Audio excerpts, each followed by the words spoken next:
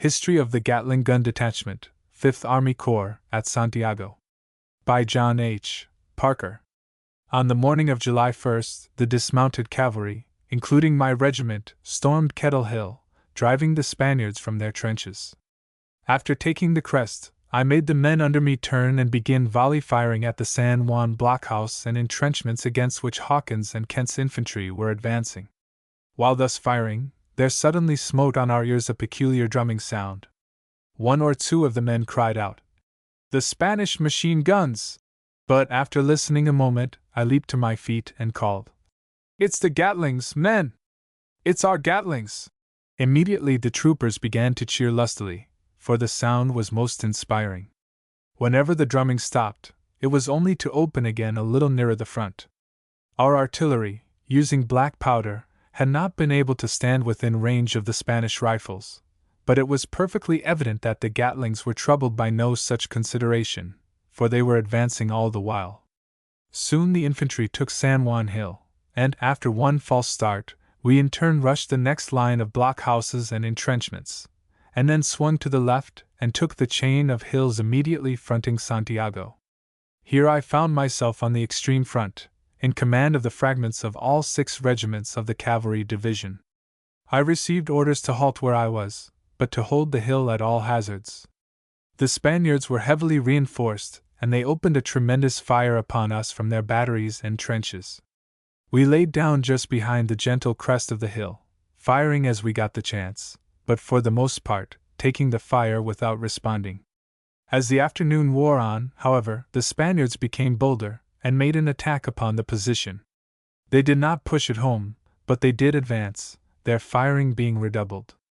We at once ran forward to the crest and opened on them, and, as we did so, the unmistakable drumming of the Gatlings opened abreast of us, to our right, and the men cheered again. As soon as the attack was definitely repulsed, I strolled over to find out about the Gatlings, and there I found Lieutenant Parker with 2 of his guns right on our left, abreast of our men, who at that time were closer to the Spaniards than any others.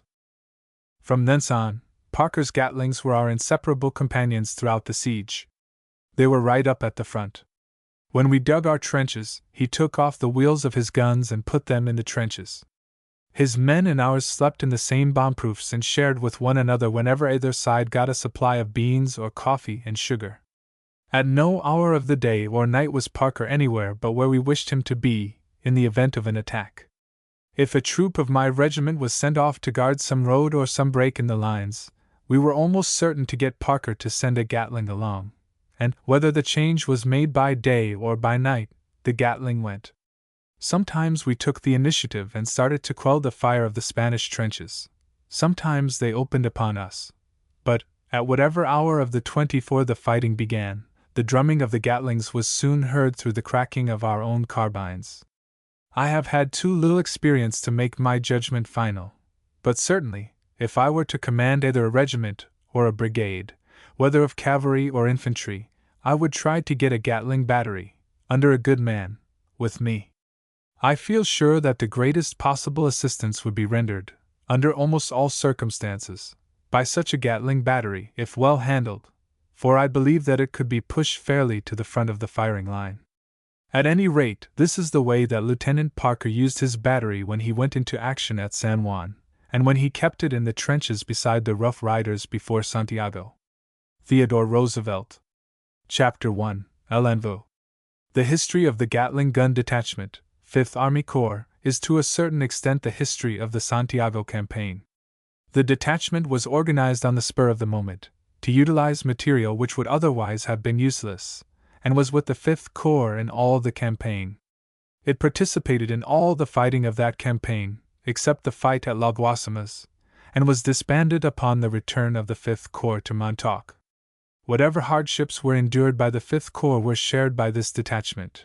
Whatever dangers were faced by the 5th Corps were faced by it also. Where the hottest fighting occurred, this detachment went in and stayed, and at the surrender it was paraded, to use the words of General Shafter, upon that portion of the line which it occupied so promptly and defended so well. But this memoir is not intended as a history of that campaign nor of the 5th Corps. The author has not the data available to cover so large a field, nor the ability to do justice to the courage, fortitude, and endurance so heroically displayed by that gallant army. That story will be written by abler pens, and will be the wonder of the world when it is told. This story is that of an experiment.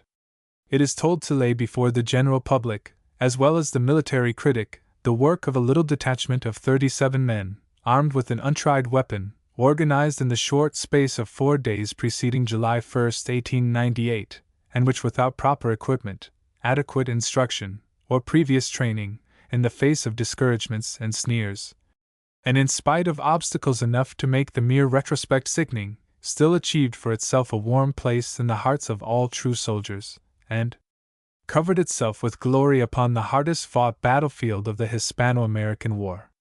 This story is to commemorate the gallantry of the enlisted men who helped to make history and revolutionize tactics at Santiago.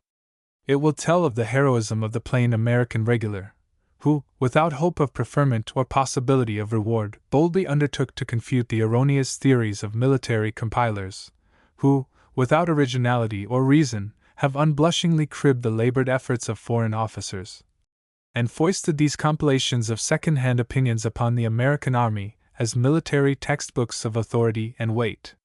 These literary soldiers declared, following the lead of their foreign guides, that the value of machine guns on the battlefield is doubtful, and that their offensive value is probably very small.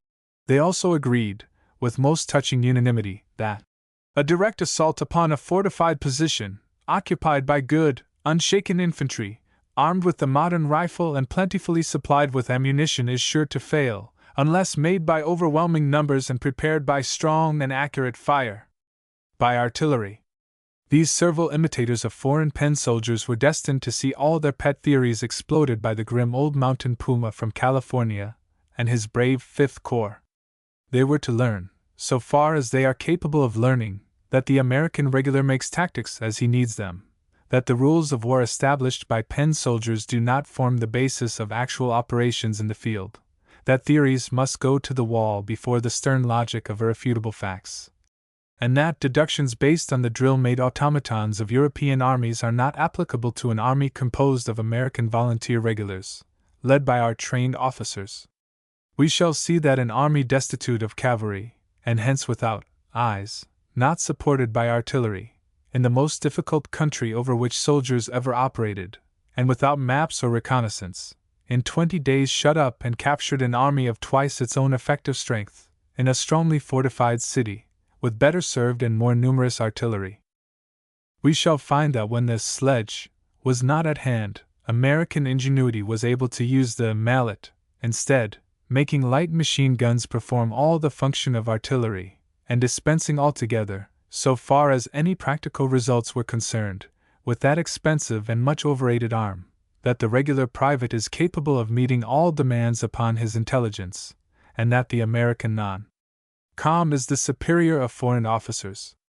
It is also hoped to place before the intelligent American public some correct ideas of the new arm which was tried thoroughly at Santiago for the first time in the history of the world. The machine gun is the latest practical product of American inventive genius applied to war. The first form of this weapon tried, the mitrailleuse, was not very successful. It failed, not on account of faults of construction or imperfect mechanism, but because its proper tactical employment had not been thought out by the French army. Since that time machine guns have been greatly improved, but no one has succeeded in making their great value appreciated by military authorities. The failures of the French brought the gun into disfavor, and created a prejudice against its employment. The artillery of the world, which poses in every country as an elite body of scientific fighters, and is often found on the battlefield to be an aggregation of abstruse theorists, were jealous and contemptuous. They said, "See how easily the artillery knocked out machine guns at Grave Latte." The cavalry of the world, famous everywhere for an esprit du corps which looks haughtily down on all other arms of the service, were too deeply absorbed in the merits of saber versus revolver, and in the proper length of their spectacular plumes, to give a second thought to this new, untried, and therefore worthless weapon. The world's infantry, resting upon the assumption that it is the backbone of all armies, and the only real, reliable fighting body under all conditions, left the consideration of these vague dreams of mechanical destructiveness to lunatics, cranks, and philanthropists. In our own country, the Ordnance Department, which is the trial court before which all military inventions must appear, scouted the idea of usefulness of machine guns even after war was declared, and adhered to the view that machine guns, in the very nature of things, could never be useful except in the defense of fortified positions, that they never could be brought up on the battlefield, nor used if they were brought up. This view was that of a prominent young officer of that department who wrote a report on the subject, and it seemed to express the views of the department. This view must have been that of our War Department, for it did not even acknowledge the receipt of drawings and specifications for a machine gun carriage, offered freely to the government as a gift by the inventor 6 months before the war, together with the first correct tactical outline of the proper use of machine guns ever filed in any war office in the world. This invention was designed to facilitate the use of the machine gun by making its advance with the skirmish line possible on the offensive, and was recommended by the whole staff of the infantry and cavalry school as a meritorious device, worthy of trial. The discussion filed with the invention pointed out, for the first time, the correct tactical employment of the weapon, and staked the military reputation and ability of the author and inventor on the correctness of his views. From these facts it may be gathered that there was required a certain degree of originality and energy to get together and organize a machine gun battery for the Santiago campaign. The project was conceived and executed. The service rendered by this battery has forever set at rest the question of the proper tactical use of the machine gun arm, both on the offensive and defensive. These things are now beyond the realm of theory. They are a demonstrated problem. The solution is universally acknowledged to be correct. This is the history of that detachment. Chapter 2. Inception. From the 26th of April until the 6th of June, Tampa and Port Tampa were the military centers of greatest interest in the United States. Troops were rushed into these places on special trains and camped on available sites, pending the organization of a proposed expedition to somewhere. Supplies of every description came pouring in on long trains of express and freight cars. Mounted officers and orderlies plowed their rushing way through great heaps and dunes of ever-shifting sand, leaving behind them stifling clouds of scintillating particles, which filtered through every conceivable crevice and made the effort to breathe a suffocating nightmare. Over all the tumultuous scene a torrid sun beat down from a cloudless sky, while its scorching rays, reflected from the fierce sand underfoot, produced a heat so intolerable that even the tropical vegetation looked withered and dying. In this climate officers and men, gathered mostly from northern posts, were to acclimate themselves for a tropical campaign, somewhere. They never encountered as deadly a heat, nor a more pernicious climate, in Cuba nor in Puerto Rico, than that of southern Florida. Its first effect upon men just emerging from a bracing northern winter was akin to prostration. Then began to follow a decided tendency to languor. After this one was liable to sudden attacks of bowel troubles. The deadly malaria began to insidiously prepare the way for a hospital cot.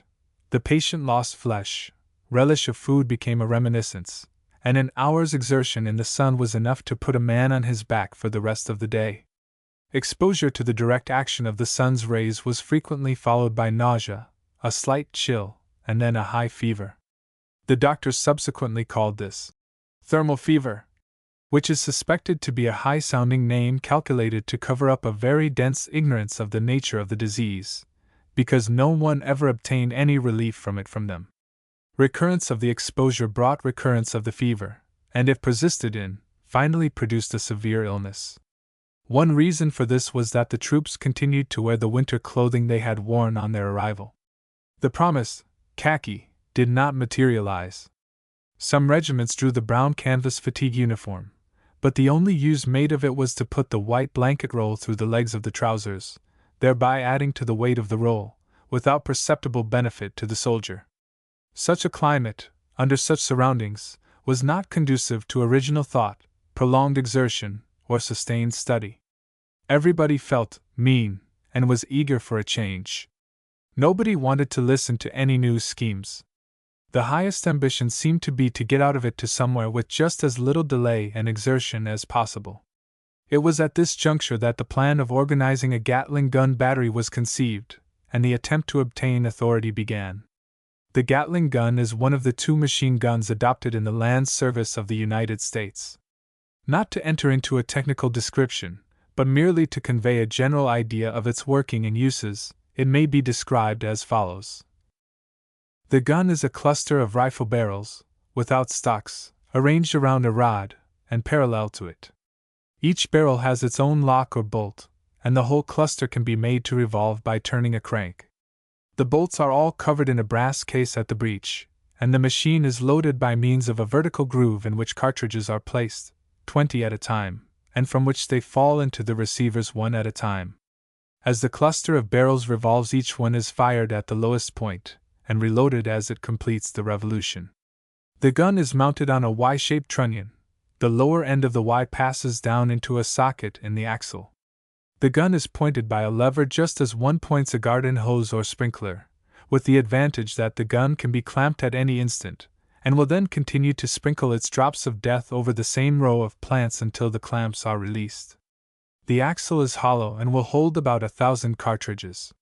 It is horizontal, and on its ends are heavy Archibald wheels. There is also a heavy hollow trail, in which tools and additional ammunition can be stored. The limber resembles that used by the artillery, and is capable of carrying about 9,600 rounds of cartridges. The whole gun, thus mounted, can be drawn by 2 mules, and worked to good advantage by from 6 to 8 men. It is built of various calibers, and can fire from 300 to 900 shots per minute. The guns used by the Gatling Gun Detachment, 5th Army Corps, were built by the Colts Arms Company, were the latest improved model, long 10-barrel gun, and fired the Krag-Jorgensen ammunition used by the regular army. The attempt to obtain authority to organize a machine gun battery met with many discouragements and repeated failures. No one seemed to have thought anything about the subject, and Tampa was not a good place nor climate in which to indulge in that form of exercise, apparently. Perhaps the climate was one reason why so little thinking was done, and everything went at 6s and 7s. The officer who had conceived the scheme was a young man, too. He was only a 2nd lieutenant. 2nd lieutenants are fit for nothing except to take reveille, and had never, so far as his military superiors knew, heard the whistle of a hostile bullet.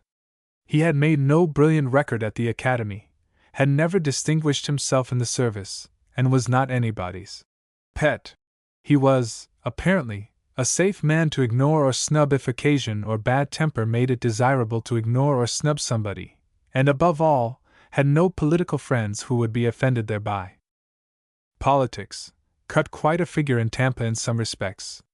An officer who was known to be a personal friend of Senator somebody, or protege of this or that great man, was regarded with considerable awe and reverence by the common herd. It was ludicrous to see the weight attached to the crumbs of wisdom that fell from the friends of somebody. They shone only by a reflected light, it is true, but nobody there at Tampa had a lamp of his own, except the few who had won renown in the Civil War, and reflected light was better than none at all. A very young and green 2nd lieutenant who was able to boast that he had declined to be a major in a certain state was at once an oracle to other lieutenants, and to some who were not lieutenants. The policy which governed these appointments was not so well understood at that date in the campaign as it is now. When the court of a reigning favorite was established at the Tampa Bay Hotel as a brigadier, and people began to get themselves a little settled into the idea that they knew who was in command, they were suddenly disillusioned by the appointment of another and senior brigadier to the command. They settled down to get acquainted with the new authority, and were just beginning to find out who was who, when the telegraph flashed the news that the deposed potentate had been made a major general, and, of course, was now in command. The thing was becoming interesting. Bets began to be made as to which would come in ahead under the wire. The other also became a major general. Then came a period of uncertainty, because the question of rank hinged upon some obscure and musty record of forgotten service some 34 years before. From these facts will be apparent the difficulty under which a subordinate labored in trying to create anything.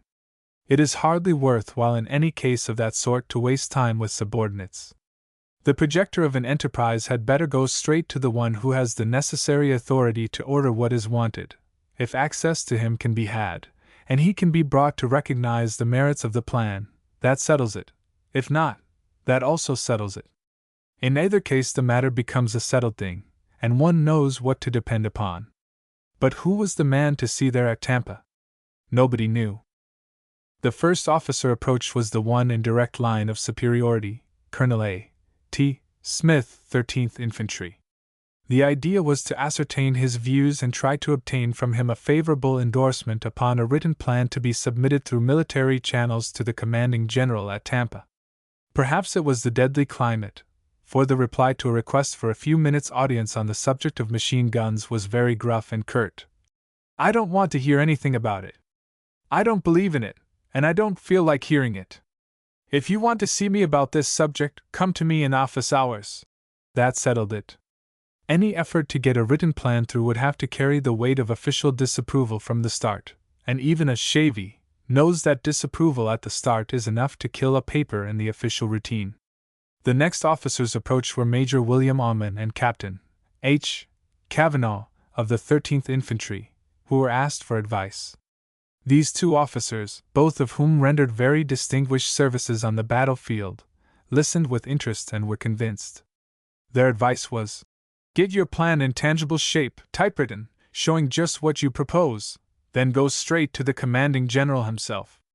If he listens to you, he will be the responsible party, and will have waived the informality. If he will not receive you, no harm is done."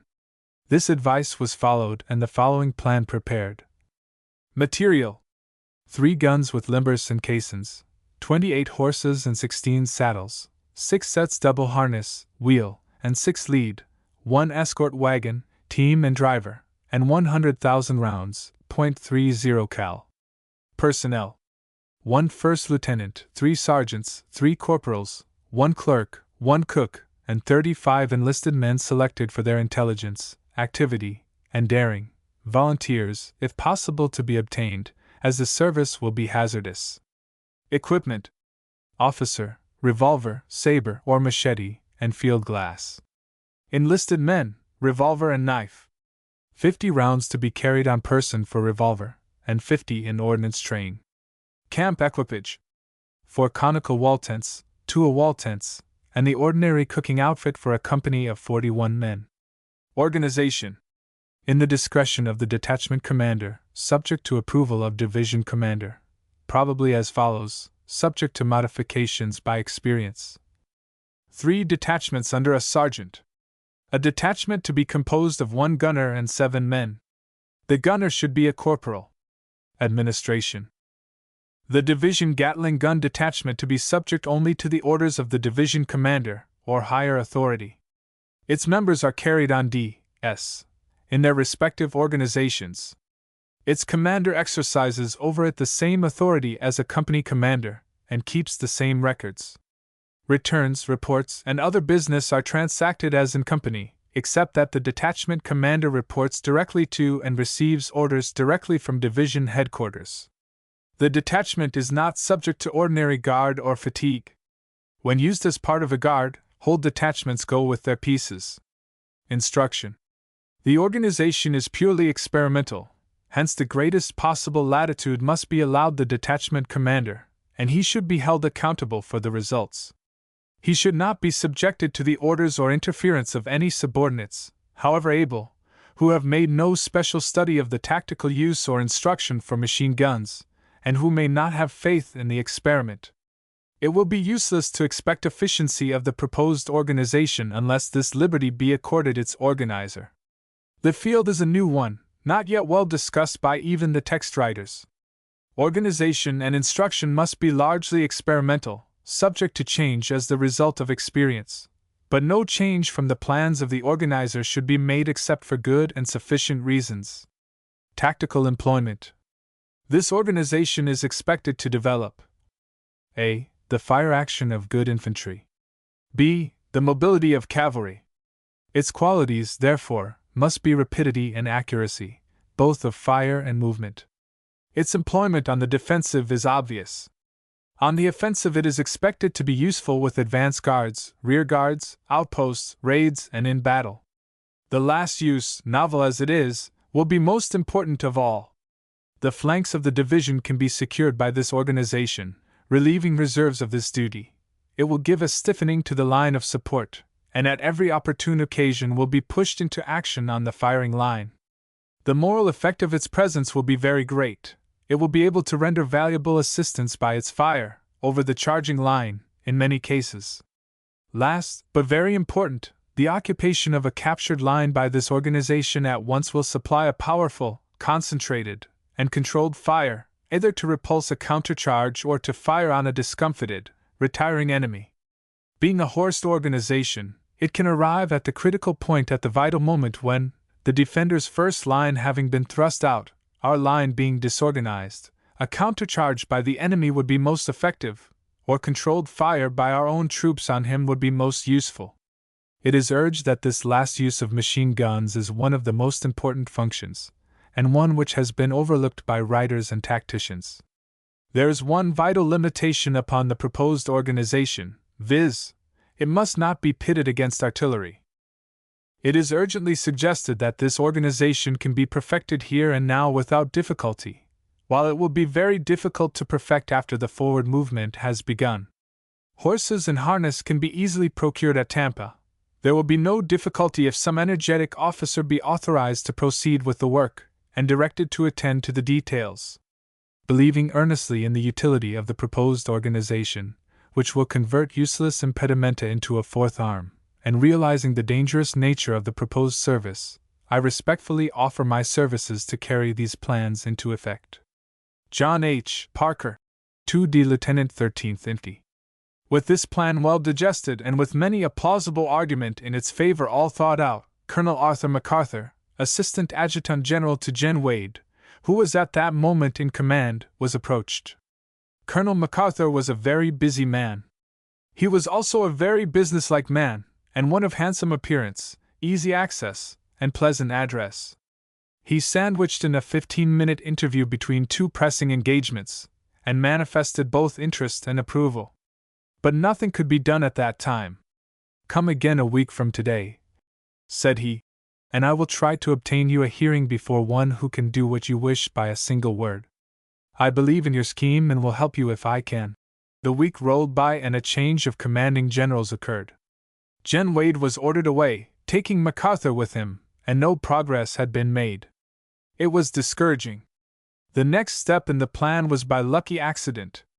Now Lieutenant Call, John T. Thompson, Ordnance Department, who was in charge of the Ordnance Depot at Tampa, accidentally met the would-be machine gun man, and was promptly buttonholed over a dish of ice cream.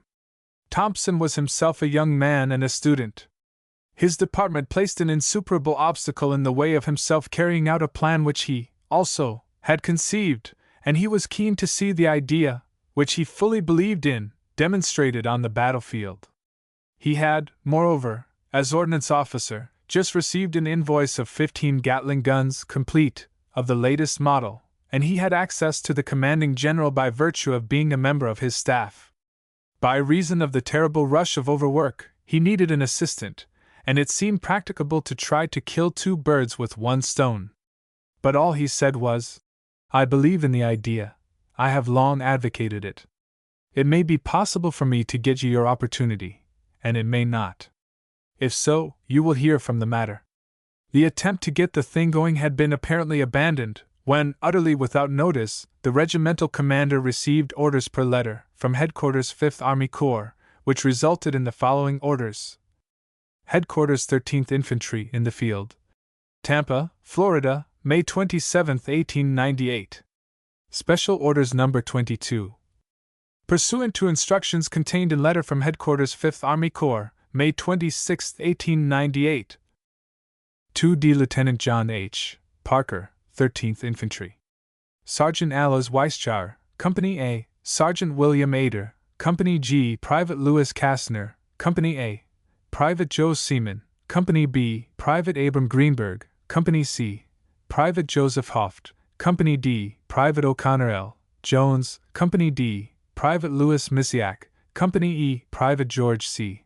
Murray, Company F, Private John Bremer, Company G, Private Fred H. Chase, Company H, Private Martin Pine, Company H, will report to Lieutenant J. T. Thompson, Ordnance Officer, for duty in connection with the Gatling gun battery. These men will be fully equipped, with the exception of rifle, bayonet, scabbard, and blanket bag, and will be rationed to include May 31, 1898. By order of Colonel Smith M. McFarland, 1st Lieutenant 13th Mt. Adjutant. These men were selected by their company commanders. It is not known whether the selections were made with a view to special fitness or not. They had no notice that the detail was to be anything but a transient character. In fact, one company commander actually detailed the cook of his private mess, and was intensely disgusted when he found that the detail was to be permanent or semi-permanent. The men were sent fully armed and equipped, carrying rifles, knapsacks, etc., and marched down to the ordnance depot for instructions. These instructions were to return to camp, turn in their rifles, bayonets, cartridges, belts, and knapsacks, and return early the following morning equipped with blanket roll complete, haversack, and canteen. Each man, after full explanation of the hazardous duty, was given a chance to withdraw, but all volunteered to stay. The instructions were obeyed, and the Gatling gun detachment was born, a pygmy. Chapter 3. The Ordnance Depot. The Ordnance Depot at Tampa was located on Lafayette Street, at the end of the bridge over the river, next to the Tampa Bay Hotel. The river washed the sides of the building, which was occupied by the Tampa Athletic Club, and had formerly been used as a clubhouse. There were 2 stories and a basement. The basement was nearly on a level with the river, the main floor on a level with the bridge, and there was also a spacious upper floor. The main floor was used for storage of light articles of ordnance, the basement for heavy articles and ammunition. Hundreds of thousands of rounds of rifle and revolver ball cartridges, thousands of rounds of Hotchkiss fixed ammunition, and many hundreds of pounds of powder charges for field artillery and mortars were here stored. Miscellaneous assortments were daily coming in, generally without any mark on the box by which to learn what were the contents. The name of the arsenal, if from an arsenal, was usually stamped on the seal. Generally, there was no mark whatever to designate the origin or contents of the many boxes which came from ordinary posts. The invoices came from a week to 10 days behind or in advance of the arrival of the boxes, and there was not the slightest clue to be gained from them. Consequently, those who had to check up invoices and prepare for issues were at their wits' end to keep things straight. A requisition for so many articles would come in, duly approved. Unless the boxes containing these articles happened to have been unpacked, it was uncertain whether they were on hand or not. No wholesale merchant of any sense would ship out boxes of goods without some indication of their contents. But that was exactly what was done from all over the country to the Ordnance Depot at Tampa. The upper floor consisted of one large room. A rope railing was placed around it to preserve clear space around the desks. There were several of these for the ordnance officer and the various clerks. A chief clerk, an assistant clerk, a stenographer, and 2 ordnance sergeants looked after the red tape. An overseer with 4 subordinates and a gang of Negro stevedores attended to loading and unloading boxes, storing them, counting out articles for issue or receipt, and such other duties as they were called on to perform. There was an old janitor named McGee, a veteran of the Civil War, whose business it was to look after the sweeping and keep the floors clean. 4 guns in their original boxes were issued to the detachment on the 27th of May. They were new, and apparently had never been assembled. On assembling them, it was found that the parts had been constructed with such scientific accuracy that the use of a mallet was necessary. The binder box on the pointing lever was so tight that in attempting to depress the muzzle of the gun, it was possible to lift the trail off the ground before the binder box would slide on the lever.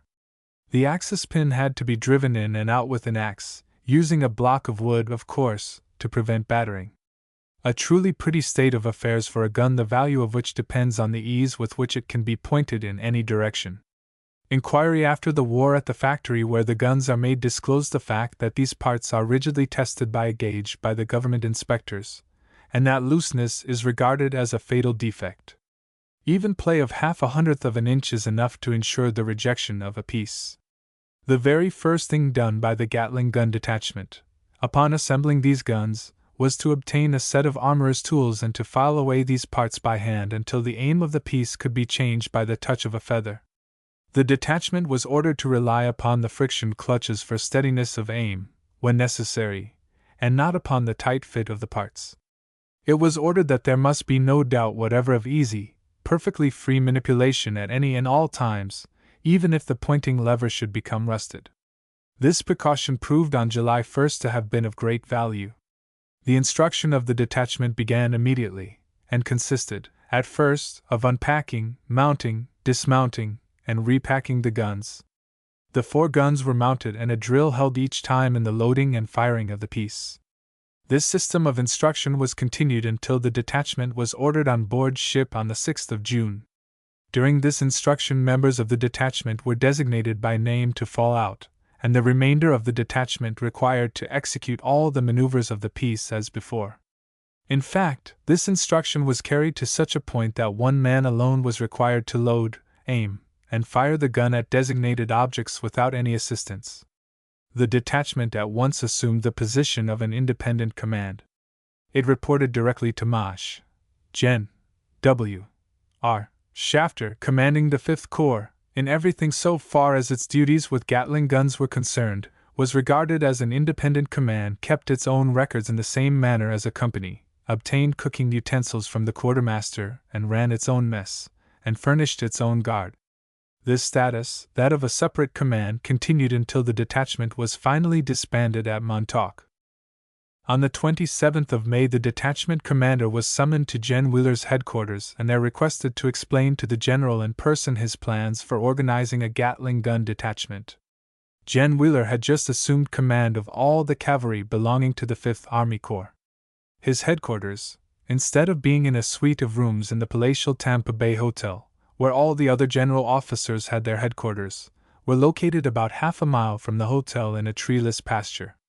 The cavalry guidon floating from a lance head was the only indication of headquarters, and the half-dozen tents in an irregular line gave no sign that one of the most distinguished generals in the world had here his headquarters in the field.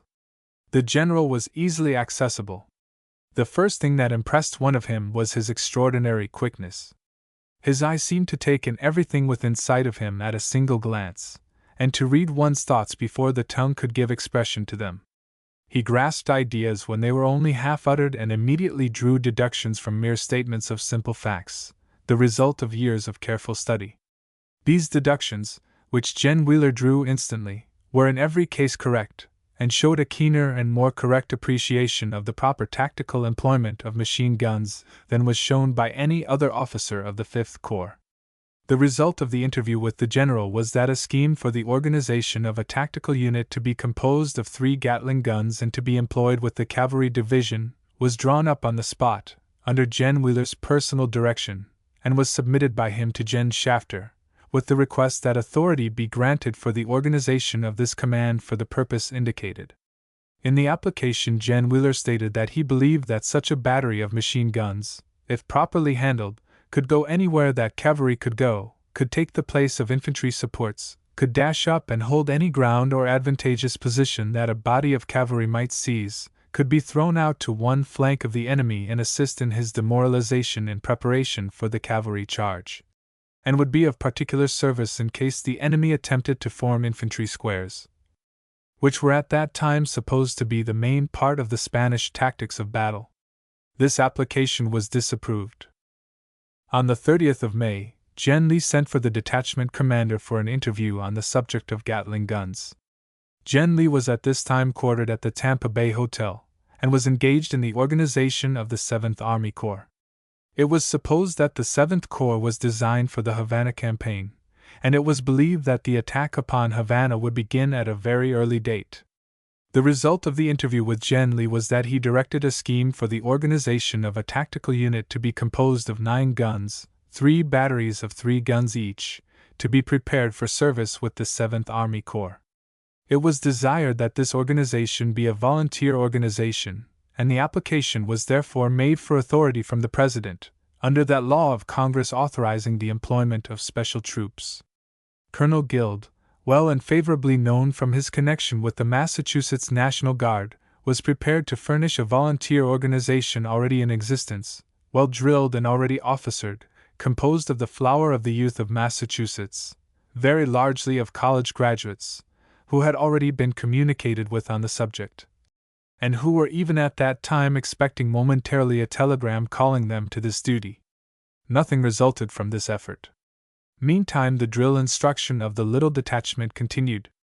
Its members had acquired a considerable degree of proficiency in the mechanical handling of their guns, and were beginning to appreciate the destructive possibilities of their weapon. They were enjoying a degree of liberty which they had not found in their regimental camp, because when not on duty they were free to come and go at will, when and where they pleased. The hours for instruction were designated in the morning and in the cool of the afternoon, leaving the middle of the day and the evening for the men's own recreation. The result of this system of treatment was that esprit de corps began to be developed in the detachment. They began to feel that they were a special organization, expected to do special work, and that they were receiving very special treatment. They began to be proud of being members of the Gatling gun detachment, to take greater interest in the work, and when on the 1st of June they received their monthly pay, not a single member of the detachment committed any excesses in consequence of this unusual degree of freedom. No one was intoxicated. No one was absent without permission. The detachment had not been at the ordnance depot very long before an opportunity occurred for some of its members to exhibit those qualities which made the success of the battery so conspicuous on the battlefield afterward.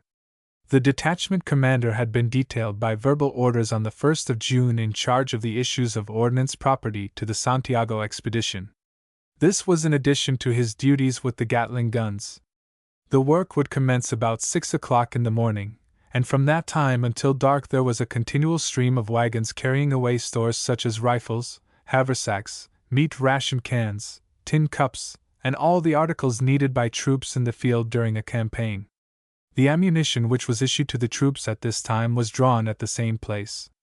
When wagons arrived to receive issues, stevedores were directed to count out the different articles under the direction of an overseer, and these piles of articles were verified by the officer in charge of the issues.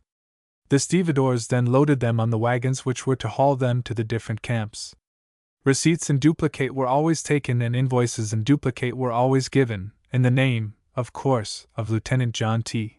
Thompson, who was responsible for the stores. On the 4th of June issues were being made of rifle ball cartridges.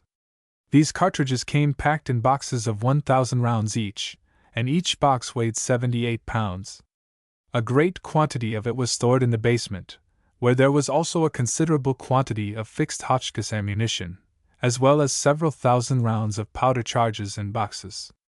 The Hotchkiss ammunition, which comes with projectile and powder both set in a brass case, is bad ammunition to pack, for, no matter how carefully it is handled, there is almost always some leakage of powder from the cartridge case, thus causing a certain amount of loose powder to sift into the box in which it is packed.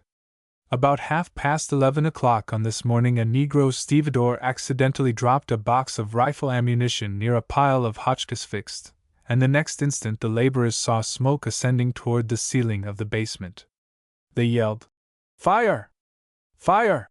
at the top of their voices, and everybody in the basement at once made a rush for the two doors. It was a panic. The danger was imminent. The smoke curled up to the ceiling and then curled down again, and the excited, panic-stricken faces of the Negroes as they rushed through the door made an awful picture of human terror. People on the outside of the building began to shout, "Fire!" At this juncture McGee, the old janitor, who had just reached the door, cried out, "Lieutenant, there is a box in here on fire," speaking to Lieutenant Parker, who was verifying issues just outside the door. The lieutenant replied, "Let's throw it into the river," and dashed toward the box through the door, pushing the excited Negroes to each side in order to assist McGee, who had instantly started for the box. When Lieutenant Parker reached the box, he found that McGee had already taken it up, and was staggering under its weight. He placed one arm around McGee's shoulder and with the other assisted him to support the box, from which the smoke was still ascending, and the two rushed for the door, throwing the whole momentum of their weight and speed against the crowd of frightened Negroes, who were falling over each other in their panic-stricken efforts to escape. Private Greenberg, of the 13th Infantry, a member of the Gatling gun detachment, who was the sentinel on post at the time, saw the two men coming with the box, and with great presence of mind added his own weight with a rapid rush to the shock they had produced, thus enabling them to break their way through the dense throng at the door. It was only the work of an instant to then throw the box in the river, where it sank in the water, and for a moment the blue smoke continued to bubble up from the box, which lay clearly visible on the bed of the river, the water being only about 2 feet deep at this point, which was, however, enough to entirely cover the box and thus extinguish the fire. At the outcry of "Fire!" Lieutenant H. L. Kinnison, of the 25th Infantry, who was waiting outside of the basement with a wagon, started in at the other door, and Serg. Weischar, acting first sergeant of the Gatling gun detachment, started for water. Just as the two men emerged from the door carrying the box, Lieutenant Kinnison reached the spot where the fire had originated, and Serg. Weischar appeared with 2 buckets of water. He and Lieutenant Kinnison at once flooded the floor, seized a woolen cloth which happened to be near, and wetted down the boxes of Hotchkiss ammunition as a measure of precaution. McGee, the hero of this episode, is an old veteran of the Civil War, having served 3 years in the Pennsylvania Volunteer Infantry during the war, and 5 years in the regular army after the war. He has never drawn a pension nor applied for one, although he suffers considerably from disease and wounds contracted and received during the war, and certainly should be rewarded by a grateful government for his conspicuous heroism. The explosion of this magazine would have brought the whole expedition to a standstill, besides inflicting tremendous destruction of property and frightful loss of life. The same day the artillery of the army began to draw its material for the campaign, and for a period of 39 hours there was no rest for anybody connected with the issue of ordnance stores. It was at this time that the lack of intelligent marking and packing of the boxes was keenly felt. The greatest difficulty was experienced in selecting, from the mass of stores in the depot, the stores that were required by the artillery. It was especially difficult during the work by night, when the only light that could possibly be allowed was a single lantern, on account of the danger of fire. At the close of this 39 hours of arduous duty, the officer in command of the Gatling gun detachment learned that orders had been issued for the embarkation of the 5th Army Corps at Port Tampa, and that no reference had been made to the Gatling gun detachment in these orders. He at once sought Lieutenant Thompson, who could offer no light on the omission, but said, "I have orders to send at once to the Cherokee 521,000 rounds of rifle ball cartridges and all the revolver ammunition on hand. This is the reserve ammunition of the 5th Army Corps. I will send you in charge of this ammunition, and you will see it to its destination. You may take an escort or not, as you please. The ammunition is to go on the 4 o'clock train, and you must make all the arrangements in regard to it. Get box cars, haul the ammunition over there and put it in the cars, see that it goes on that train, and as soon as it arrives at Port Tampa, see that it is properly put on board the Cherokee." In order to fully understand the situation of the Gatling gun detachment at this juncture, the following correspondence on the subject is necessary. Office of Ordnance Officer, Lafayette Street, west of Bridge, Tampa, Florida, June 3, 1898. The Assistant Adjutant General, 5th Army Corps, Tampa, Florida. Sir, replying to your letter of June 1, 1898, in reference to Gatling gun detachment, I have the honor to submit the following report. Guns, men, and equipment required for a 4-gun detachment. The gun crews thus organized will give most effective service for the detachment. Ammunition, each limber carries 9,840 rounds cal. 30. For limbers, 27,360. Necessary reserve, 32,640. Total, 60,000. Tentage, 2 conical wall tents for enlisted men, 1 a wall tent for officer. Camp equipage, in addition to that on hand in Gatling gun detachment, 1 buzzicot small, for mess pans, 1 dish pan, 1 coffee mill. Blanket roll complete, revolver with 50 rounds per man, waist belts and entrenching knives. It is recommended that Private Butts, G Company, 13th Infantry, Corp Robert S. Smith, C Company, 13th Infantry, and Serg.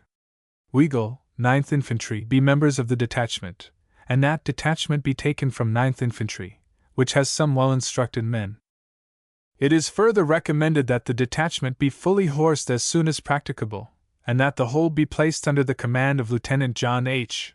Parker, 13th Infantry, as acting captain. I recommend that I be authorized to issue the 4 Gatling guns and parts to him. The details should carry the rations prescribed in General Orders 5th, May 31, 1898, 5th Army Corps. Very respectfully. Signed, J.N.O.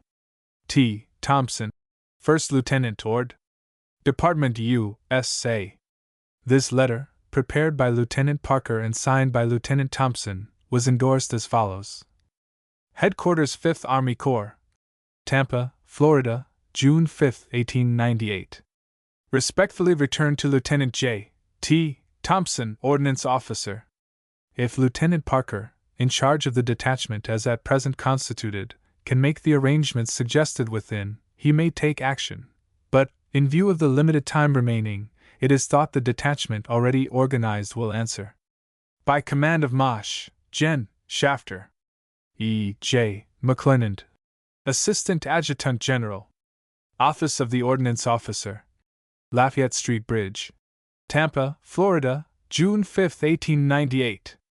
Respectfully referred to Lieutenant John H. Parker for his information. J.N.O. T. Thompson, 1st Lieutenant, Ordnance Department U.S.A. It will be seen from the first endorsement that a certain amount of discretion was left to the detachment commander. He was authorized to take action if he could make the arrangements suggested within. Lieutenant Thompson had authorized an escort for the reserve ammunition, if it was considered necessary.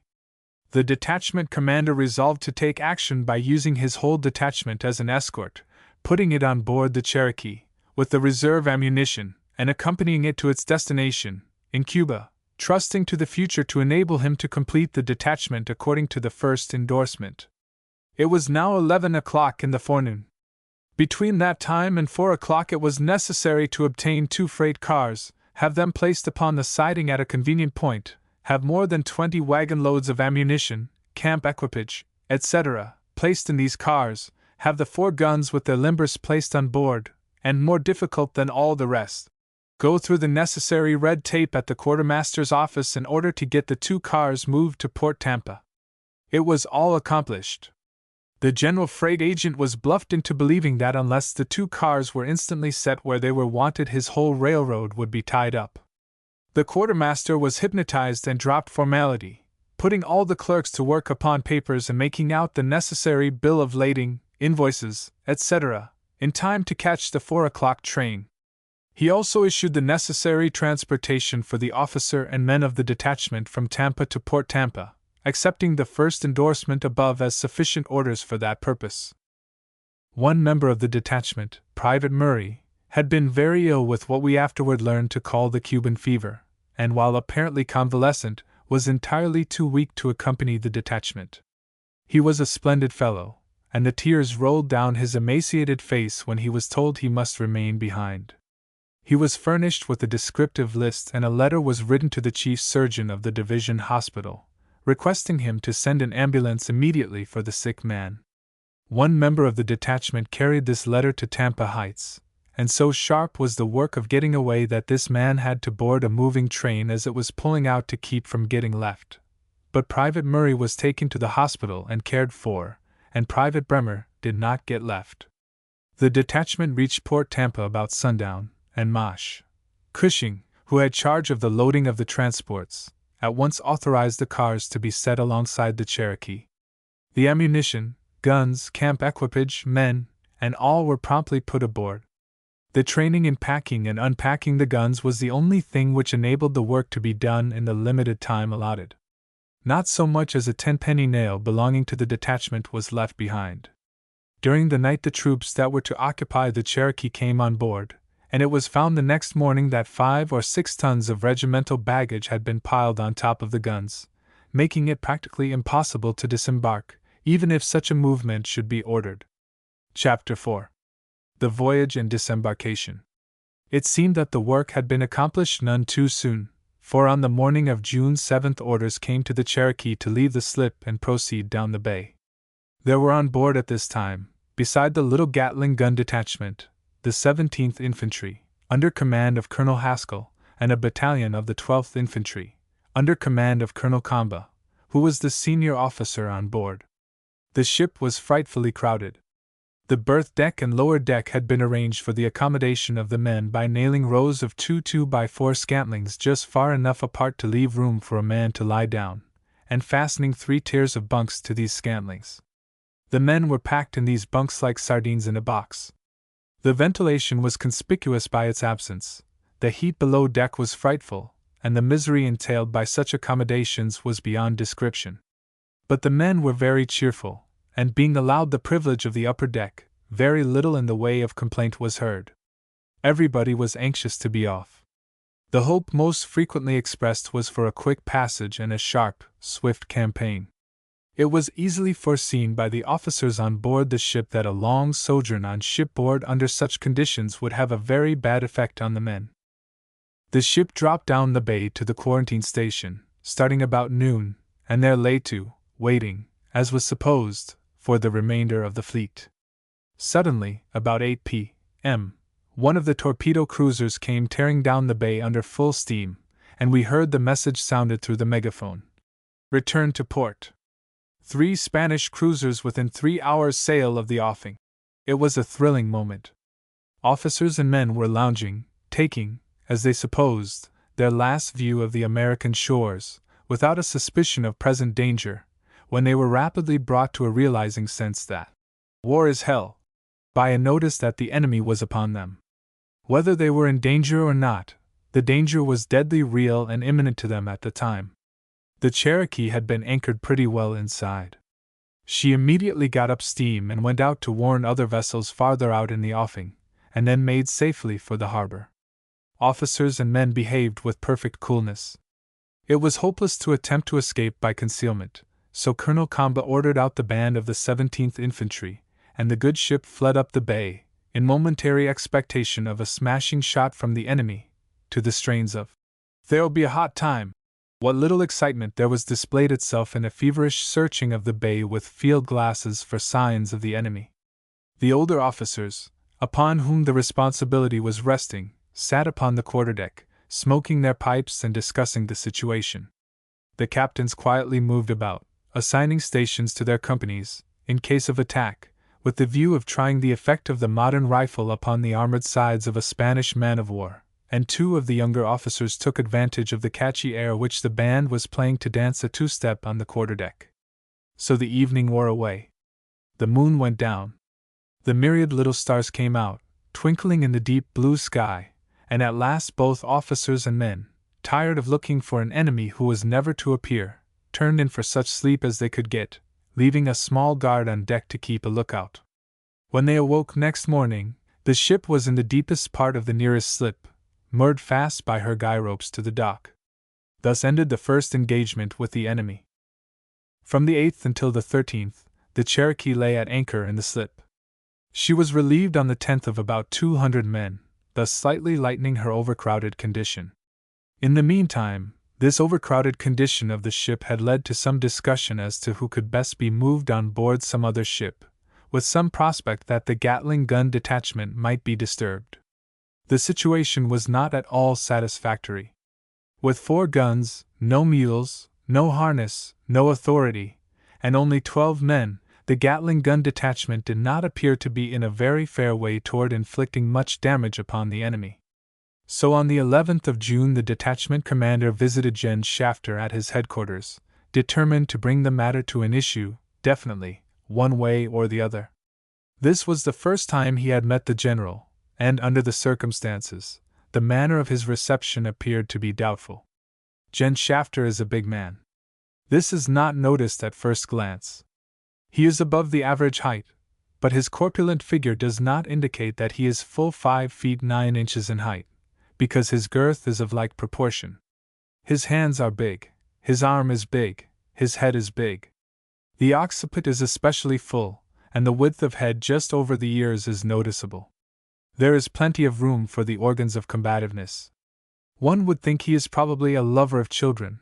During this interview he patted the head of an inquisitive dog, which evidently belonged somewhere on board the flagship, and which strayed into the room. His eyes are big, very full and very keen. As you enter, he says curtly, "Take a seat." He waits, looking down, for you to state your business, then suddenly fixes you with a piercing glance, and goes to the heart of the subject by one incisive sentence, which leaves no more to be said. This description is a general type of several interviews with him. On this occasion the general inquired concerning the facts, looking keenly, searchingly, and meditatively at the detachment commander. The machine gun man was on trial. Then the general broke the silence by one short question. "What do you want?" And the reply was in kind. 20 men, General, with the privilege of selecting them. The general suggested the advisability of taking a complete organization, to which was replied, that at this late hour in the expedition it is imperative to have selected men in order to perform the required duty, that men taken at random, as would be the case in a complete organization such as a company, would not be likely to have the required characteristics. The general tersely remarked, "You may have them. Make out your list, name any man in the corps that you want, and hand the list to me. I will send the men to you." The trial was over, and the machine gun detachment was a settled fact. Accordingly, on the following day, Special Orders No. 16 were issued, as follows: Headquarters 5th Army Corps. On board S. Seguranca, Tampa Bay, Fla., June 11, 1898. Special Orders No. 16. 4. The following named enlisted men are detailed for duty with the Gatling Gun Detachment, 5th Army Corps, and will report at once to 2D Lieutenant John H. Parker, 13th Infantry, commanding the detachment for duty. 9th Infantry, Sergeant Weigel. 12th Infantry, Privates Volker, Company A, Anderson, Lauer, and Timberley, Company C, Prazak, Company E. 13th Infantry, Sergeant Green, Company H, Corporal Steigerwald, Company A, Doyle, Smith, and Rose, Company C, Privates Corey and Power, Company A, Bartz, Company E, and Schmatt, Company G. 17th Infantry, Privates Merriman and Schulz, Company A, McDonald, Company B, Elkins, Dellett, and McGoyne, Company D, Click, Needle, Schiffer, and Sign, Company E. Each of the soldiers will report equipped as follows: blanket roll complete, haversack and contents, canteen, waist belt of leather, hunting knife, and revolver, and they will be rationed with 10 days' travel rations. Descriptive lists of these men will be sent to the commanding officer of the detachment. By command of Mosh, Gen. Shafter. Official: J. D. Miley E. J. McClernand. Aide. Assistant ADJ Gen. Headquarters 5th Army Corps. On board S. Seguranca, Tampa Bay, June 11, 1898. Special Orders No. 16. 5. 2D Lieutenant John H. Parker, 13th Infantry, commanding the Gatling Gun Detachment, 5th Army Corps, is authorized to make the usual requisitions for supplies. By command of Mosh, Gen. Shafter. Official: J. D. Miley E. J. McClernand. Aide. Assistant ADJ Gen. The organization was thus perfected by a single stroke of the general's pen on the 11th of June, theoretically. Practically it was the 14th of June before the details from the 12th and 17th Infantry reported, and when they did, instead of being equipped as directed, they carried rifles with 100 rounds of ammunition. Serg. Weigel, of the 9th Infantry, who reported at the same time, carried a revolver. On the 14th a wigwag message was received from the 13th Infantry, inquiring whether the detail was desired to report at once or not, to which the reply was sent that it was desired to report at the earliest possible moment. It did not report. The detachment was at once organized as well as possible for the trip on board the transport, and the guns brought up from the hold of the ship and mounted in such a way that they would be ready for instant use. It was not known but that the detachment might have to participate in a naval engagement, and the value of machine guns in the Navy has long been demonstrated. At any rate, it was determined to be ready to give a warm reception to any torpedo vessel which might attempt to attack the Cherokee. One object of getting the guns up was to give instruction to the new men who reported on the 14th. Sergt. Weigel was well instructed in the use of Gatling guns, but none of the other members of the detachment had ever received any instruction, and had been selected rather on the ground of their superior intelligence and courage than on any special knowledge of machine guns. They were given a drill each day in loading and firing the piece, during the time they remained on board the transport, when the weather permitted. The condition of the troops on board the transport was miserable. The following extract from a letter written at that time will convey some idea of the crowded, ill-ventilated condition of the vessel. We have now been on board the transport a week, and are getting into a frame of mind suitable for desperate work. If you can imagine 1,000 men crowded into space needed for 500, and then kept there without room to stand or move or sit for 7 days, under a tropical sun, in foul holds utterly without ventilation, just imagine it, endured without a single murmur or complaint, not stoically, but patiently and intelligently, while every officer on board is kicking as hard and as often as possible for the relief of his men, then you will have some idea of the situation.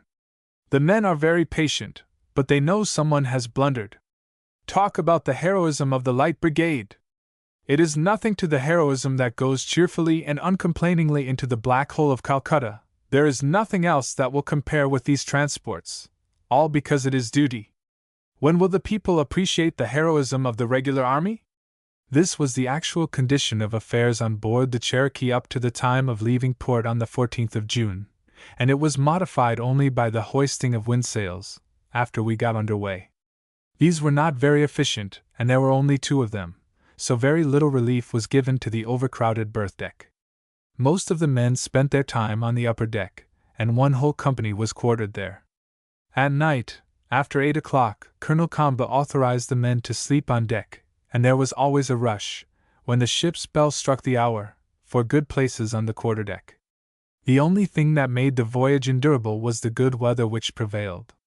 This prevented seasickness, to a certain extent. The squadron reached Santiago de Cuba, and after tacking about for several days, either for the purpose of deceiving the enemy, or of waiting a decision as to the landing place, finally approached Baikiri, which had been selected for the landing. The troops on the Cherokee began to land on the 23rd of June, the battalion of the 12th Infantry going first. This was followed by the 17th Infantry, and upon its departure the captain of the Cherokee put to sea. The reason for this maneuver is not known. The orders issued by Gen. Shafter in regard to the landing were that the Gatling gun detachment should accompany Gen. Lawton's division. This movement of the Cherokee completely blocked the landing of the Gatling guns. The ship's captain was finally induced to put back into the bay and speak to the Seguranca, and Gen. Shafter directed that the detachment should be taken off the next morning. An effort was made, therefore, to obtain the use of a lighter which was not at that time in use, but the commissary department refused to yield the boat, and it remained until 11 o'clock the next morning tied up to the wharf with half a load of commissaries on board before it became available, and then was seized by the quartermaster's department. An effort was then made to obtain the use of 3 pontoons, belonging to the engineer department, which had been drawn up to the shore and were of no use to anybody. The young engineer officer in charge of these boats, a premature graduate of the class of '98, was afraid the boats might get smashed in the surf, and could not consent without seeing Colonel Derby. Colonel Derby could not be found. A wigwag came from Gen. Shafter, asking whether the Gatling guns had been landed. The reply, "No, may I use pontoons?" was answered at once. Use pontoons, and get off immediately. On returning to shore with a party to work the pontoons, the party was stopped in the act of launching the first boat by Gen. Sumner, and ordered to proceed to the Cherokee, take her out into the offing, and order another to take her place to unload. Protesting against this action, and informing Gen. Sumner of the urgent orders for the Gatling guns to disembark at once, that officer inquired the opinion of the prematurely graduated engineer as to the practicability of using the pontoons, and this experienced young man again expressed the fear that the boats might be injured in the surf. To the detachment commander's indignant exclamation, "What the H were these boats made for, if they are not to be used and smashed?" Gen. Sumner responded by a peremptory order to warp the Cherokee out from the pier and send the other vessels in. The order was obeyed, and all the circumstances reported to Gen Shafter the same evening, with the expression of the opinion that if the general wanted the Gatling guns landed, he would have to attend to it personally, because the Gatling gun commander did not have sufficient rank to accomplish it in the face of all these obstacles. Early on the morning of June 25th, therefore, Gen Shafter sent peremptory orders to the lighter to lay alongside the Cherokee, take the Gatling guns and detachment on board, and land them on the dock. The transfer began at 8 o'clock in the morning, Gen Shafter coming out in person in his steam launch to see that his order was executed. By 11 o'clock the guns, carriages, 30,000 rounds of ammunition, 4 sets of double harness, and the detachment were on board the lighter. This had been accomplished a mile outside in the offing, with the vessel rolling and pitching in the trough of the sea and on the crest of the gigantic rollers in so violent a manner that it was almost impossible for men to stand on their feet, much less handle such heavy material as guns and ammunition. The lighter was warped to the pier at 11 o'clock, and the general tied his steam launch alongside to see that it was not disturbed until the debarkation was completed. At 1 o'clock everything was ashore, and in compliance with the general's instructions, the best mules in the corral were taken, and as they were led away from the corral gate, a fat, sleek, black-streaked, long-eared specimen, which had been selected for a saddle mule, set up a cheerful hee-haw, haw, which produced a burst of laughter and cheering from the members of the detachment and the soldiers in the vicinity. It was a cheerful omen. These Missouri mules were capable of pulling anything loose at both ends, and 4 experienced drivers had been selected from the detachment who were capable of riding anything that walked on 4 feet, or driving anything from an Arab courser to a pair of Shetland ponies. Private J. Schiffer had been selected as corral boss of the detachment. The most picturesque figure, the most boyish member, and as brave a soldier as ever shouldered a musket, broad of shoulder, stout of limb, full of joke, as cheerful as a ray of sunlight, this man was the incarnation of courage and devotion. He loved a mule. He was proud of the job. With the instinct of a true teamster, he had snapped up the best pair of mules in the whole corral and was out before the detachment commander had selected a single mule. This team was as black as Schiffer's shoes and as strong as a pair of elephants. They were worked harder than any other team in the 5th Army Corps, and when they were turned into the quartermaster in August, they were as fat, as sleek, as strong, and as hardy as on the day they were taken from the corral in Baikiri. The other 3 teamsters were like unto the first. They were all handy men. They were as capable of fighting or aiming a gun as of driving a team. Any one of the 4 could take a team of mules up a mountainside or down a vertical precipice in perfect safety. They could do the impossible with a team of mules, and they had to do it before the detachment reached the firing line. The success of the battery was to depend to a very large degree upon the coolness, good judgment, and perfect bravery of these 4 teamsters. It should be noted that the use of mules was an experiment. The scientific branch of service has always held that the proper animal to draw a field piece is the horse. They expatiate with great delight upon the almost human intelligence and sagacity of that noble animal, upon his courage, when he snuffeth the battle afar, and upon the undaunted spirit with which he rushes upon the enemy, and assists his master to work the destruction of his foes. The artillery claims that mules are entirely too stubborn, too cowardly, and too hard to manage for the purpose of the arm of the service. It was also an experiment to use 2 mules per gun. The engineer department had reported that the road to the front was impassable for wheeled vehicles, and even the general had apparently thought that 4 mules per gun would be necessary. The necessity of economizing mules, and the opinion of the detachment commander that 2 mules per gun would be sufficient, had led to the issue of that number.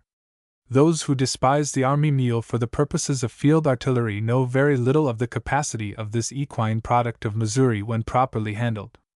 It was demonstrated that 2 mules can pull a Gatling gun with 10,000 rounds of ammunition, loaded down with rations and forage, where 8 horses are required to draw a field piece, and that mules are equally as easy to manage under fire as horses. The landing was completed and the detachment organized at 3 p.m., having rations, forage, and ammunition complete. There was no tentage, except the shelter halves which some of the men had brought with them. Captain Henry Marcotte, retired, the correspondent of the Army and Navy Journal, requested permission to accompany the detachment, which was granted, and soon all were en route for the front, entrusted with the task of opening the way for wheeled transportation and of demonstrating the practicability of the road for army wagons and field artillery. For the first mile the road was excellent. It lay through one of the most fertile parts of the most fertile island in the world. A little stream trickling along the side of the road furnished plenty of water for both men and animals. At the end of the mile the detachment found a steep hill to descend. The Ordnance Department, which designed and built the carriage for the Gatling guns, had never foreseen the necessity for a brake, and it was therefore necessary to cut down bushes from the roadside and fasten the rear wheels by placing a stout pole between the spokes and over the trail of the piece. This locked the wheels, and the guns were thus enabled to slide down the steep hill without danger of a runaway. From this point the road became a narrow defile. The rank jungle closed in upon the trail, the long barbed leaves of the Spanish bayonet hung across and lacerated the legs of the mules until the blood trickled down to the hoofs. The boughs of the trees hung down over it so that even the men on foot had to stoop to pass under them. And the tortuous path winding in and out amid the dense tropical undergrowth made it impossible to see in places more than 25 or 30 yards ahead at a time. The advance guard, consisting of all the members of one gun crew, had been organized at once upon starting, and this guard moved along the road about 250 yards in advance of the detachment, scouting every path vigilantly to the right and left, and keeping a constant, careful lookout to the front. Their orders were, in case of encountering the enemy, to scatter in the underbrush, open fire with magazines, so as to produce the impression upon the enemy that there was a large force, and then slowly fall back upon the battery. The plan was, upon the first alarm, to bring the two leading guns into battery upon the road, with the fourth gun ready to be opened to either flank, while the gun crew of the third gun, which formed the advance guard, were to act as infantry support to the battery. It was hoped that the enemy would follow the advance guard as it retreated, and it was believed that the Gatling gun battery could take care of 2 or 3 regiments of Spaniards without help if necessary. This form for the march had been adopted as the result of mature reflection. The general had offered a cavalry escort of 2 troops, and Gen. Sumner had rather urged the use of an escort, but it was desired to demonstrate that a battery of machine guns, properly manned and equipped, is capable of independent action, and does not need the assistance of either arm of the service. In fact, the Gatling gunmen would have been rather pleased than not to have had a brush with the enemy without the assistance of either infantry or cavalry. But it was not to be.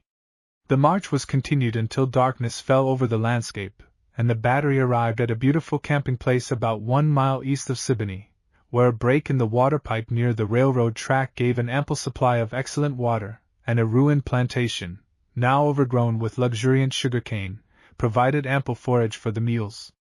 The 2 troops of cavalry, which had been offered and refused as an escort, had reached this camping place some time before, so that the wearied members of the detachment found pleasant campfires already throwing their weird lights and shadows over the drooping branches of the royal palm.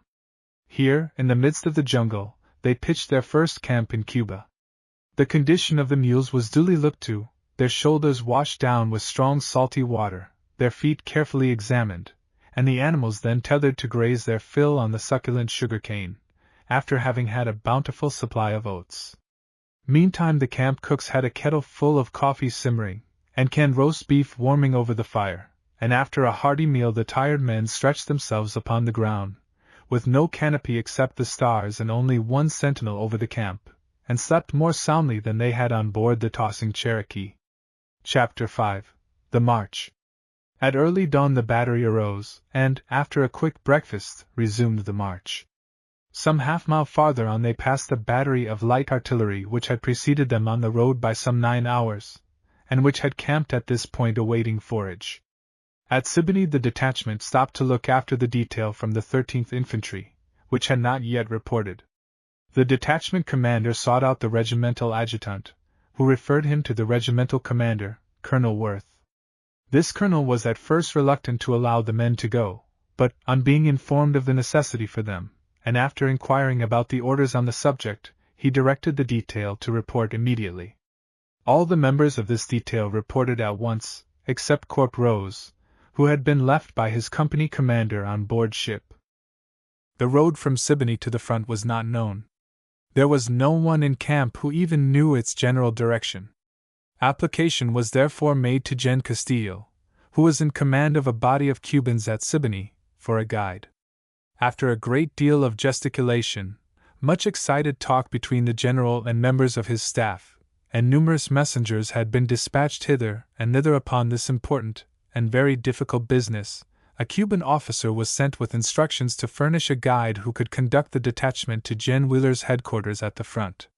In the course of some 20 minutes, a dirty, slouchy, swarthy, lousy-looking vagabond was pointed out as the desired guide, and was said to know every bypath and trail between Siboney and Santiago. He was told to go with the detachment to Jen Wheeler's headquarters and then return, and the detachment commander started for his command followed by his sable guide. Passing through a group of these brave Cuban heroes, he lost sight of his redoubtable guide for an instant, and has never since found that gentleman. It would be just as well to add a description of the patriotic Cuban as he was found by the Gatling gun detachment during their campaign in behalf of Cuban independence, in the name of humanity, and this description, it is thought, tallies with the experience of all officers in the expedition. The valiant Cuban! He strikes you first by his color. It ranges from chocolate yellow through all the shades to deepest black with kinky hair, but you never by any chance see a white Cuban, except the fat, sleek, well-groomed, superbly mounted ones in khaki, who loaf around headquarters with high-ranking shoulder straps. These are all imported from the United States. They comprise the few wealthy ones of Spanish descent, who are renegade to their own nativity, and are appealing to the good people of the United States to establish them in their status of master of peons without any overlord who can exact his tithes for the privilege. The next thing you notice is the furtive look of the thief. No one has ever yet had a chance to look one of these chocolate-colored Cubans straight in the eye. They sneak along. Their gait has in it something of that of the Apache, the same soft moccasined tread, noiseless and always stealthy. Your impressions as to their honesty can be instantly confirmed. Leave anything loose, from a heavy winter overcoat, which no one could possibly use in Cuba, to, anything, and any Cuban in sight will take great pleasure in dispelling any false impressions that honesty is a native virtue. Next you notice that he is dirty. His wife does sometimes make a faint attempt at personal cleanliness. This is evident, because in one bright instance a white dress was seen on a native woman, that had been washed sometime in her history. But as to his lordship, the proud male citizen of Cuba Libre, you would utterly and bitterly insult him by the intimation that a man of his dignity ought ever to bathe, put on clean clothes, or even wash his hands. He is not merely dirty, he is filthy. He is infested with things that crawl and creep, often visibly, over his half-naked body, and he is so accustomed to it that he does not even scratch. Next you observe the intense pride of this Cuban Libre. It is manifested the very first time you suggest anything like manual labor. He is incapable of any other, even for such purposes as camp sanitation, carrying rations, or for any other purpose. His manly chest swells with pride and he exclaims in accents of wounded dignity, "Yo soy soldado!" Still his pride does not by any chance get him knowingly under fire. At El Poso some of him did get under fire from artillery, accidentally, and it took a strong provost guard to keep him there. If he ever got under fire again there was no officer on the firing line who knew it. He is a treacherous, lying cowardly, thieving, worthless, half-breed mongrel, born of a mongrel spawn of Europe, crossed upon the fetishes of darkest Africa and aboriginal America. He is no more capable of self-government than the Hottentots that roam the wilds of Africa or the Bushmen of Australia. He cannot be trusted like the Indian, will not work like a Negro, and will not fight like a Spaniard, but he will lie like a Castilian with polished suavity, and he will stab you in the dark or in the back with all the dexterity of a renegade graduate of Carlisle. Providence has reserved a fairer future for this noble country than to be possessed by this horde of tatterdemalions. Under the impetus of American energy and capital, governed by a firm military hand with even justice, it will blossom as the rose, and in the course of 3 or 4 generations, even the Cuban may be brought to appreciate the virtues of cleanliness, temperance, industry, and honesty. Our good roads ended at Siboney, and from there on to Jen Wheeler's headquarters was some of the worst road ever traveled.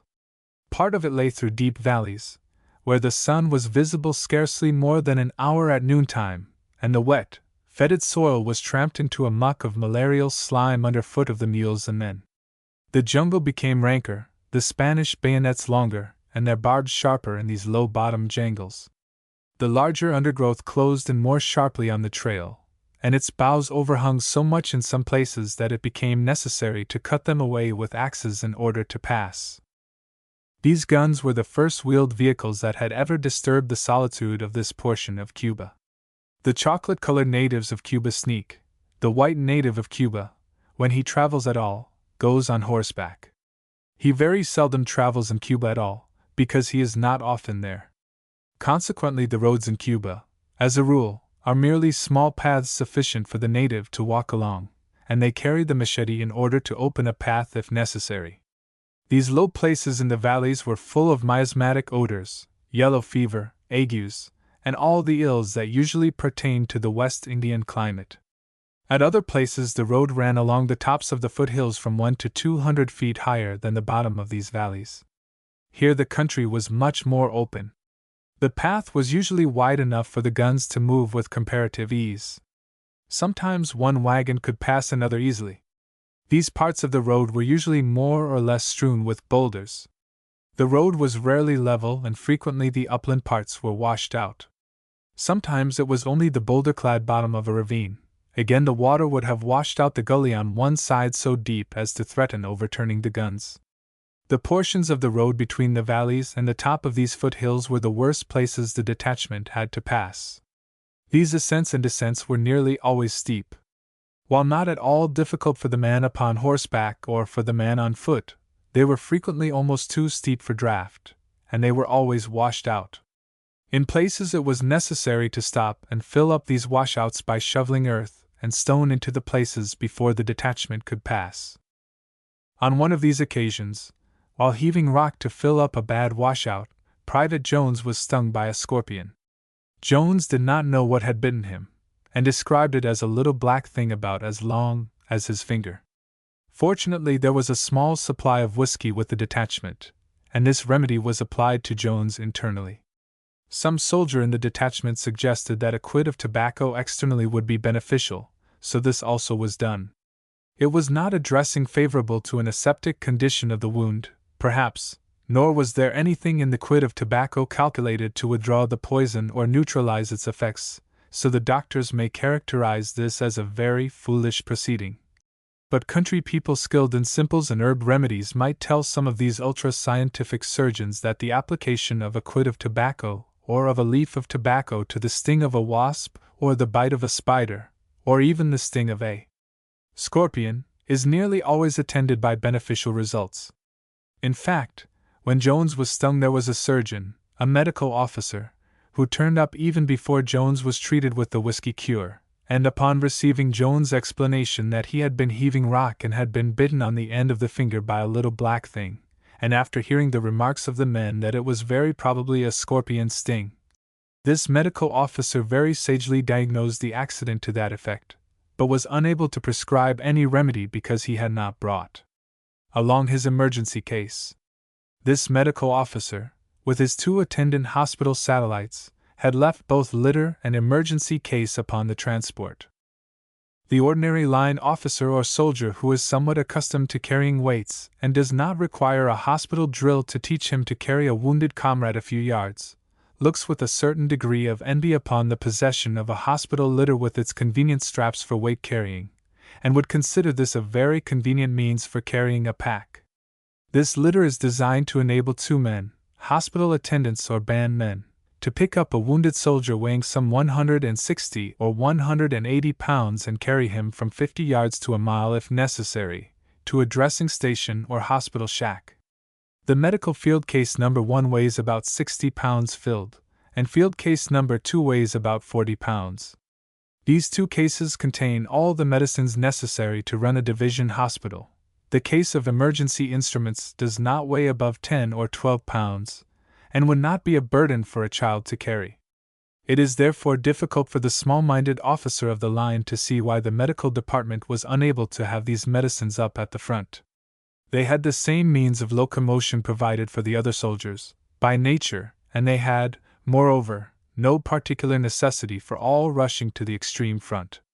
On the contrary, they had from the 23rd of June, when the landing began, at Baikiri, until the 1st of July, to accomplish a distance of less than 20 miles, and it would seem reasonable that they might have had their medicine cases up where they were needed by that time.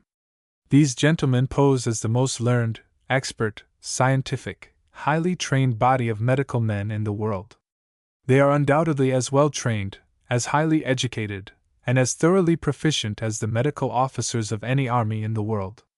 A summons of an ordinary practitioner would bring with him his saddlebags of medicines. No physician in the city would pretend to answer even an ambulance call without having a few simple remedies, in other words, an emergency case.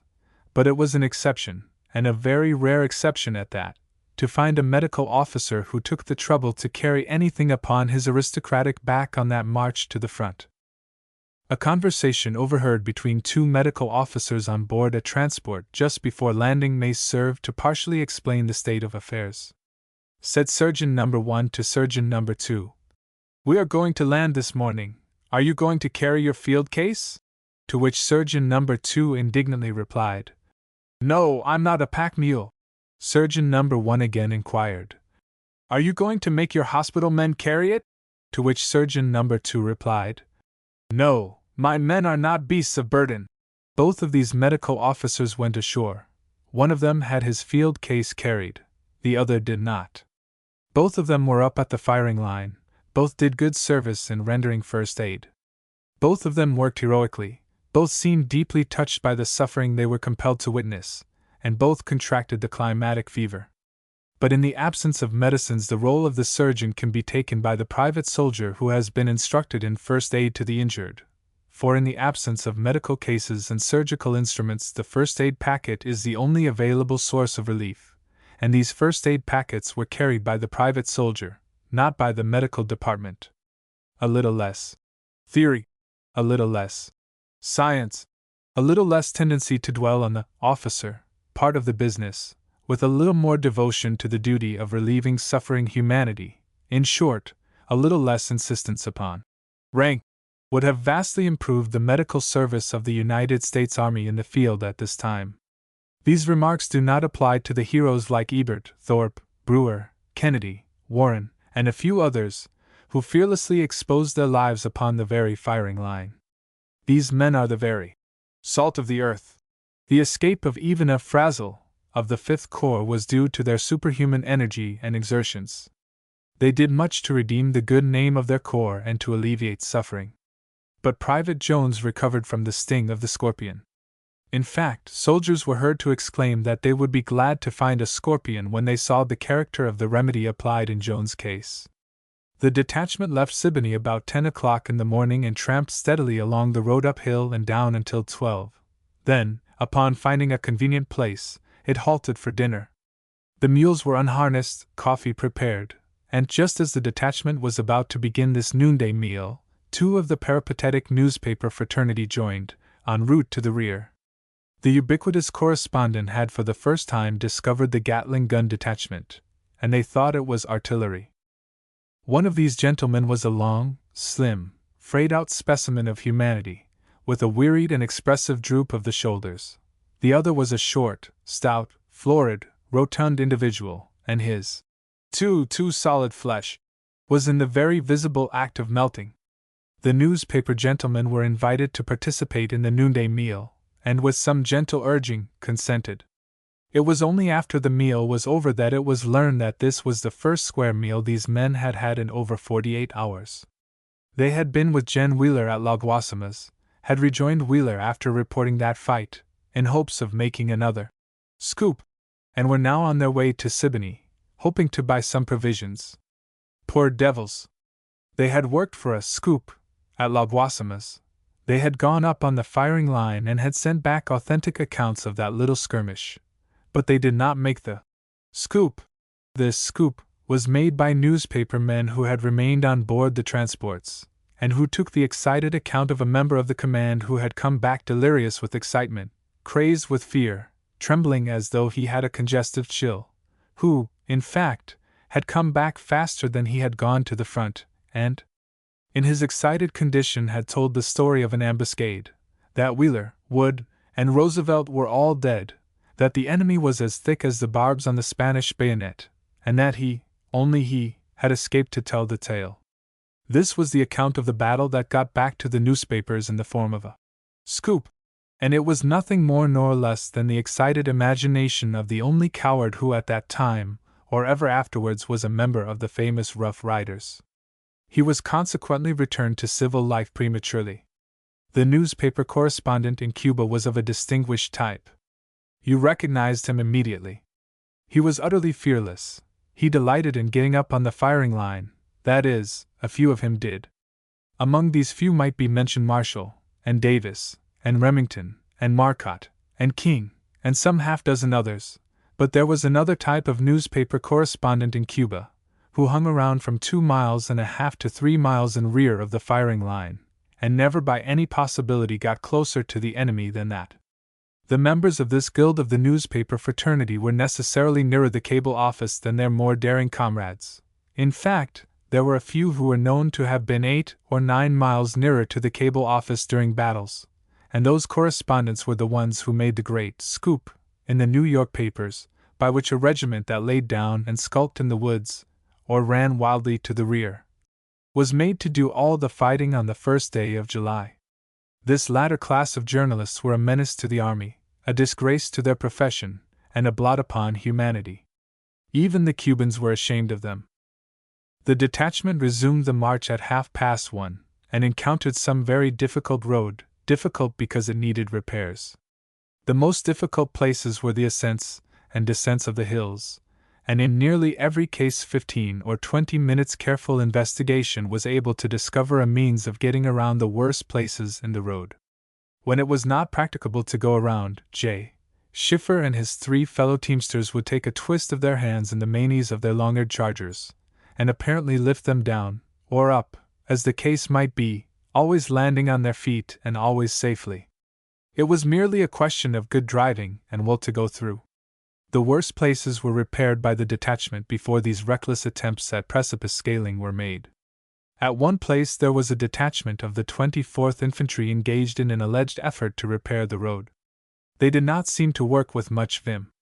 Chaplain Springer, having in the morning exhorted them to repentance and a better life and to doing good works unto their brethren, the enemy, was engaged at this point in the afternoon, it being Sunday, in a practical demonstration of what he considered good works.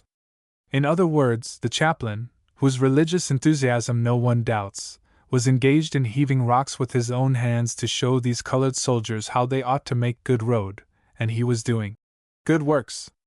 It is but a just tribute to Chaplains Springer and Swift, of the regulars, to say that they were conspicuous in the hour of danger at the point of greatest peril. In the fearless discharge of their holy office, they faced all the dangers of battle, nor did they neglect the care of the body while ministering to the spiritual needs of the soldiers. Springer, for example, collected wood and made coffee for all on the firing line, within 400 yards of the blockhouse at El Khani, and Swift was equally conspicuous in relieving suffering, binding up wounds, and caring for the sick. There were probably others equally as daring, but the author knows of the deeds of these men, and desires to pay a tribute of respect to them. Chaplains of this stamp are always listened to with respectful attention when they express their views of the true course of life to obtain a blessed hereafter. They were in very sharp contrast to the long-visaged clerical gentlemen who were so much in evidence at Tampa, and who never got within 500 miles of danger. The detachment safely passed all the bad places and obstacles in the road, arriving at Gen Wheeler's headquarters about 4:30, and reported. It was assigned a position between the advance outposts, and directed to dispose of its guns in such a manner as to sweep the hills on which these outposts were placed.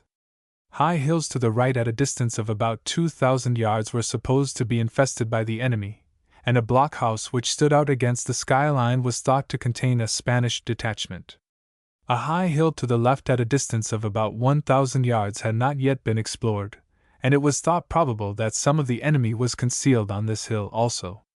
The detachment commander was directed to report, after posting his battery, in which duty he was assisted by Colonel Dorst, to Gen. Chaffee, who had charge of the outposts.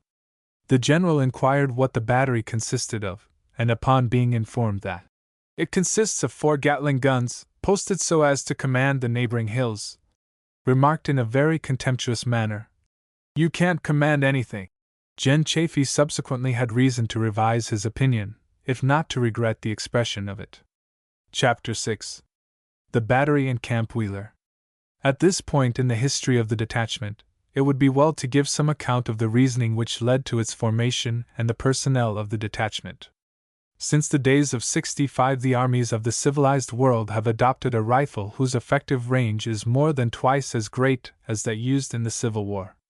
Variable discussions have been made upon the theoretical changes of the battlefield thus brought about, but no proper conclusion had been reached.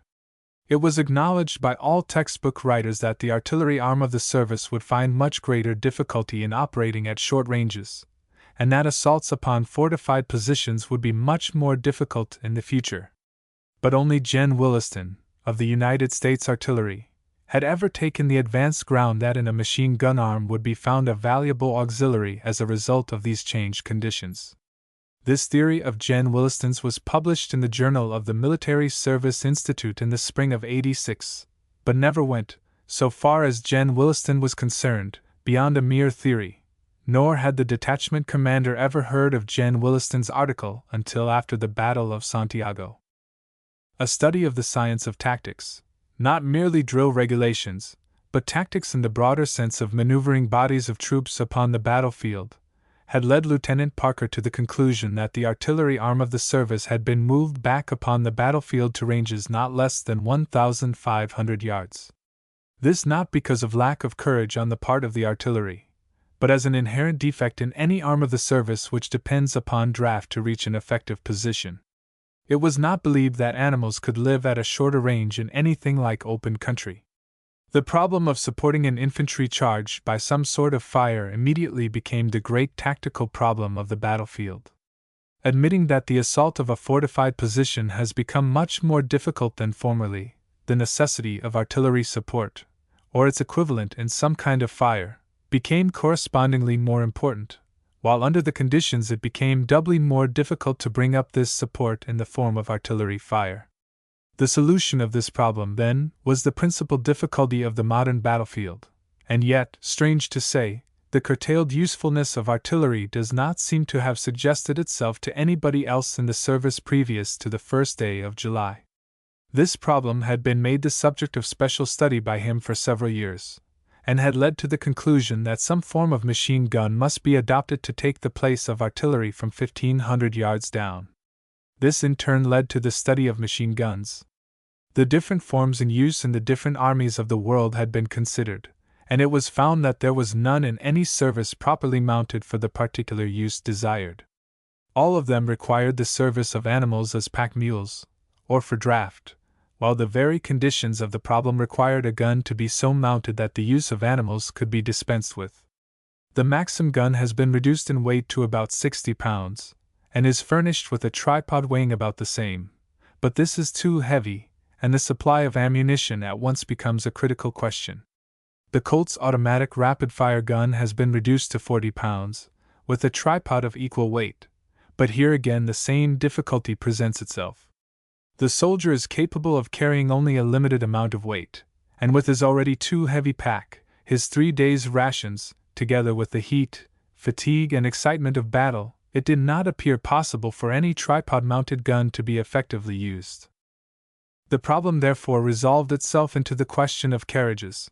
A carriage capable of carrying any form of machine gun using small-caliber ammunition, capable of being moved anywhere by draft, capable of being dismantled and carried on a pack mule, and above all, capable of being moved by hand, required also some device for getting the requisite amount of ammunition up to the firing line.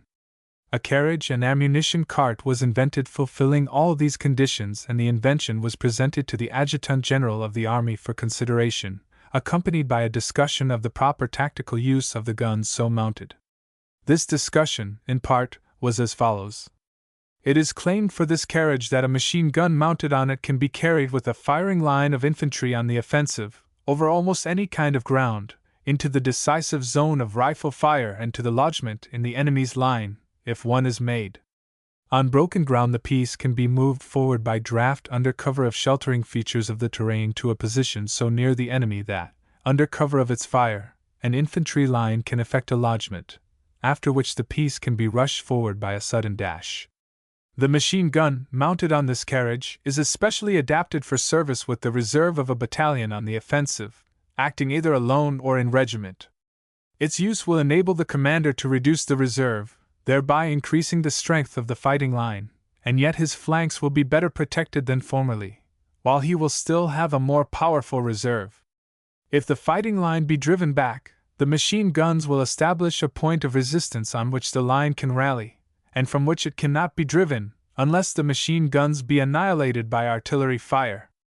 In case of countercharge by the enemy, the superior weight and intensity of its fire will shake the enemy, and so demoralize him that, in all probability, a return countercharge will result in his complete discomfiture. Retiring troops as rear guards have in this weapon par excellence the weapon for a swift and sharp return with the power of rapidly withdrawing. If the enemy can by any means be enticed within its range, he will certainly suffer great losses. If he cannot be brought in range, his distance will be rather respectful. This discussion as presented was entirely and absolutely original with the author, and the result of his own unaided researches on the subject. It will be seen in the account of the battle how accurately the conditions there laid down were fulfilled. But the carriage in use by the Gatling gun detachment was not the one proposed to the War Department. That carriage has not, as yet, been built, nor has the War Department in any way recognized the invention or even acknowledged the receipt of the communication and drawings.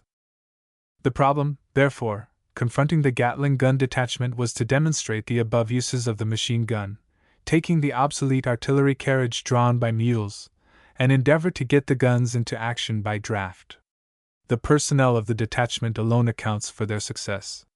They got the guns up on the firing line, not because of any superiority of the carriage over that in use by the artillery, for there was none, not because of aid rendered by other arms of the service, for they actually went into battle as far as 100 yards in advance of the infantry skirmishers, but because the Gatling gun detachment was there for the purpose of getting into the fight, and was determined to give the guns a trial. In the first place, all the members of the Gatling gun detachment were members of the regular army. All but 3 of them were natives of the United States, and those 3 were American citizens. Every man in the detachment had been selected by the detachment commander, or had voluntarily undertaken to perform this duty, realizing and believing that it was an extremely hazardous duty. Every member of the detachment possessed a common school education, and some of them were well educated. All of them were men of exceptionally good character and sober habits. The drivers were Privs, Schiffer, Correll, Merriman, and Chase. The description formerly given of Schiffer applies, with slight modifications, to all the 4. The first sergeant, Weigel, a native of Gettysburg, a soldier of 8 years' experience in the regular army, a man of fine natural ability and good educational attainments, was worthy to command any company in the United States Army. Thoroughly well instructed in the mechanism of Gatling guns, of exceptionally cheerful and buoyant disposition, he was an ideal first sergeant for any organization. Steigerwald, acting chief of gun No. 1, was of German birth, well educated. He had chosen the military profession for the love of it. He was a man of wonderfully fine physique, a dead sure shot, and one who hardly understood the meaning of the word fatigue. He was ambitious, he was an ardent believer in the Gatling gun, and he was determined to win a commission on the battlefield. Corporal Doyle was a magnificent type of the old-time regular, one of the kind that composed the army before Proctorism tried to convert it into a Sunday school. In former days Doyle had been a drinking man, but the common opinion as expressed by his company officers even in those days was, "I would rather have Doyle drunk than any other non-commissioned officer sober, because Doyle never gets too drunk to attend to duty." 2 years before this Doyle had quit drinking, and the only drawback to this most excellent non-commissioned officer had been removed. He was a thorough disciplinarian, one of the kind that takes no back talk, one who is prone to using the butt end of a musket as a persuader, if necessary, and Doyle was thoroughly devoted to the detachment commander. Corp Smith was another of the same stamp. Corp Smith loved poker. In fact, his sobriquet was Poker Smith. He was one of the kind of poker players who would see a $5 bet on a pair of deuces, raise it to $25, and generally rake in the pot. It was Corp Smith who thought in this Gatling gun deal he was holding a pair of deuces, because he didn't take much stock in Gatling guns, but he was a firm believer in his commanding officer and was prepared to bluff the dons to the limit of the game. Sergeants Ryder and Weischar were splendid types of the American regular non-commissioned officer, alert, respectful, attentive to duty, resolute, unflinching, determined, magnificent soldiers. Serg. Green was a young man, only 23, the idolized son of his parents, in the army because he loved it, enthusiastic over his gun, and fully determined to pot every Spaniard in sight. Corp Rose was like unto him. They were eager for nothing so much as a chance to get into action, and equally determined to stay there. The privates of the detachment were like unto the non-commissioned officers. They had volunteered for this duty from a love of adventure, a desire to win recognition, or from their personal attachment to the commanding officer, and there was not a man who was not willing to follow him into the mouth of hell, if necessary. The gunners were expert shots with the rifle. Numbers 1 and 2, who turned the crank and fed the gun, respectively, were selected for their dexterity and coolness, the drivers for their skill in handling mules, and each of the other members of the detachment was placed on that duty which he seemed best fitted to perform. The role of the detachment, and its organization as it went into battle on the first day of July are subjoined. Gatling Gun Detachment, 5th Army Corps. Commanding Officer, John H. Parker, 1st Lieutenant, 13th Infantry. Acting First Sergeant, Alois Weischar, Sergeant, Company A, 13th Infantry. Acting Quartermaster Sergeant, William Ader, Company G, 13th Infantry. Gun Number 1, Acting Chief and Gunner, Charles C. Steigerwald, Corporal, Company A, 13th Infantry. Number 1, Private Volker, Company A, 12th Infantry. Number 2, Private Elkins, Company D, 17th Infantry. Number 3, Private Schmant, Company G, 13th Infantry. Number 4, Private Needles, Company E, 17th Infantry. Number 5, Private Click, Company E, 17th Infantry. Number 6, Private Jones, Company D, 13th Infantry. Driver, Private Schiffer, Company E, 17th Infantry. Gun Number 2, Chief, Sergeant William Ryder, Company G, 13th Infantry. Gunner, Corporal Gon. Rose, Company C, 13th Infantry. Number 1, Private Seaman, Company B, 13th Infantry. Number 2, Private Kastner, Company A, 13th Infantry. Number 3, Private Pine, Company H, 13th Infantry. Number 4, Private Schulz, Company A, 17th Infantry. Number 5, Private Bartz, Company E, 13th Infantry. Driver, Private Correll, Company C, 12th Infantry. Gun Number 3, Chief, Sergeant Newton A. Green, Company H, 13th Infantry. Gunner, Corporal Matthew Doyle, Company C, 13th Infantry. Number 1, Private Anderson, Company C, 12th Infantry. Number 2, Private Sign, Company E, 17th Infantry. Number 3, Private Lauer, Company C, 12th Infantry. Number 4, Private Dellett, Company D, 17th Infantry. Number 5, Private Corey, Company A, 13th Infantry. Number 6, Private Greenberg, Company G, 13th Infantry. Driver, Private Merriman, Company A, 17th Infantry. Gun Number 4, Chief, Sergeant John N. Weigel, Company L, 9th Infantry. Gunner, Corporal Robert S. Smith, Company C, 13th Infantry. Number 1, Private McGoyan, Company D, 17th Infantry. Number 2, Private Misiak, Company E, 13th Infantry. Number 3, Private Power, Company A, 13th Infantry. Number 4, Private McDonald, Company B, 17th Infantry. Number 5, Private Prazik, Company E, 12th Infantry. Driver, Private Chase, Company H, 13th Infantry. Cook, Private Hoft, Company D, 13th Infantry. Assistant Cook, Private Bremer, Company G, 13th Infantry. Absent, sick Private Murray, Company F, 13th Infantry at Tampa. Sergeant Weigel was subsequently appointed First Sergeant of Company L, 9th Infantry, and of the Gatling Gun Detachment, Vice Weisschar, relieved at his own request. Another element which contributed much to the success of the detachment was the presence with it of Captain Marcotte. This excellent officer had served with great distinction in the Civil War, having been promoted from a private in the ranks through all of the grades up to a captaincy, for meritorious conduct in battle, and having failed of higher grades only because he was too badly shot to pieces to continue with the army. He joined the detachment on the 25th of June, and his valuable advice was always at the disposal not merely of the commander, but of any member of the detachment who wished to consult him. He had spent 17 years in the Cuban climate, and was thoroughly familiar with all the conditions under which we were laboring. He contributed not a little, by his presence, his example, and his precept, to the final success of the organization. When the battery went under fire, Marcotte was with it. It was the first time most of the members had passed through this ordeal, but who could run, or even feel nervous, with this gray-haired man skipping about from point to point and taking notes of the engagement as coolly as though he were sitting in the shade of a tree sipping lime juice cocktails, a mile from danger? Such was the personnel of the detachment. It lay in Camp Wheeler, which was only about a mile and a half from El Poso, where the first engagement occurred on the 1st of July, until that morning. The mules were daily harnessed up and drilled in maneuvering the pieces, and the members of the detachment experimentally posted in different positions in order to get the most effective service. On the 27th, Serg.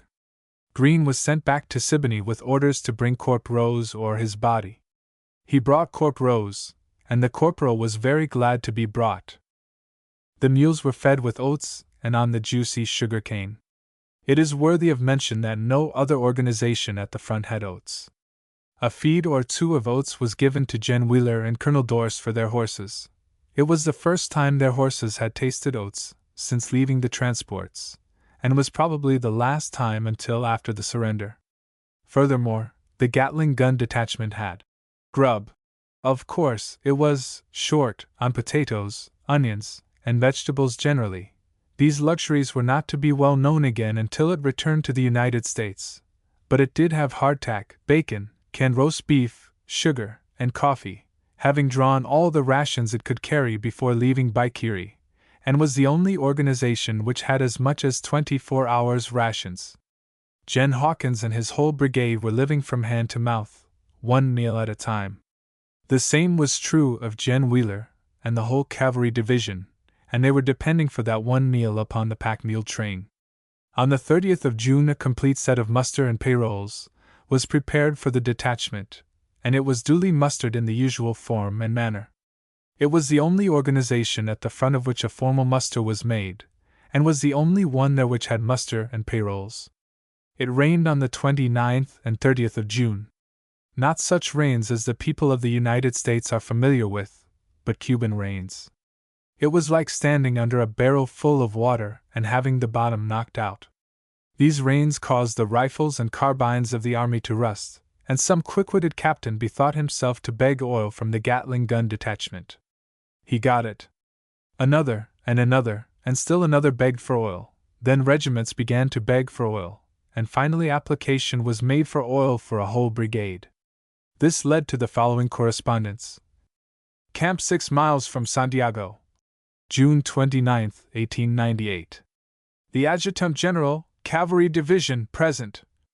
Sir, I have the honor to inform you that I have learned that some of the rifles in this command are badly in need of oil, and that in some companies there is no oil to use on them. These facts I learned through requests to me for oil. I therefore report to you that my men found at Altars, the second landing place, and reported to me 4 barrels of lard oil and 3 barrels of cylinder oil, in an old oil house near the machine shops. If this be procured and issued, it will save the rifles and carbines from rust. Very respectfully, John H. Parker, LT Commanding G. Detachment 5th Corps. Headquarters Cavalry Division. Camp 6 miles east of Santiago de Cuba. June 29, 1898. Respectfully referred to the Adjutant General, 6th Army Corps. Jos. Wheeler, Major General U.S. Volumes Commanding. Headquarters 5th Corps. June 29, 1898. Return. LT Parker will send a man back tomorrow to obtain the necessary oil. By command of Gen. Shafter. E. J. McClernand, AAG. Headquarters Cavalry Division. June 29, 1898. Return LT Parker. Attention invited to the foregoing endorsement. J. H. Dorse, Lieutenant Colonel. June 30, 1898. The Quartermaster, Alters, Cuba. Please furnish to Sergeant Green of my detachment transportation for 2 barrels of oil. He will show you an order from Gen. Shafter, and the matter is urgent. The soldiers must have this oil at once, as their rifles are rusting badly. John H. Parker, LT Commanding Gatling Gun Detach. The quartermaster furnished the transportation, and 2 barrels of oil were duly forwarded to the front and placed in charge of brigade quartermasters at different points, with orders to distribute out 1 quart to each company. This oil, perhaps, had some bearing upon the condition of the rifles in the fight following. On the 27th of June, Captain Marcotte and the detachment commander made a reconnaissance of a high hill to the left of Camp Wheeler, and, having gained the top, reconnoitered the city of Santiago and its surrounding defenses with a powerful glass, and as a result reported to Gen. Wheeler that the key of Santiago was the Morro Mesa, a promontory or tableland overlooking the city on the east side at a distance of about 1.5 miles and not at that time occupied by the enemy, with the proposition that a detail of 6 men from the detachment should make a rush and capture this plateau, and hold it until the guns could be brought up. The general could not authorize the proposed undertaking, as it would have endangered the safety of his army, perhaps by leading to a premature engagement. By the time a sufficient reconnaissance had been made and convinced everybody of the value of this plan, the mesa had been strongly occupied by the enemy. It is still believed that the occupation of this height was practicable on the 27th of June, and thought, if it had been authorized, the Gatlings could have occupied and held this position against all the Spaniards in the city of Santiago. A glance at the map will show the extreme tactical importance of this position. Chapter 7. The Battle.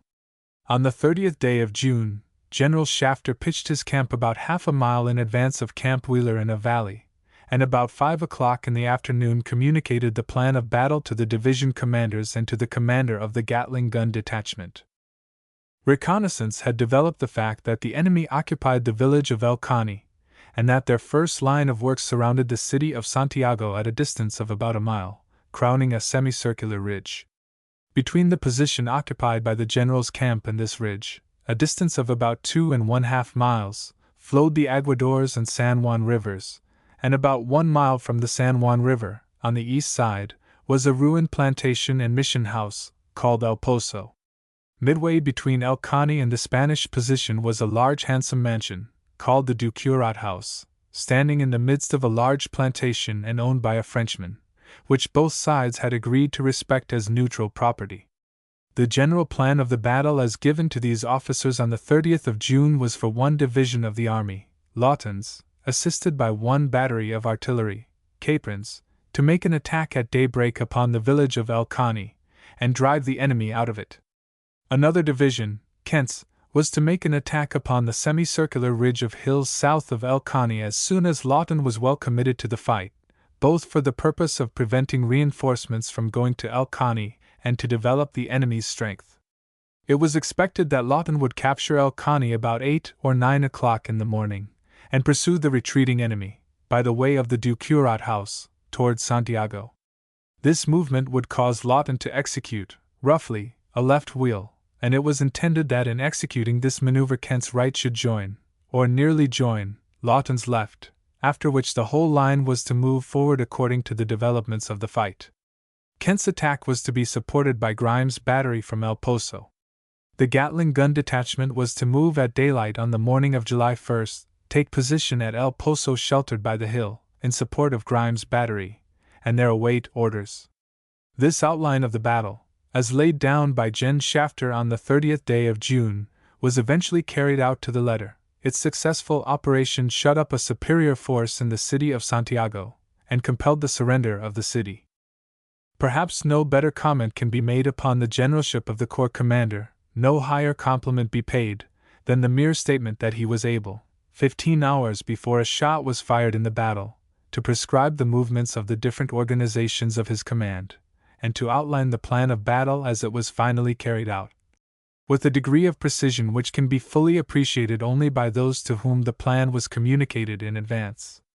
In spite of slight changes, made necessary by local failures and unforeseen circumstances, in spite of the very poor cooperation of the artillery arm, in spite of the absence of cavalry, which made good reconnaissance practically impossible, in spite of the fact that he was operating against a superior force in strong entrenchments, the plan of battle thus laid down was finally carried out with perfect success in every detail. The Gatling gun detachment was assembled at 6 o'clock, and so much of the plan of battle was explained to them as it was proper to give out, with orders that breakfast was to be prepared by 4 o'clock and the detachment be ready to move at 4:30. The plans were heard with careful attention by the men, and the wisdom of giving to them some idea of the work they were expected to do was fully vindicated on the following day, when they were compelled to lie nearly 3 hours under a dropping fire, waiting for Lawton to become well engaged, after which the detachment moved forward, without a man missing, with the utmost steadiness and coolness, to the attack. There was no nervousness displayed by the men. They knew their work was cut out for them, and each man was eager to play his part in the great drama of the morrow. There was no excited talk indulged in. None of the buzz of preparation nor the hum of anticipation which to the civilian mind should precede a desperate battle, but 3 or 4 members of the detachment took out their soldiers' handbooks and wrote in them their last will and testament, requesting their commander to witness the same and act as executor. The courage evinced by these men was not of that brutal order which ignores danger, but of the moral quality which, fully realizing that somebody must get hurt, quietly resolves to face whatever may happen in the performance of the full measure of duty. At 4 o'clock the guard aroused the members of the detachment quietly, and each man found a good hearty breakfast waiting for him, consisting of hardtack, coffee, condensed milk, sugar, bacon, canned roast beef, and some canned fruit, which had been obtained somehow and was opened upon this occasion. It was the last square meal they were to have for several days. At 4:30 the camp equipage had all been packed upon the guns in such a manner as not to interfere with their instantly getting into action, and the battery started for the front.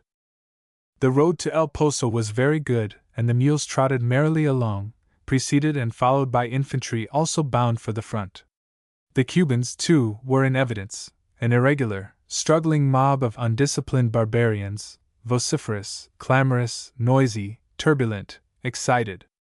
Presently the Cubans and infantry in front of the battery halted and it passed beyond them, immediately throwing out the crew of the 3rd gun in front as an advance guard. It reached El Poso at 6 o'clock, at which time there were no other soldiers there. The battery took position as directed, under cover in rear of the hill and to the right front of the El Poso house. The camp equipage and blanket rolls were removed and piled neatly upon the ground, and Private Hoft was detailed to guard them, as well as one of the spare mules. About 7:30 o'clock Grimes' battery arrived, and Colonel McClernand, the Assistant Adjutant General of the Corps.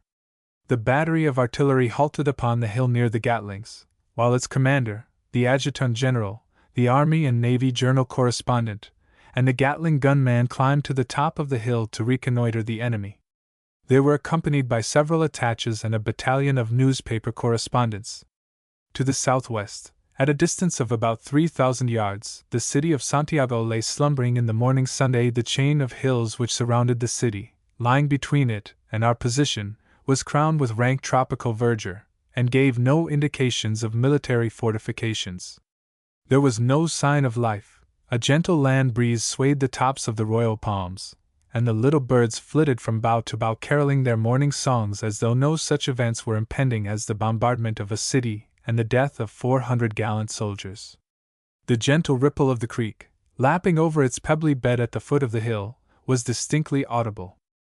The artillery officers produced their range finders and made a scientific guess at the distance from the hill to a red brick building in the northern edge of Santiago.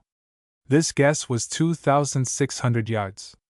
They signaled to the lead piece of Grimes' light battery to ascend the hill.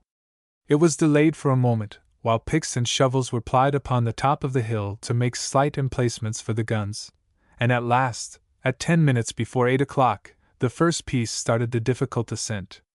The drivers stood up in their stirrups and lashed their horses and shouted. The horses plunged and reared and jumped. The piece stuck halfway up the hill. The leaders were turned slightly to the right to give new direction, and another attempt was made, 10 yards gained. The leaders were swung to the left. Men and officers standing nearby added their shouts and blows from sticks. A tall artillery officer, whose red stripes were conspicuous, jumped up and down and swore. The team gave a few more jumps, then they wheeled the gun by a left about, with its muzzle pointing toward the city. It was quickly unlimbered and run to its place. The second piece started up the hill. The drivers of this piece sat quietly in their saddles, and with a cluck started up the hill at a walk. The tall artillery officer shouted, and a driver muttered under his breath, "Damned fool!" Regardless of the orders to rush their horses, the drivers of this piece continued to walk up the hill. At the steepest part of the hill, they rose slightly in their stirrups, as one man, and applied the spur to the lead horses, and, at the same time, a lash of the quirt to the off horses of the team. The horses sprang forward, and in an instant the second piece was in battery. The third and fourth pieces were taken up in the same manner as the second. The pieces were loaded. A party of newspaper correspondents produced their lead pencils and pads, and began to take notes. The little birds continued to sing. The Gatling gunman, the Army and Navy Journal man, and the Assistant Adjutant General stepped to the windward a few yards to be clear of the smoke. The range was given by the battery commander, 2,600 yards. The objective was named, a small, almost indistinguishable redoubt, below the hospital about 300 yards. The cannoneers braced themselves. Number 3 stretched a lanyard taut on his piece, and Grimes remarked, in a conversational tone, "Let her go." The report of the field piece burst with startling suddenness upon the quiet summer morning, and a dense cloud of grayish-colored smoke spurted from the muzzle of the gun. Everybody involuntarily jumped. The sound was so startling, although expected. The piece recoiled 8 or 10 feet, and the gunners jumped to the wheels and ran it forward again into battery. Field glasses were glued upon the vicinity of the brick hospital. There was a puff of white smoke and an exclamation. "A trifle too long!" The second piece was aimed and fired. There was no response. The third, and fourth, and fifth, with like results. It was like firing a salute on the 4th of July. There was no indication of any danger whatever. Laugh and jest were beginning to go round. Suddenly a dull boom was heard from somewhere. The exact direction could not be located. The next thing was a shrill whistle overhead, and then a most startling report. The first Spanish shell exploded about 20 feet above the surface of the ground, and about 20 yards in rear of the crest of the hill. It exploded in the midst of our brave Cuban contingents, killed one and wounded several. The valiant sons of Cuba Libre took to their heels, and most of the newspaper correspondents did likewise. The members of Grimes' battery, who were not needed at the guns, were sent back to the caissons, and another round of shrapnel was sent in reply. Again a hurtling sound rent the air. Again there was the fierce crack of a Spanish shell in our immediate vicinity, and on looking around to see where this shell struck, it was observed that it had burst over the Gatling battery. Luckily it had gone 6 or 8 feet beyond the battery before exploding. A fragment of the shell had struck Private Bremer upon the hand, producing quite a severe contusion. The Missouri mules stamped the ground impatiently. One of them uttered the characteristic exclamation of his race. "Ah! He! Ah! He! Ah!" and the members of the detachment burst into a merry peal of hearty laughter. It was evident that this detachment was not going to run, and it was equally evident that the Missouri mules would stand fire. A third shell whistled over the hill. This one burst fairly over Grimes' third piece, killed the cannoneer, and wounded several men. The members of the detachment were now directed to lie down under their guns and limbers, except the drivers, who declined to do so, and still stood at the heads of their mules. Private Hoft, disdaining to take cover, shouldered his rifle and walked up and down, sentry fashion, over the pile of camp equipage. Serg Weigel, who had brought along a small portable camera, with a large supply of film rolls, requested permission to photograph the next shot fired by Grimes' battery. It was granted. He climbed to the top of the hill, stepped off to the left of the battery, and calmly focused his camera. Grimes fired another salute, and Weigel secured a good picture. A Spanish shell came whistling over the hill. Weigel, judging where it would burst from previous observations, focused his camera, and secured a picture of the burst. He then rejoined his detachment, and photographed it as it stood. He seemed chiefly worried for fear he would not get a picture of everything that happened. The artillery duel continued for some 20 minutes. The infantry began to pass on, to the front. Grimes no longer needed the support of the Gatling guns, because he now had an infantry support in front of him, and was firing over their heads. Colonel McClellan sent orders to the detachment to move to the rear, out of range. The order was obeyed. Private Hoft, with the instinct of a true soldier, continued to tramp back and forth guarding the pile of camp equipage. The battery moved to the rear at a gentle trot, and, as it turned down the hill into the first ford by the El Poso house, a Spanish shell whistled over the head of Private Schiffer, who was leading the way, and burst just beyond his off-mule. Schiffer didn't duck and nobody was hurt. Providence was taking care of this experiment. Corporal Doyle and 2 other members of the detachment got lost, and wandered off among the crowd of Cubans, but soon found the battery and rejoined. Orders were given that as soon as the battery was out of range, it should halt and face to the front, at the side of the road. The battery halted about half a mile to the rear, and the 13th Infantry passed it here, on their way to the front. The comments bestowed were not calculated to soothe the ruffled feelings of people who had been ordered to retreat. "I told you so. Why don't you go to the front? Going to begin firing here? Is this the place where you shoot? Is this all there is of it? I knew they would not get into the fight. Watch them hang around the rear. Going to start and raising bananas back here, John Henry? What do you think of machine guns now?" And similar remarks, of a witty but exasperating nature, greeted the detachment, from both officers and men, as the regiment passed on its way to the front. The only thing that could be done was to endure it, in the hope of getting a chance to make a retort later in the day. About 9 o'clock, the artillery firing ceased, and the Gatling gun battery returned to El Poso. Grimes' guns were still up on the hill, but there were no cannoneers. They had ceased to fire, and had left their guns.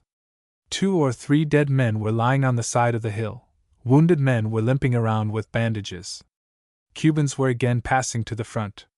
These fellows were trying to reach El Caney. They never got into the fight. They did reach the vicinity of El Caney, and the Spanish fired one volley at them. The Cubans set up a great howl, accompanied by vociferous gesticulations, and then skedaddled. During all this time the sound of firing had been heard toward El Caney. It had been opened up there about half an hour before Grimes first spoke at El Poso. The fire in this direction sounded like ranging fire, a shot every 2 or 3 minutes, and it was supposed that Capron was trying to locate the enemy. The sharp crack of musketry was heard on our front. It swelled and became continuous. It was evident that quite a fight was going on at El Caney, which was to our right about 1 mile and to our front perhaps half a mile. Kent's division kept pushing forward on the El Poso road. Colonel McClellan was asked for instructions for the Gatling gun detachment. He replied, "Find the 71st New York, and go in with them, if you can. If this is not practicable, find the best place you can, and make the best use of your guns that you can." These were the only instructions received by the Gatling gun detachment until 1 o'clock. The Gatling gun detachment moved forward about half a mile, They found the 71st New York lying down by the side of the road, partially blocking it. Troops passing them toward the front were compelled to break into columns of twos, because the road was crowded by the 71st. The colonel and his adjutant were sought and found, and informed of the detachment's instructions. Information was requested as to when and where the 71st was going into the fight. It appeared that they had a vague idea that they were going in on the left center of the left wing. Lawton's division at El Caney will be considered the right wing, Kent's division and Wheeler's division the left wing of the army at San Juan. The 71st did not seem to know when it was going to move toward the front, nor just where it was going, and there was no apparent effort being made to get further down the road to the front. Wheeler's division was also pressing forward on the road, dismounted cavalrymen, with no arms in their hands except their carbines without bayonets. With these same carbines these men were, a little later, to storm the entrenchments, manned by picked and veteran soldiers, who knew how to die at their posts. With Wheeler's division were the Rough Riders, the most unique aggregation of fighting men ever gathered together in any army. There were cowboys, bankers, brokers, merchants, city club men, and society dudes, commanded by a doctor, second in command a literary politician, but every man determined to get into the fight. About 3/4 of a mile in advance was the first ford, the ford of the Aguadores River. Beyond this 1/4 of a mile was another ford, the ford of the San Juan. The road forked about 200 yards east of the Aguadores ford, turning sharply to the left. Down the road from El Poso crept the military balloon. It halted near this fork. Balloon Fork. 2 officers were in its basket, 600 or 800 feet above the surface of the ground, observing the movements of the troops and the disposition of the enemy. The sharp crackle of the musketry began in front, and still the Gatling gun detachment lay beside the road with the 71st, waiting, swearing, broiling, stewing in their own perspiration, mad with thirst, and crazed with the fever of the battle. The colonel of the 71st was again approached, to ascertain whether he was now going to the front, but still there were no signs of any indication to move forward. So the long-eared steed was mounted and the ford of the Aguadores reconnoitered. The bullets were zipping through the rank tropical jungle. 2 or 3 men were hit. Those who moved forward were going single file, crouching low, at a dog trot. There was no evidence of hesitation or fear here. Some of the brunettes passed, their blue shirts unbuttoned, corded veins protruding as they slightly raised their heads to look forward, great drops of perspiration rolling down their sleek, shiny, black skins.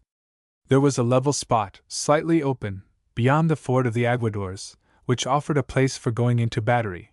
From this place the enemy's works on San Juan were visible, a faint streak along the crest of the hill illumined from time to time by the flash of Mausers. On return to the battery, there were no signs of being able to enter the action with the gallant 71st, and, acting under the second clause of the instructions, the Gatling battery was moved forward at a gallop. Major Sharp, a mounted member of Gen Shafter's staff, helped to open a way through this regiment to enable the guns to pass. The reception of the battery by these valiant men was very different from that so recently given by the 13th Regulars. "Give 'em hell, boys! Let her go, Gallagher! Goin' to let the woodpeckers go off?" And cheer after cheer went up as the battery passed through. Vain efforts were made to check this vociferous clamor, which was plainly audible to the enemy, less than 1,500 yards away. The bullets of the enemy began to drop lower. The cheering had furnished them the clue they needed. They had located our position, and the 71st atoned for this thoughtlessness by the loss of nearly 80 men, as it lay cowering in the underbrush near Balloon Fork. Just before reaching the Aguadores ford, the battery was met by Colonel Derby, who had been observing the disposition of the troops, from the balloon, and had afterward ridden to the front on horseback. The colonel was riding along, to push the infantry forward in position from the rear, as coolly as if on the parade ground. A blade of grass had gotten twisted around a button of his uniform and hung down like a buttonhole bouquet over his breast. There was a genial smile on his handsome face as he inquired, "Where are you going?" And on being informed of the orders of the detachment, and of the intention to put the battery into action, he replied, "The infantry are not deployed enough to take advantage of your fire. I would advise that you wait a short time. I will send you word when the time comes." The advice was acted upon, the guns were turned out by the side of the road, and the men directed to lie down. During the gallop to the front they had been compelled to run to keep up, there not being sufficient accommodation for them to all go mounted on the guns. They were panting heavily, and they obeyed the order and crept under the guns, taking advantage of such little shade as was offered. Troops continued to pass to the front. The crackle of musketry gradually extended to the right and to the left, showing that the deployment was being completed. More men were hit, but no complaints or groans were heard. A ball struck a limber chest, a man lying on his face in the road, during a momentary pause of one of the companies, was perforated from head to foot. He never moved, just continued to lie there. The flies began to buzz around the spot and settle on the clotted blood that poured out from the fractured skull, in the dust of the road. Down at the ford, some 25 or 30 yards in advance, men were being hit continually. Shots came down from the trees around. The sharpshooters of the Spanish forces, who had been up in the trees during the artillery duel, and beyond whom our advance had swept, fully believing that they would be murdered if captured, expecting no quarter, were recklessly shooting at everything in sight. They made a special target of every man who wore any indication of rank. Some of our heaviest losses during the day, especially among commissioned officers, were caused by these sharpshooters. They shot indiscriminately at wounded, at hospital nurses, at medical officers wearing the Red Cross, and at fighting men going to the front. The firing became too warm, and the Gatling battery was moved back about 50 yards, again halted, and faced to the front. It was now nearly 1 o'clock. The members of the detachment had picked up their haversacks on leaving El Poso, and now began to nibble pieces of hardtack. A bullet broke a piece of hardtack which a man was lifting to his mouth. Without even stopping in the act of lifting it to his mouth, he ate the piece, with a jest. Suddenly the clatter of hoofs was heard from the front. Lieutenant Miley dashed up and said, "Gen Shafter directs that you give 1 piece to me, and take the other 3 beyond the ford, where the dynamite gun is, find some position, and go into action." Sergeant Weagle's gun was placed at Miley's disposal, and the other pieces dashed forward at a dead run, led by the musical mule who uttered his characteristic exclamation as he dashed through the ford of the Aguadores. The place formerly selected for going into action had been again twice reconnoitered during the wait, and a better place had been found about 30 yards beyond the ford of the San Juan River. The dynamite gun had stuck in the ford of the Aguadores. A shell had got jammed in it. The Gatlings were compelled to go around it. They dashed through the intervening space, across the San Juan ford, and up on the opening beyond.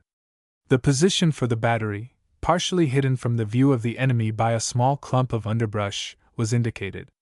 The right piece, Sir Green's, was compelled to go into action in the middle of the road, and in plain sight of the enemy.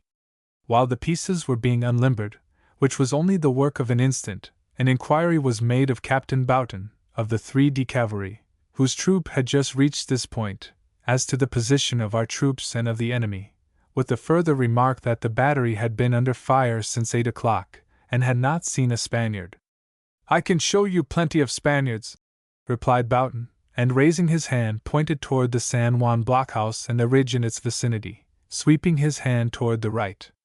It was enough. Before his hand had fallen to his side, the pieces were musically singing. Corporal Steigerwald turned and asked, "What is the range, sir?" To which was instantly replied, "Blockhouse, 600 yards, the ridge to the right, 800 yards." And Steigerwald's piece was grinding 500 shots a minute within a quarter of a second, playing upon the San Juan blockhouse. Sir Green took 800 yards, and began to send his compliments to the ridge beyond the blockhouse. In an instant Private Sign, at Green's gun, who was feeding, fell backward dead. At the same instant Private Kastner fell out. Sign was shot through the heart, Kastner through the head and neck. At this time Ryder's gun began to talk. It spoke very voluble and eloquent orations, which, although not delivered in the Spanish language, were well understood by our friends, the enemy, upon the hill. Sir Green, at the right gun, had run back for ammunition, and Corp Doyle, when Sign fell, seized the pointing lever, and was coolly turning the crank while he sighted the gun at the same time. He was for the moment the only member of the detachment left at the piece, but was given assistance, and a moment later Green arrived and began to feed the gun. Steigerwald was short-handed. Some of his men had been sunstruck during the run, and he, too, was compelled to work his gun with only one assistant. Then some of those who had been unable to keep up arrived at the battery and began to render assistance. Private Van Vanningham, who had gotten lost from his own command, began to pass ammunition. Private Merriman, who was holding his team back in the river, was impressed by a doctor to help carry wounded men, and Private Berkeley, another man lost from his command, stepped into Merriman's place. Private Chase left his team, seeing the piece short-handed, and began to pass ammunition. The mules merely wagged their ears backward and forward and stamped on account of the flies. All these changes were accomplished, and the pieces had not even ceased fire. Doyle had fed about 100 rounds alone. Captain Landis, of the 1st Cavalry, arrived just at this time, and volunteered to assist in observing the effect of the fire. He stood fearlessly out in the middle of the road, just to the right of Green's piece, in the very best position for observation, but, at the same time, a most conspicuous target for the enemy, and observed the effect of the Gatling fire, as though he were at target practice, reporting the same, continually, to the battery commander.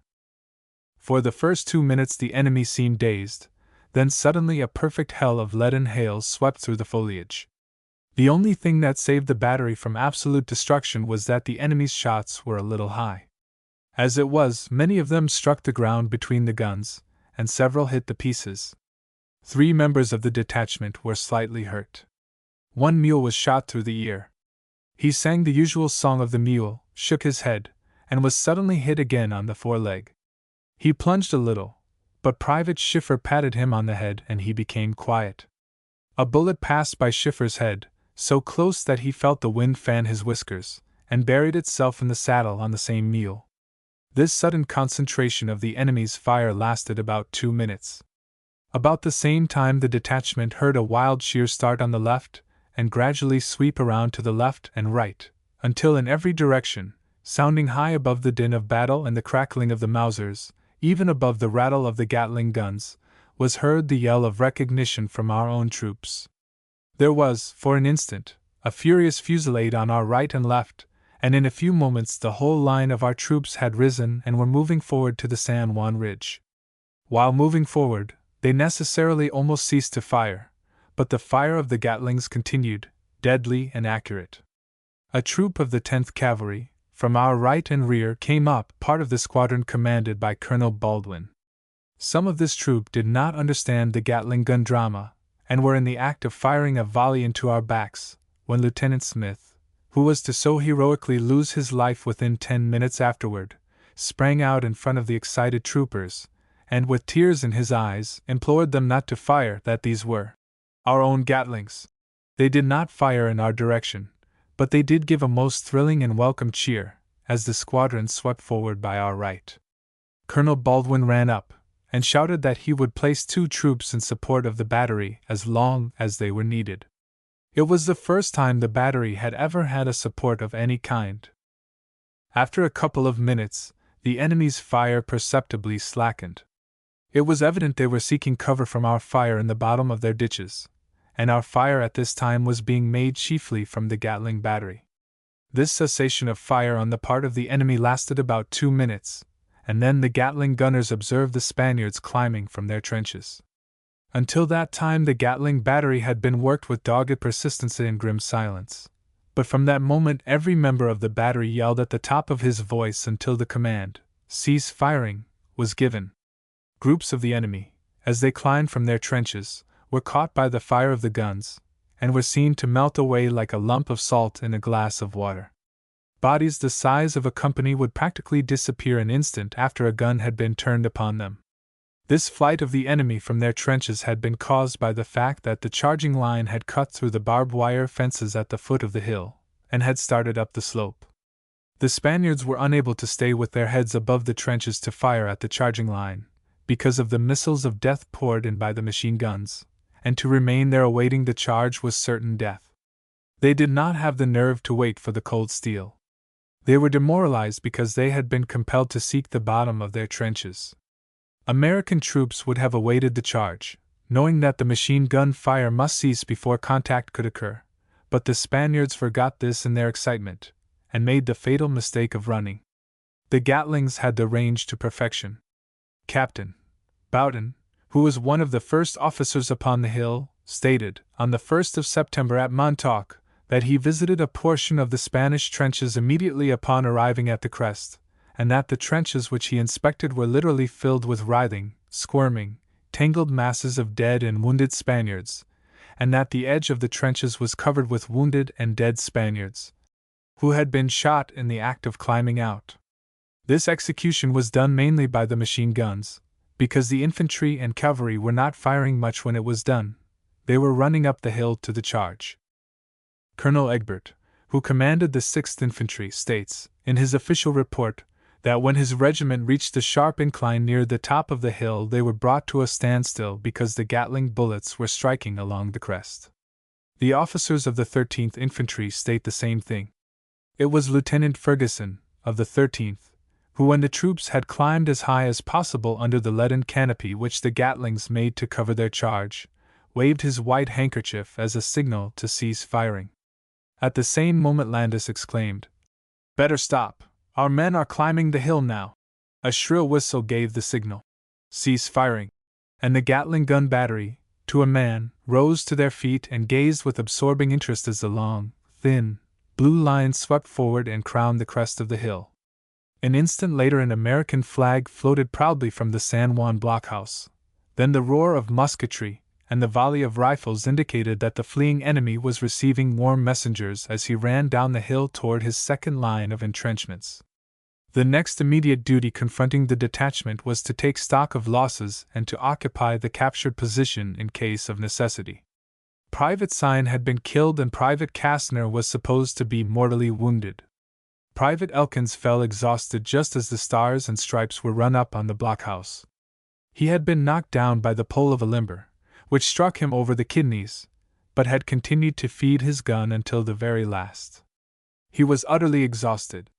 Sergeant Green had been wounded slightly in the foot, but not enough to disable him. Private Bremer had been hit early in the morning by the fragment of a shell on the hand. 1 or 2 other members had been merely touched, grazed by balls. Private Greenberg had been overcome by the heat. Merriman, one of the teamsters, as stated before, had been seized to carry wounded. Private Lauer was missing and Dellet sunstruck. Private Hoft had joined the battery on hearing it go into action, and it was necessary to send someone back as guard over the camp equipage. A volunteer was called for, and it was with the utmost difficulty that a member of the detachment, Private Pine, was induced to take this duty. He shot 4 Spanish sharpshooters, who were shooting at our wounded and our medical officers, out of trees near El Poso, during the remainder of the day. Private Chase had sprained his back so badly as to be unable to ride a mule, and 2 places were vacant for drivers. It was necessary to instantly supply this deficiency. Private Berkeley, 16th Infantry, who had assisted in passing ammunition during the firing, volunteered to drive one of the teams, and Private Correll the other. Private Raymond, 6th Cavalry, and Private Van Vanningham, of the same regiment, also joined the detachment at this point, being separated from their own commands. The pieces were limbered up as soon as these dispositions could be made, except Sergeant Ryder's gun, which had bent the pintle pin and consequently could not be limbered quickly. The other 2 pieces and the limber belonging to Ryder's gun were moved forward on a run to the captured position on the San Juan Ridge, gun crews riding or following as best they could. Both pieces went into action on the right of the road. A limber was then sent back for Ryder's gun, and it was brought up, Private Schiffer performing this duty under a perfect hail of dropping fire. In advancing from the position at the ford to the captured position, it was necessary to cut 3 barbed wire fences. The members of the detachment behaved with the utmost coolness, all working together to remove these obstructions, and not a man sought shelter, although a dropping fire was striking around the detachment, from some source. Where this fire came from it was impossible to tell, but it did not come from the enemy. The two pieces which first reached the top of the hill were halted under shelter of the crest, while the ground above was reconnoitered. It was instantly observed that the enemy was coming back for a countercharge. Accordingly, the pieces were immediately run to the top of the hill, the drivers, Schiffer and Corel, riding boldly up and executing a leftabout on the skirmish line, where the skirmishers were lying down. The pieces were unlimbered and instantly put into action at point-blank range, the skirmishers giving way to the right and left to make way for the guns. The enemy was less than 300 yards away, and apparently bent on recovering the position. The fire immediately became very hot. A skirmisher, who had thought to gain a little cover by lying down beside the wheel of the right gun, Green's, was shot through the arm. "I knowed it," he growled. "I might have knowed that if I got near that derned gun, I'd get potted." He rolled down behind the crest. A soldier produced an emergency packet, staunched the blood, and the wounded soldier, finding no bones broken, returned to the firing line and resumed his work. The enemy, at this part of the line, began to waver and again broke toward his second line of entrenchments.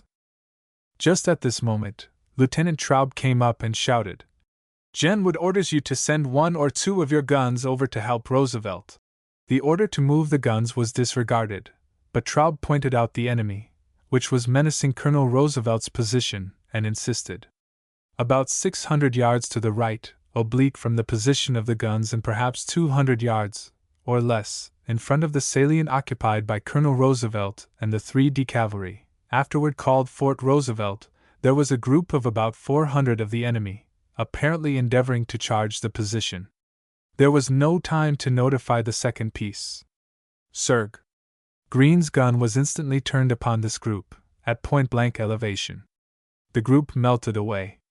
Captain Marcotte states that, after the surrender, some Spanish officers, whom he met, and who were members of this group, described this to him, stating that the enemy seen at this point was a body of about 600 escaping from El Caney, that they were struck at this point by machine gun fire so effectively that only 40 of them ever got back to Santiago, the rest were killed.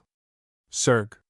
Green's gun, already heated to a red heat by the continuous firing of the day, had been worked to its extreme limit of rapidity while firing at this body of the enemy, and on ceasing to fire, several cartridges exploded in the gun before they could be withdrawn. A ball lodged in one barrel from one of these explosions, and this piece was drawn down out of action just as the piece which had been left at the ford returned. Subsequently, the disabled piece was sent back to the ford, with the idea that that would be a safer place to overhaul it than immediately in rear of the firing line. The piece remained at the ford until the night of the 3d of July, when it was brought up to the battery, then at Fort Roosevelt, and on the 4th was finally overhauled and put into action. This led to the impression, on the part of some of the command, that one of the Gatlings had been blown up, which was not true. The gun was not injured, except that one barrel could not be used during the remainder of the fighting, but the gun was used on the morning of the 4th, and during the whole of the engagement on the 10th and 11th, as well as on outpost duty, using 9 barrels instead of 10. Following this repulse of the enemy, which occurred about 4:30 p.m., there was a lull in the firing. Advantage was taken of this to visit Colonel Roosevelt's position and inspect the line of battle. Upon reaching the salient, Colonel Roosevelt was seen walking up and down behind his line, encouraging his men, while a group of them was held, just in the rear of the crest, in charge of Mosh Jenkins, to support the firing line if necessary. On the right of the Rough Riders, the 3D Cavalry were in the fight, and Captain Boughton was again encountered. The firing suddenly began again, and it was remarkable to observe the coolness with which these two officers sauntered up and down the line, utterly regardless of the bullets, which were cutting the grass in every direction. There were no soft places on this part of the hill. The enemy's sharpshooters, up in high trees, were able to see every point of the crest, and were dropping their shots accurately behind it at all points. Just at this moment, Serg. Weigel came up with his gun. Serg. Weigel had had a hard time. His gun had been taken, under direction of Lieutenant Miley, to a point near the San Juan farmhouse, and pulled to the top of the hill. Weigel, whose only idea of a battle, at this time, was a chance to shoot, had been, to his intense disgust, restrained from opening fire. Then the piece had been taken down from the hill and around to the left of the line, where Lieutenant Miley's duty as aide had carried him, to observe the progress of the battle, and Weigel had been again denied the privilege of potting a Spaniard. He was the most disgusted man in the American army. He was furious. He was white-hot. He was so mad that the tears rolled down his cheeks, as he reported with a soldierly salute. "Sir, Sirg." Weigel reports, with his gun. "Lieutenant Miley did not allow me to open fire. I would like to have orders." In spite of the critical condition of the engagement, it was extremely ludicrous. But the reopening of the fire at this moment presented an opportunity to accommodate the sergeant to his heart's content. He was directed to run his piece up on the firing line, report to the officer in charge thereof, and go into action as soon as he pleased. Within 30 seconds he was getting his coveted opportunity. He fired until his gun became accidentally jammed, pulled it down behind the crest of the hill and removed the defective cartridge, returned it, and repeated this operation, actually bringing the gun down 3 times, and returning it into action, doing very effective work, and all the time displaying the utmost coolness and good judgment. A sharpshooter began to make a target of Weigel's gun, and potted a couple of men belonging to the cavalry near it. This made Weigel so mad that he turned the gun, for a moment, upon the tree in which the sharpshooter was concealed. That sharpshooter never shot again. Finally, Weigel's gun got so hot, and he himself so cool, that he concluded the piece was too warm for further firing. So he ran it down behind the hill, and ran his detachment back on the hill with rifles, and during the remainder of the evening, the members of this crew practiced with long toms upon the Spanish soldiers. On returning to the other 2 pieces near the road, they were moved to another position, on the other side of the road. This precaution was judicious in order to conceal the pieces, or change their position, because the enemy had pretty thoroughly located them in the previous brush, and it was rather dangerous to remain at that place. It was now nearly sundown. Scarcely had the pieces opened at this new position, when a battery of the enemy's artillery, located near the hospital, began to fire at them. There was a heavy gun, which made a deep rumbling sound, and this sound was supplemented by the sharp crack of a field piece. A shell came whistling overhead and exploded within 30 yards of the battery, just beyond it. Another one came, and this time the enemy's artillery was located. Quick as a flash, the 2 Gatlings were turned upon the enemy's guns at the 2,000-yard range.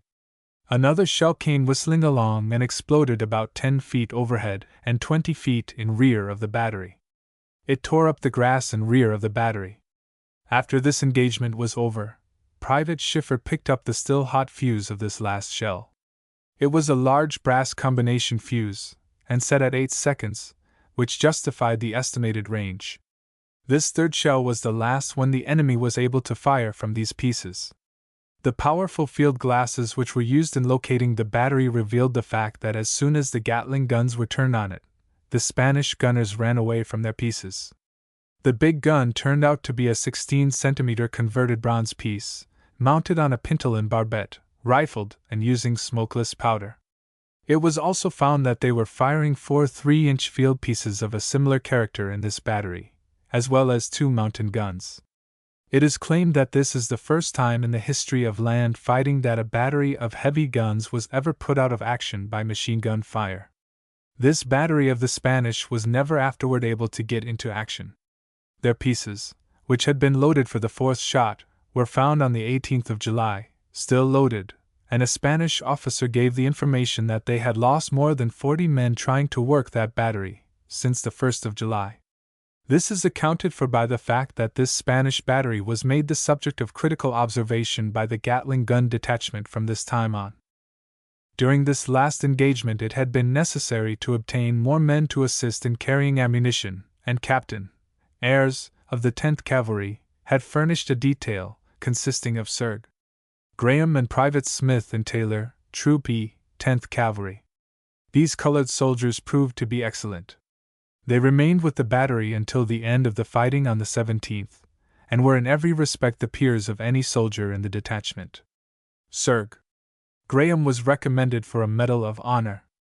Privates Smith and Taylor did as good service, were as willing, as obedient, as prompt, and as energetic in the discharge of their duties as any commanding officer could wish to have. It is a great pleasure to be able to give this testimony to the merits of our colored troopers, and to say, in addition, that no soldiers ever fought better than the brunettes of the 9th and 10th Cavalry, who fought from the 3d of July until the 12th, near or with the Gatlings. After the firing at the ford had ceased, Captain Marcotte had returned to El Poso to investigate the movements of our artillery. These were then, and have remained, one of those inscrutable and mysterious phenomena of a battle, incomprehensible to the ordinary layman, and capable of being understood only by scientific soldiers. The charge upon the San Juan Ridge was practically unsupported by artillery.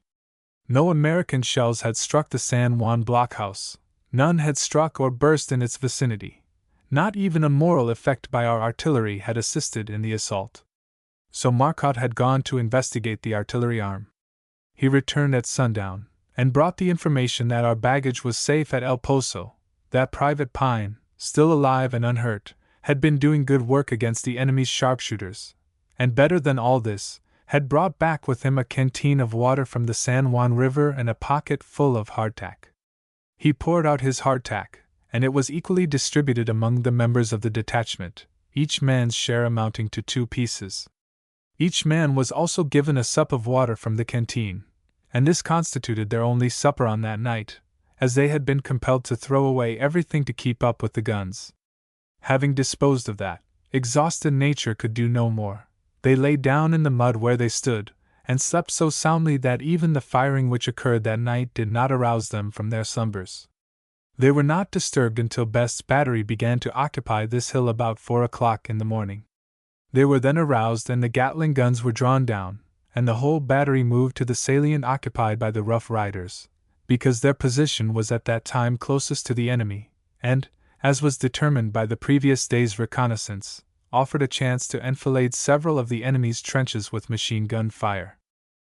To dispose of the subject of artillery, it may be said that Best's battery and some other artillery occupied the ground vacated by the Gatlings on the morning of July 2d, fired 4 shots, and then withdrew with more haste than dignity. They remarked, "This is the hottest fire to which artillery has been subjected in modern times," and lit out to find a cooler place. They found it, so far in rear that their fire was almost equally dangerous to friends and foes on account of the close proximity of the 2 firing lines. The obvious conclusion is that machine guns can live at close ranges, where artillery cannot stay. There is no better light artillery in the world than that which had to withdraw from San Juan blockhouse and its vicinity, on the morning of July 2d. Chapter 8. Tactical Analysis of the Battles at Santiago. The situation of affairs on the night of the 1st of July was rather critical. The plan which the general had laid down had been delayed in execution at El Caney, while the impetuosity of the troops had precipitated an unexpected rapidity of movement at San Juan. Capron's battery had opened at El Caney about 7:30 o'clock, with badly aimed and ill-directed fire, which did very little damage to the enemy. The troops engaged in this part of the battle were pushed forward until, by about 11 o'clock, they had become pretty thoroughly deployed around the vicinity of Las Guamas Creek. They had also extended slightly to the right and to the left toward the Du Curat house. The Spanish forts obstinately held out, and the handful of Spanish soldiers in El Caney and vicinity stubbornly resisted the attack made by our troops. About 9 o'clock, Hamilton's right piece, No. 3 of Capron's battery, succeeded in planting a shell directly in the old stone fort, which knocked a hole in the masonry. But just at this juncture, the battery was ordered to cease firing at the blockhouse, and to shell the enemy's trenches. The enemy forthwith utilized the hole made in the wall by the shell as a loophole, and continued to fire through it until the fort was taken by the infantry assault at about 4:30 o'clock. No worse commentary than this could possibly be made upon the tactical handling of this battery of artillery, because, having obtained perfectly the range of the enemy's stronghold, it was simply asinine not to knock that blockhouse to pieces immediately. So Lawton's division had remained in front of El Caney, held by about 1,000 Spaniards, while the shadows crept from the west to the north, from the north to the northeast, and from the northeast toward the east. It was coming toward night before the artillery was finally turned loose. One corner and the roof of this blockhouse were knocked off, but even then the artillery was so poorly handled that the enemy had to be dislodged from this blockhouse by hand-to-hand fighting. A single Hotchkiss gun, properly handled, should have converted it into ruins in 30 minutes. While these events were transpiring, Kent and Wheeler, constituting the left wing of the army, had moved forward on the El Poso road, parallel to the Aguadores River, as far as the San Juan, had captured the San Juan farmhouse, and had gradually deployed to the right and to the left along the San Juan River. About 1 o'clock their line had swept forward and had captured the first ridge between the San Juan and the city of Santiago, the San Juan Ridge, driving the enemy on this portion of the field into their last trenches. But the right flank of this wing was entirely unsupported, and the road by the way of Fort Canosa to San Juan, passing by the portion of the line subsequently occupied by the dynamite gun, marked the extreme position of the right of this wing of the army. The enemy was already well toward its right, and had the excellent El Caney road to move upon. He was thoroughly familiar with the country, while the troops composing this wing were exhausted by the charge. This wing had no reserve that the firing line knew of, and, as a matter of fact, had none except 2 battalions of the 71st New York, which had not got into battle, and which were scattered along the road from the San Juan River to Siboney. The position occupied by the left wing of the army was a strong natural position, but had no protection for the right flank. In this, Lawton's division did not execute the part of the battle assigned to it. Thus the officers on the San Juan Ridge, who knew anything about the plan of the battle, were constantly directing their gaze, at every lull in the fighting, toward El Caney, and to the right of Gen Wood's position, but there were no indications of the approach of Gen Lawton. Returning now to the right wing, the San Juan blockhouse and the ridge in its vicinity having been captured, a glance at the map will show that the retreat of the Spanish forces at El Caney was in imminent danger of being cut off. This capture occurred at 1:23-1/2 p.m. The Spanish commander at El Caney had been killed about noon, his men had suffered heavily, and the new commanding officer discovered that his retreat by the El Caney road was threatened. The only other line of retreat was by way of the San Miguel and Cuevitas roads. The Spanish forces at El Caney were also running low in their ammunition, and it was therefore decided to withdraw. Portions of the Spanish troops did withdraw, some by way of the El Caney road towards Santiago. The remainder, some 350 or 400, were crushed in the final charge upon El Caney, between 4 and 4:30 o'clock. Gen Lawton's division then proceeded down the El Caney road to Santa Cruz, passing by way of the Masonry Bridge. This was about dusk. The division marched in columns of 4s, with the artillery in front in column of sections, and without even an advance guard thrown out. The artillery had passed the Masonry Bridge and had nearly reached the Santa Cruz farmhouse, when the order was given to halt. The division halted in the road and began to cook supper. Fires were kindled, and coffee put on to boil. Suddenly, a few shots came scattering over the ridge and dropped in among the troops. A messenger was sent back to Gen Shafter to inform him that further advance in this direction was not practicable, as the enemy had been encountered in force. The position this division was destined, in the beginning, to occupy was within less than 300 yards of where it halted. There was no large body of Spanish troops in that portion of the field. The whole valley between that ridge and Santiago had been swept by machine gun fire during the afternoon. It is possible that there might have been a few Spanish pickets on the ridge, but this is not believed to be probable. There was some firing about this time from the Spanish trenches near Fort Canosa, at the 13th Infantry upon the hill where the dynamite gun was subsequently placed. A glance at the map will show that these shots, having passed over the hill, would drop in the vicinity of the Masonry Bridge and the Santa Cruz farmhouse. This was the firing that alarmed Lawton's division and caused the report mentioned to be sent back to General Shafter. This statement of the conditions has been necessary in order to understand why the countermarch was made by Lawton's division. The position at El Caney had ceased to be of any importance as soon as the San Juan blockhouse and ridge were taken. Any Spanish troops remaining at El Caney were necessarily victims. But it was vitally important to hold the position gained by the left wing. The appearance of a heavy force of the enemy in front of the Masonry Bridge could signify only one thing, and that was that the left wing, with its right flank in the air, was liable to be doubled up at any moment by a heavy force of the enemy striking it upon that flank. Further, that Gen Lawton, with this column advancing on the El Khani road as before explained, was liable to be struck at the head of his column and similarly doubled up.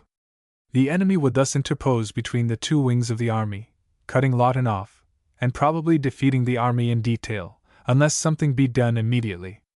Of course, it is known now that this operation of the enemy was never probable for an instant, but that was the status of affairs at midnight on July 1st, as then reported to the commanding general.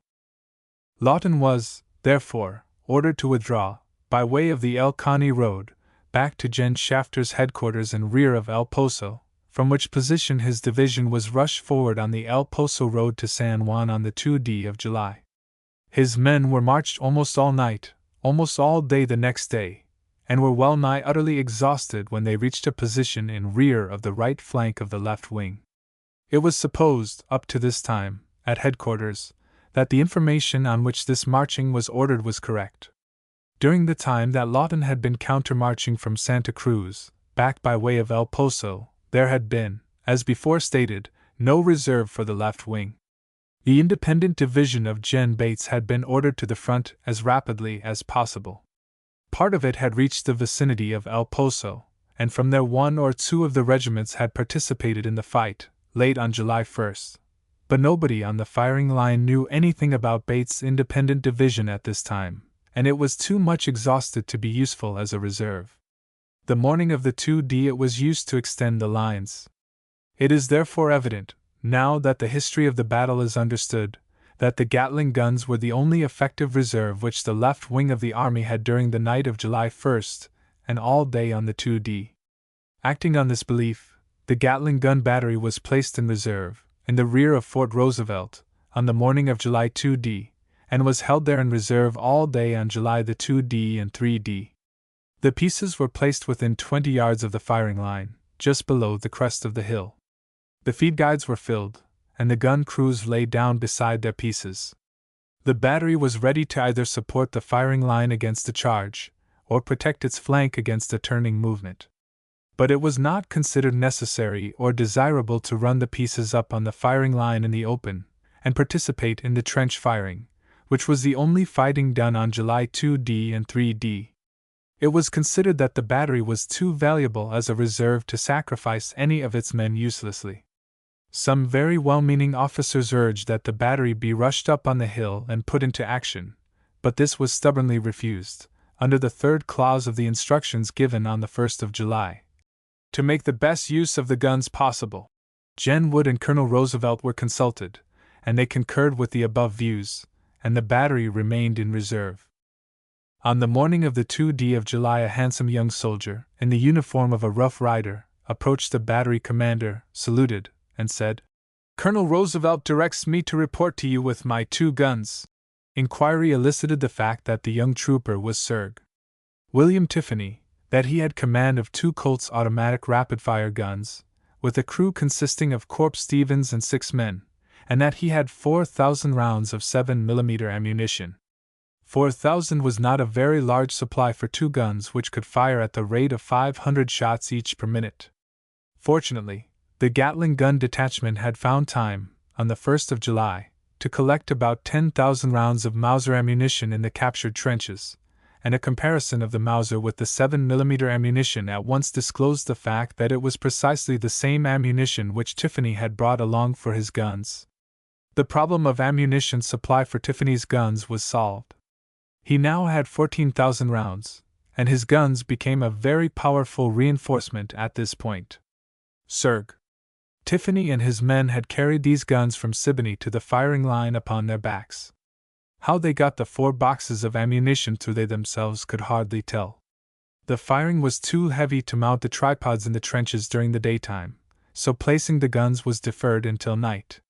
For some reason it was not practicable to place the tripods on the night of the 2d, and they were finally placed on the night of the 3d. Sir Tiffany, with 2 of his men, aiding in digging the emplacements. While digging, suddenly a burst of firing broke out, and it was believed by many that a serious night attack had been made. During the firing, Captain Ayres, of the 10th Cavalry, and Colonel Roosevelt again displayed those characteristics of fearless bravery which so endeared these two gallant officers to their men. Some of the troops in the trenches had begun to fire wildly. In fact, all the firing was done wild. There was no sense in any of it. There was no occasion for it. Intent listening to the enemy's fire made it absolutely certain that their firing never approached nearer our lines. There may have been some small body seeking to explore the road, but there was no indication of any attack in force. At any rate, Roosevelt and Ayres determined to stop the firing of our line, and suddenly, above the din of battle, these two officers could be heard, tramping up and down the trench in front of their men, haranguing, commanding, ridiculing their men for shooting in the dark. Ayres told his men that they were no better than the Cubans, upon which the burly black troopers burst into a loud guffaw, and then stopped firing altogether. Roosevelt told his men that he was ashamed of them. He was ashamed to see them firing valuable ammunition into the darkness of the night, aiming at nothing, that he thought cowboys were men who shot only when they could see the whites of the other fellows' eyes. They also stopped firing. The enemy's bullets continued to whiz by for a few minutes, and they too ceased firing, and everybody began to laugh at everybody else. Tiffany had joined the two officers in their walk up and down, exposing himself with the utmost coolness. He and his men now succeeded in placing his guns in the trench, and from that time until the end of the fight, they could hardly be induced to leave them long enough to eat. They didn't leave them to sleep. They slept in the trench by the guns. About 1 o'clock on the 3D there was a lull in the firing, during which a flag of truce was sent with a communication to General Toral, notifying him that a bombardment would follow unless he surrendered. The firing was resumed and continued until about 12:30 on the 4th of July, at which time another flag of truce went up, and there was no more firing until the 10th of July at about 3 o'clock. Troops, however, were compelled to lie on their arms. The relief was constantly in the trenches, and the nervous strain was even worse than the actual dangers of battle. Negotiations for capitulation having failed, firing was resumed about 3 o'clock on the 10th, and continued until 1 o'clock on the 11th of July. In this firing all 4 of the Gatling guns were used, Tiffany's guns and the dynamite gun under Serg. Boro participated. 3 of the Gatling guns had been placed in the trench on the night of July 3d. The wheels were taken off and laid on the ground in the rear of the pieces. Sandbag revetments were built up in front of the guns, and each crew divided into 2 reliefs. One relief was required to be constantly at the gun and always ready for instant action. The 4th gun, the one that had been temporarily disabled, was repaired on the 4th, thoroughly cleaned, and placed in reserve behind the crest of the hill. On the 4th of July, Serg. Boro had been directed to obey any instructions given him by the Gatling gun commander, and the dynamite gun had been placed in position to cooperate with the battery of machine guns. There were now, therefore, 7 pieces in the battery. It was the most powerful and unique battery ever used in battle. The Sims-Dudley pneumatic dynamite gun throws a Whitehead torpedo, carrying a charge of 4½ pounds of explosive gelatin. The effective force of this charge is equal to that of 9 pounds of dynamite, number 1. The charge explodes, on striking, by means of a percussion fuse, and steadiness of flight is secured by means of a vane. The propelling force is a charge of 7 ounces of smokeless powder. The gun is pointed in the same manner as a mortar, and fired in the same manner as a field piece. During the 10th and 11th considerable attention was devoted to the tactical cooperation of the guns composing this unique battery. The plan adopted was for the dynamite gun to throw a shell toward a designated point. Upon the explosion of this shell the Spanish soldiers invariably exposed themselves, and were immediately assailed by machine gun fire. Occasionally a dynamite shell would fall with sufficient accuracy to do efficient work on its own account. On the afternoon of the 10th a dynamite shell fell in a long trench near Fort Canosa, clearing out the trench. The Spanish survivors were cut down almost to a man by the machine gun fire, and the Spanish troops were unable to occupy this trench until the following morning, when the operation was repeated, practically destroying the usefulness of this trench during the whole fight. Captain Duncan, of the 21st Infantry, states that this relieved his battalion of an enfilading fire, and was of valuable service to them. Another dynamite shell, on the afternoon of the 10th, fell into a Spanish battery of artillery near the Brick Hospital and completely destroyed the battery, which consisted of two 3-inch guns. In all, about a dozen dynamite shells were thrown with some degree of accuracy, and with good effect. The 4th Gatling gun, which had been held in reserve, was used during the afternoon of July 10th, and all day on the 11th, to pour a vertical fire upon the city of Santiago, beyond that portion that was visible to the American troops. Perhaps 6,000 or 7,000 shots were thus dropped into the heart of the city, making the streets unsafe, communication difficult, and striking terror to the hearts of the Spanish troops who were held there in reserve. Gentoro, in his official statement to his own government, specifically mentions this fire as one of his principal reasons for surrender. On the afternoon of the 10th and during the 11th of July, a battery of mortars, under command of Captain Ennis, posted about half a mile to the right of the machine gun battery, threw a few shells at the enemy's entrenchments. There were 4 of these mortars in action, and they were placed behind the ridge in a perfectly safe position. They threw, perhaps, 25 shells all told. The first 8 or 10 failed to explode for the reason that the fuses had not been punched. Finally, Captain Ennis discovered that his shells were not exploding, and on inquiry, found that there was no fuse punch in the battery. He succeeded in finding a bradawl, which, luckily, some member of the battery had in his pocket, and showed a sergeant how to punch the fuse with a bradawl. After this, the mortar shells exploded all right. None of this fire, however, was directed at the city. It was directed at the trenches of the enemy, and not over 8 or 10 of the shells fell with any precision. The mortar fire was effective in the sense that it tended to demoralize the enemy, but its material effect was very small. There was no firing of field pieces during all this time of which any account is necessary. The field pieces were even less useful during this time than they were on the 1st of July, if such a thing could be possible. On the night of the 4th of July, the reserve Gatling gun was posted to command the Fort Canosa road, in support of a picket on that road, and from that time until the surrender this piece was posted there every night. The members, therefore, of this detachment did practically double duty. This was the gun in charge of Serges, Weischar and Ryder, referred to in the official report. Luckily, it was not fired, but there can be no doubt of the immense value it would have had if its use had been necessary. Summing up the use of machine guns from the 2d to the 11th of July, inclusive, it may be said that they demonstrated the use of the arm as a tactical reserve and an auxiliary to an outpost, and that, in combination with the dynamite gun, they demonstrated that a new arm of the service had been formed which can live at closer range to the enemy, and do far more effective work than artillery. Nor is this all to be considered. It should be remembered that a field piece throws a shell which breaks into 273 fragments. The machine gun throws 1,000 shots, and each of these shots is aimed with absolute precision.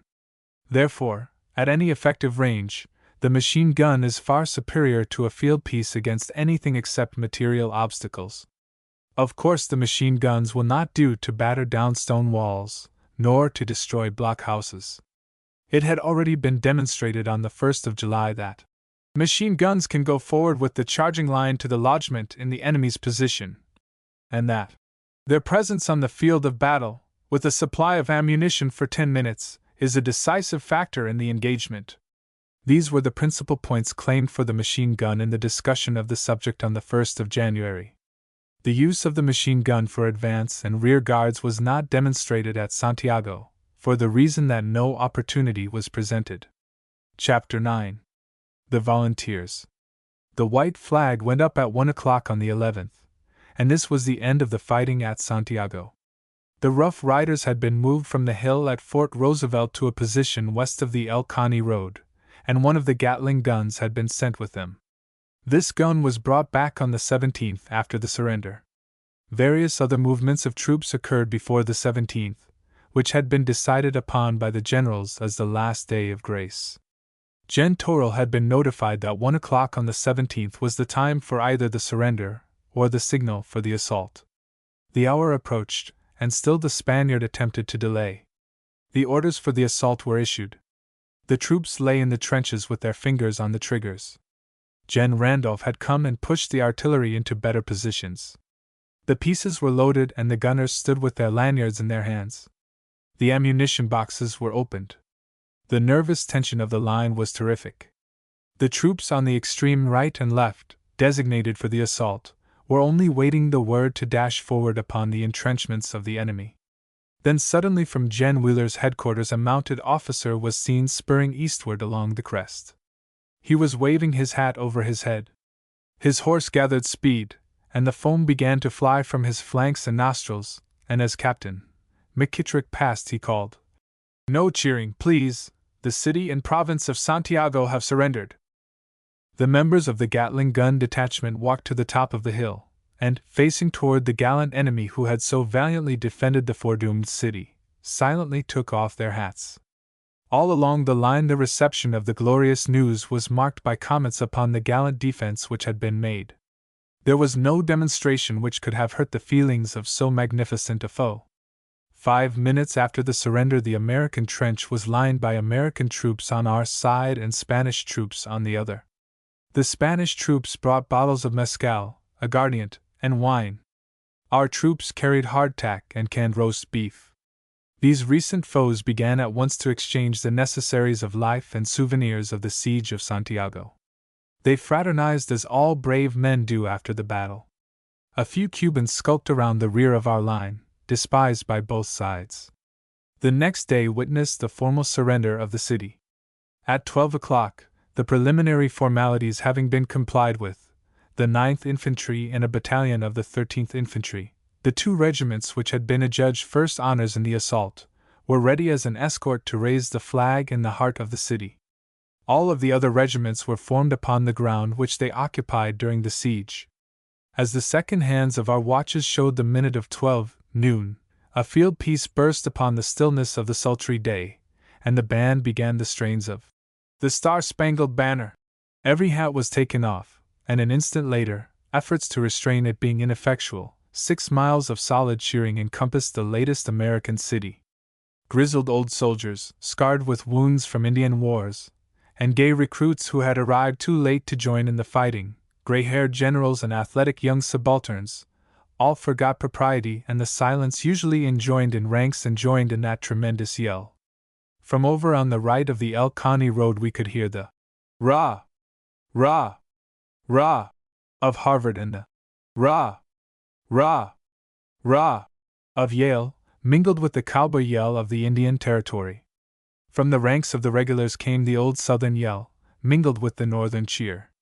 The most thrilling and dramatic moment of the Spanish-American War had passed into history. The troops settled themselves down to wait for developments, and while they waited, opportunities were presented for the first time to make observations of the personnel of this heterogeneous army.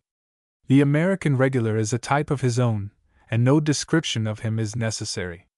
He was the fighting strength of the 5th Corps. Only 3 volunteer regiments participated in the charges of July 1st: the 71st New York, the 2d Massachusetts, and the 1st Volunteer Cavalry. The volunteers presented many different types, some good, some otherwise. There should be no sympathy with that servile truckling to popular sentiment which speaks of our brave volunteers indiscriminately, as if they were all good and all equally well instructed. There were volunteers who were the equals of the regulars in fighting and in leadership. And there were some who should have been at home pulling on a nursing bottle or attending a kindergarten. To praise them indiscriminately creates a false impression on the public, and works a rank injustice toward those who were really good and efficient in the service. It does even worse than that. It fosters the popular idea that all there is to do to make soldiers is to take so many laborers, clerks, hod carriers, or farmers, and put on them uniforms, arm them with rifles, and call them gallant volunteers. Out upon such an insane delusion! Fighting is a scientific trade. It would be no more absurd to give an idiot a tambourine and call him a musician. He would be an idiot all the same. So with the clerk, the laborer, the hod carrier, the teacher. He remains the same in spite of all the polished arms, resplendent uniforms, and pompous titles bestowed upon him. He remains just what he was before, until he learns his new trade and becomes a soldier by the acquisition of the necessary knowledge and experience to practice his new calling. It is one of the duties of trained officers to tell these homely truths to the people who have not made a study of the matter, in order that they who foot the bills may understand what they pay for and why they do it. And it is equally the duty of the citizen who has no knowledge of the subject to give a fair hearing to such statements, and if he finds them correct after due investigation, to translate the information thus imparted into such laws as will in future supply an army composed of soldiers who can fight, instead of a herd of ignorant incompetents who die like rotten sheep within half an hour's ride by rail of their own homes.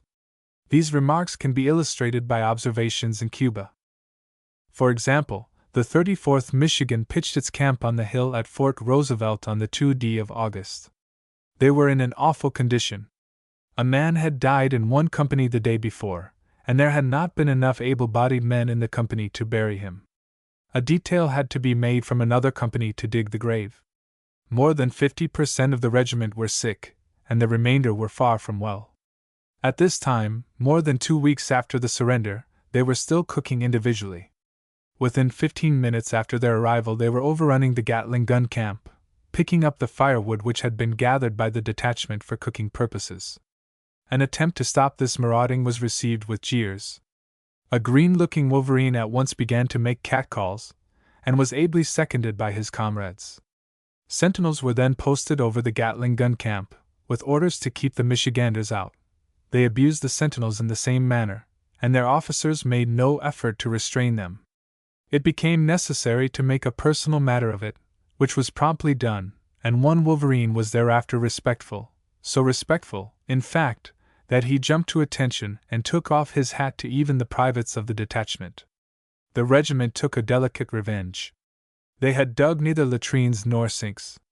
Up to this time they used the surface of the campground over their own camp for this purpose. They now took possession of a trench within 20 yards of the battery's tents. The nuisance was intolerable, and was reported to their brigade headquarters.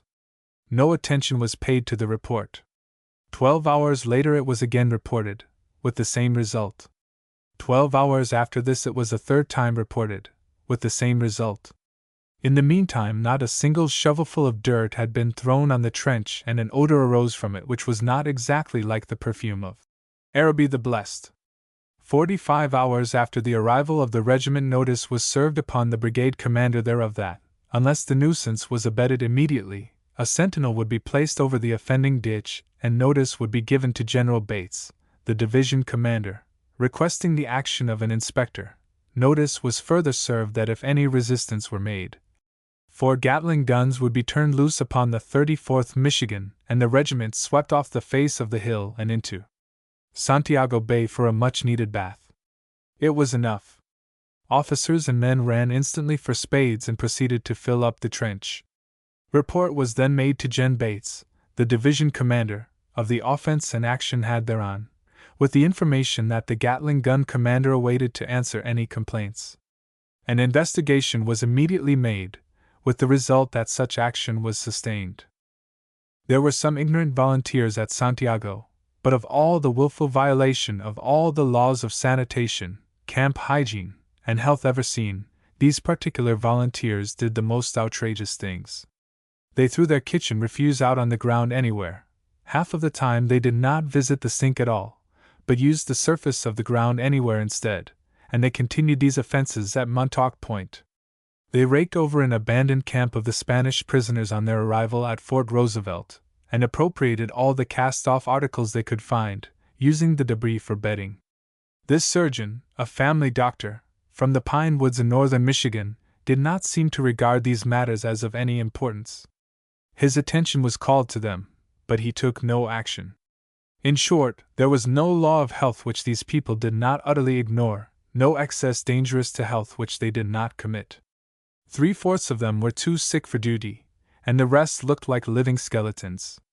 They fairly wallowed in their own filth, and cursed the climate of Cuba on account of their sickness. In sharp contrast to the 34th Michigan was the 1st U.S. Volunteer Cavalry, the Rough Riders. This was an organization the peer of any in the regular army in morale, in fighting, and in every quality that goes to make up a fine body of soldiers. They were picked men, all classes were shown in that organization.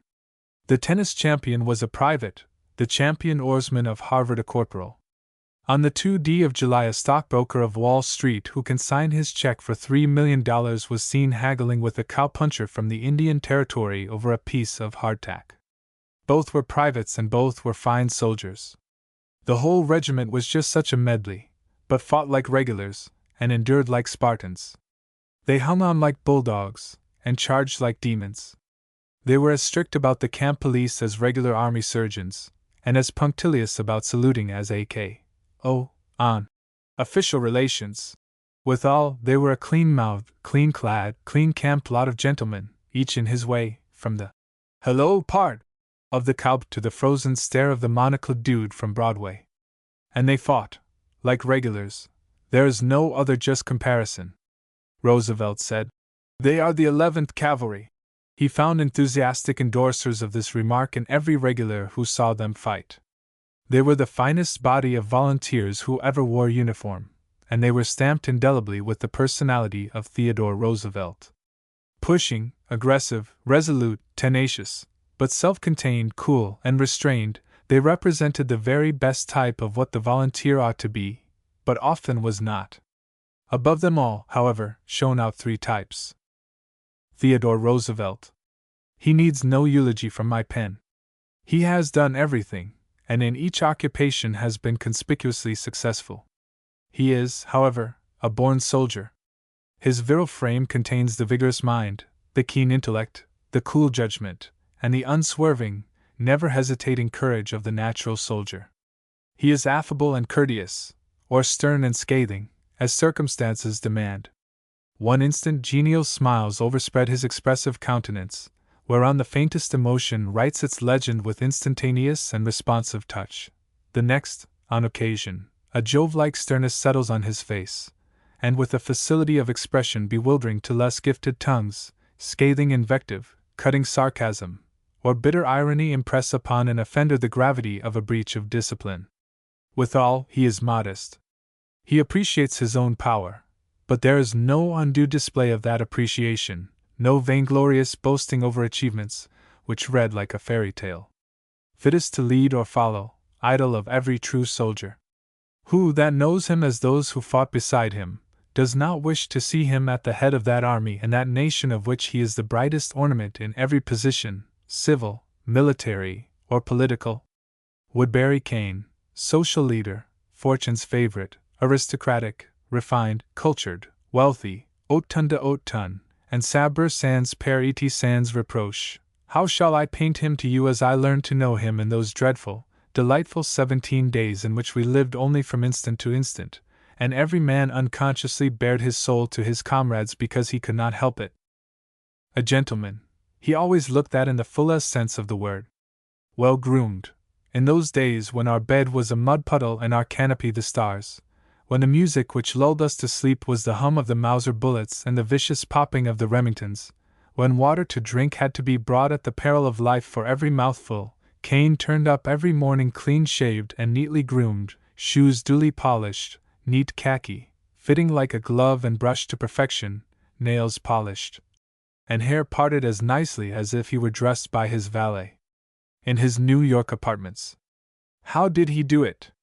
We never knew. He kept no servant, he took his regular turn in the ditches, in the mud, or torrid sun, or smothering rain.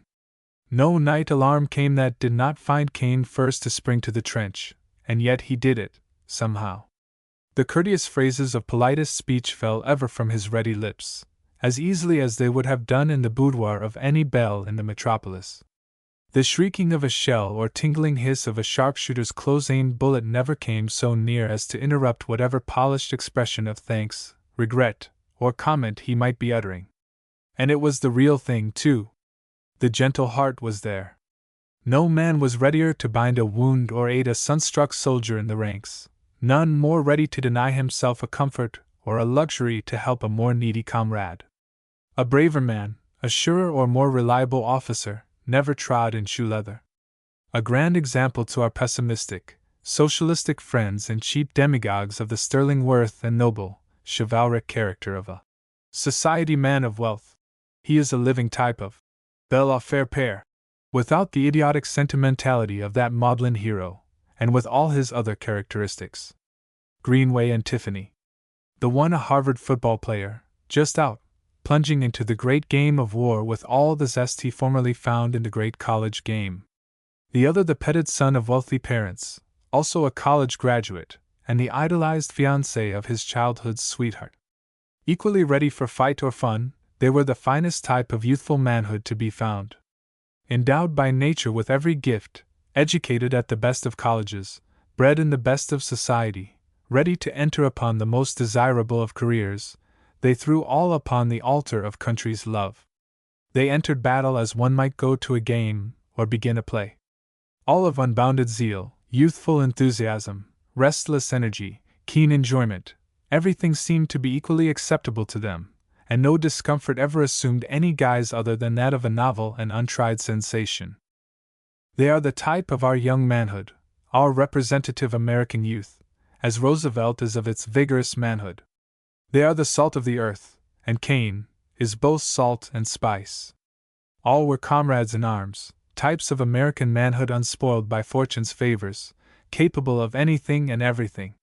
Such men mold the destiny of this great nation, and in their hands it is safe.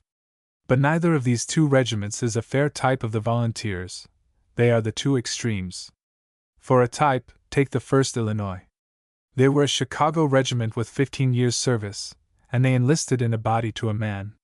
They reached the firing line on the 10th and participated in the fight with 2 battalions, with distinguished gallantry. The 3rd Battalion was detailed on the necessary but unpleasant duty of caring for the yellow fever hospital at Siboney. These city-bred volunteers peeled off their coats, buried yellow fever corpses, policed the hospital and hospital grounds, and nursed the victims of the scourge.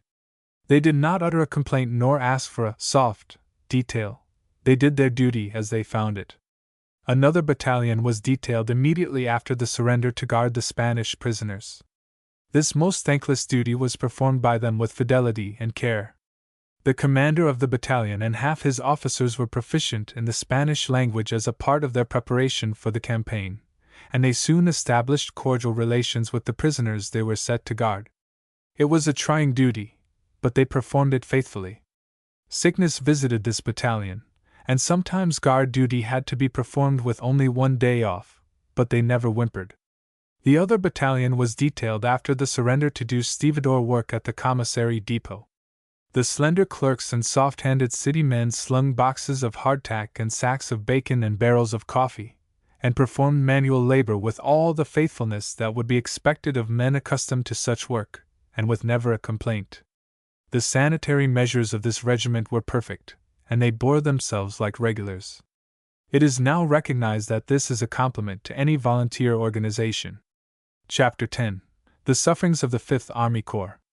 In such a campaign as that of Santiago, a certain amount of suffering is inevitable. In such a climate as that of southern Cuba, a certain amount of disease is unavoidable. In the very hotbed of yellow fever and malaria, no army could hope to escape without contracting these diseases, and in a campaign conducted with the marvelous celerity of the one at Santiago, some difficulty in forwarding supplies must necessarily be encountered. The root of all our difficulties lay in the fact that the commanding general had under him supplied departments, whose officers reported to heads of bureaus not under control of the corps commander. This caused unnecessary delays in obtaining supplies, entailed confusion in their distribution, and led to suffering beyond what was necessarily the result of the climate and the campaign. A brief description of the method of obtaining supplies will make this point more clear. When a given article was wanted, whether it was soap, quinine, tentage, or transportation, a requisition upon the chief of the proper bureau at Washington had to be made, with full statement of the reasons for the request. This requisition had to be approved by all intermediate commanders and go through military channels to the chief of the bureau, who might or might not be convinced of the necessity for the article wanted. His action being endorsed thereon, the requisition returned through the same devious route, and possibly might be followed in course of time, either by invoices from some distant purchasing agent of the required articles, or by directions of the bureau chief to make further explanations. The usual length of time allowed for an official communication through military channels, in time of peace at home, from any regimental headquarters to Washington and return, is from 10 to 30 days. Here was the first cause of suffering. If the heads of the supply departments in the field, beginning at Tampa, could have acted promptly upon the orders of their respective commanding officers, without the action of any other authority, unnecessary delay would have been avoided. To illustrate this point, the Gatling gun detachment was ordered to be equipped with revolvers upon reporting to the detachment commander, and this order was issued on the 11th of June, before sailing from Port Tampa. They did not so report, and it devolved upon the detachment commander to make requisition for the necessary equipment. This was done, but no revolvers arrived. The invoices for revolvers reached the detachment commander on the 15th of September, at Fort Leavenworth, Kansas, where he was then, on leave of absence, sick, 10 days after the detachment was disbanded. This is an extreme case, but the same difficulty was experienced in obtaining supplies of all descriptions. It was, therefore, very difficult for a quartermaster, a commissary, a medical officer, or any other officer whose duty it was to obtain supplies, to have the same when emergency demanded it. The necessity for supplies could not always be foreseen, the quantity desired could not always be estimated for with precision, and it followed that sometimes there was a deficiency when the articles were needed. Again, the transportation of the Fifth Army Corps could not be made available at first to carry supplies up from the landing place. The troops had drawn travel rations, which lasted them until they disembarked. The first supply problem, upon landing, was that of issuing rations, and at the moment when every available boat was engaged in carrying troops ashore, it became necessary to put rations ashore also.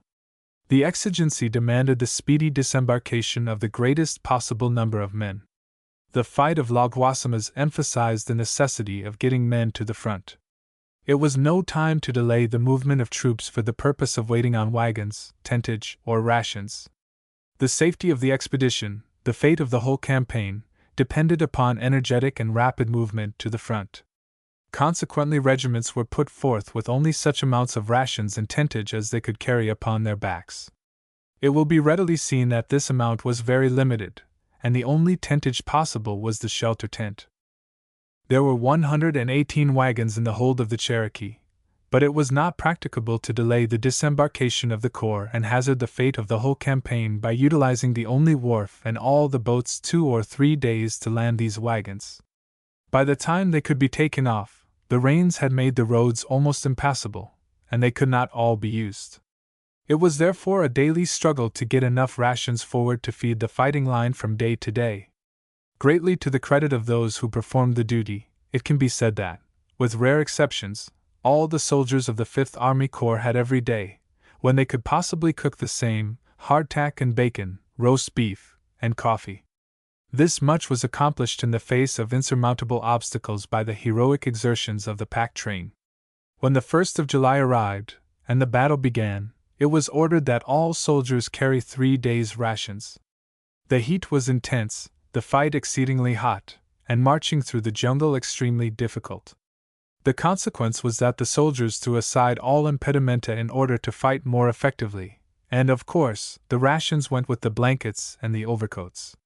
The man who held on to a canteen and haversack was fortunate.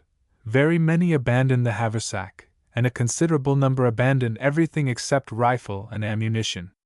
That was what won the fight, but it made hungry men, and it caused men to sleep on the wet ground under the open sky, without blankets or tentage. The pack train continued its magnificent work. During the fighting it had to bring ammunition. The men were supposed to have 3 days' rations. As soon as the deficiency became known to the higher officials, the pack train began to bring food. Commissary depots were established immediately in rear of the firing line, and issues of hardtack, bacon, and coffee, which were about the only components of the ration that could be brought forward in sufficient quantities, were made without formality or red tape. It was almost impossible to get a sufficient quantity of even these components to the front. Sometimes the ration was a little short. Bacon and hardtack for 17 consecutive days, after 3 weeks of travel ration, do not form the most appetizing diet in the world. The exposure consequent upon the fighting and lack of tentage had its inevitable result in sickness. The same difficulties which had beset the quartermaster and commissary departments were also encountered by the surgeons. Hospital accommodations were scanty, the quantity of medicines available was very limited, the number of wounded men disproportionately large, and when sickness was added to the wounds, the small number of surgeons available at the front were not able to give the individual attention and scientific treatment which forms a part of our admirable medical system in time of peace. There were only 3 or 4 ambulances available until after the 11th of July. A considerable number of the surgeons were on duty at the general hospitals far in the rear. The number at the front was not sufficient to attend to all the duties which devolved upon them. This deplorable condition reacted, causing a greater amount of illness. To add to this difficulty, the volunteers began to suffer excessively from the results of their own ignorance and carelessness, and when the yellow fever scourge was added to all the other difficulties which beset the Fifth Corps, the outlook became gloomy. The attempt has been made in the foregoing exposition of the conditions at Santiago to represent fairly the difficulties under which all parts of the army labored. The fact remains, nevertheless, that there was an appalling amount of suffering due to causes which might have been foreseen and which were easily preventable. On the 18th day of July the transports entered the harbor of Santiago. From that day forward there was unlimited wharfage at disposal, and there were excellent macadamized roads leading to all parts of the command. The fall of Santiago had been foreseen more than a week, and if there was not a sufficient quantity of wagons present on board the ships, there had been ample time to make telegraphic requisition for them to Washington. Up to the surrender, the suffering from sickness had been exceedingly light. There was something stimulating about the nervous strain and excitement of the time which kept the men up to their work, but the inadequacy of the medical supplies on hand had been amply demonstrated by the 10th, and it had become fully apparent that the medical corps was unable to handle the number of patients on hand. The previous remark about the practicability of telegraphing to headquarters for additional force applies to this department also. The principal sufferings after the surrender were due to 4 causes: first, improper clothes; second, improper food; third, lack of shelter; fourth, lack of proper medical attention. In regard to clothing and these other necessaries, it should be borne in mind that the corps which went to Santiago was virtually the regular army. Every regiment which went to Tampa went there ready for service. Its equipment was just as complete on the 26th of April as it was on the 6th of June. There should have been no problems to solve in regard to them, and yet there were many. The troops wore the same clothing to Cuba they had brought from Sheridan, Assiniboine, and Sherman. They wore winter clothing for their service in the torrid zone, and those who received summer clothing at all received it late in August, just in time to return to the bracing breezes of Montauk Point, where, in their enfeebled condition, winter clothing would have been more suitable. It did not require a professor of hygiene to foresee that the winter clothing used in northern Michigan would not be suitable for campaigning in southern Cuba in July, or that summer clothing suitable for southern Cuba would be too light for men returning to the northern part of Long Island. Is it to be concluded that it was impossible to obtain summer clothing for 18,000 men between the 26th of April and the 6th of June? Most of the troops were embarked upon the transports by the 10th of June. Their food on transport consisted of the travel ration, canned roast beef, canned baked beans, canned tomatoes, and hardtack, with coffee, were the components. They subsisted upon this food, imprisoned in fetid holds of foul transports, unfit for the proper transportation of convicts, until the 25th day of June, when they disembarked. On drawing rations for the field, it was found that the field ration would be of the same components, with the addition of bacon and minus the baked beans and tomatoes. During the emergency, up to include the 18th day of July, this was the ration. Occasionally a few cans of tomatoes found their way to camp, but rarely. The ration was always short, such as it was, but this the soldiers could have endured and did endure without a murmur. But on the 18th of July, with unlimited wharfage at a distance of 2.5 miles, with excellent roads, and with abundance of transportation, see Gen. Shafter's official report, and with surrender foreknown for a sufficient length of time to have brought any quantity of vegetables from New York City, the ration continued to be bacon, canned beef, hardtack, and coffee. Finally, About the 25th of July, small amounts of soft bread began to be doled out, and an occasional issue of frozen fresh beef was made. It was soon demonstrated that not sufficient fresh beef could be made available. The vegetables which had been brought had nearly all spoiled on the transports. Hundreds of barrels of potatoes and onions were unloaded upon the docks and were so badly decayed as to make them useless. These vegetables had been drifting about the Caribbean Sea and upon the Atlantic Ocean since the 9th and 10th of June. Occasionally it was practicable to get a quarter or a half ration of potatoes and half of the usual allowance of canned tomatoes, but that was all. It did not require a professor of hygienic dietetics to predict that men fed in the tropics upon a diet suited to the icy shores of Greenland would become ill, especially when they were clad in a manner suited to the climate of Labrador. Are we to conclude that it was impossible to get rice, beans, canned fruits, canned corn, and other vegetables to take the place of potatoes and onions? The allowance of tentage was prescribed for each regiment. Granted that it was impossible to get tentage up until after the surrender, yet it should have been practicable to forward tentage over 2½ miles of macadamized roads. Yet whole regiments remained without tentage until they embarked for the United States. The 13th Infantry did not get tentage until the 5th of August. The 20th Infantry and the 3D Infantry obtained a portion of their tentage about the same time, but a large part of these regiments remained under shelter tents until they re-embarked. The 1st Illinois and the 34th Michigan remained in shelter tents until the 15th of August, at which time the author embarked for the United States. These regiments are fair examples. The Gatling gun detachment was provided with shelter halves and remained under them until the 10th of August. Repeated applications for proper tentage were made, accompanied by medical certificates that the issue of tentage was imperatively necessary for the health of the command. Endorsements thereon by the chief quartermaster of the 5th Corps as late as the 5th of August showed that there was no available tentage for issue. Application was made to the regimental commander, 13th Infantry, for a portion of regimental tentage for the detachment of the 13th Infantry. But in spite of the fact that the reduced regiment had on hand all the canvas prescribed for the full regiment, none could be obtained for the detachment. The detachment commander was entirely without tentage from the 25th of June until the 5th of August, 45 days in the rainy season in Cuba, exposed to the torrid sun by day, to chilling dews by night, and the drenching rains of the afternoon, without shelter from any inclemencies of the weather, and this in spite of repeated applications to proper authorities for the suitable allowance of tentage. Is it any wonder that men grew sick, and that death stalked broadcast through the camp of the 5th Corps, under these conditions?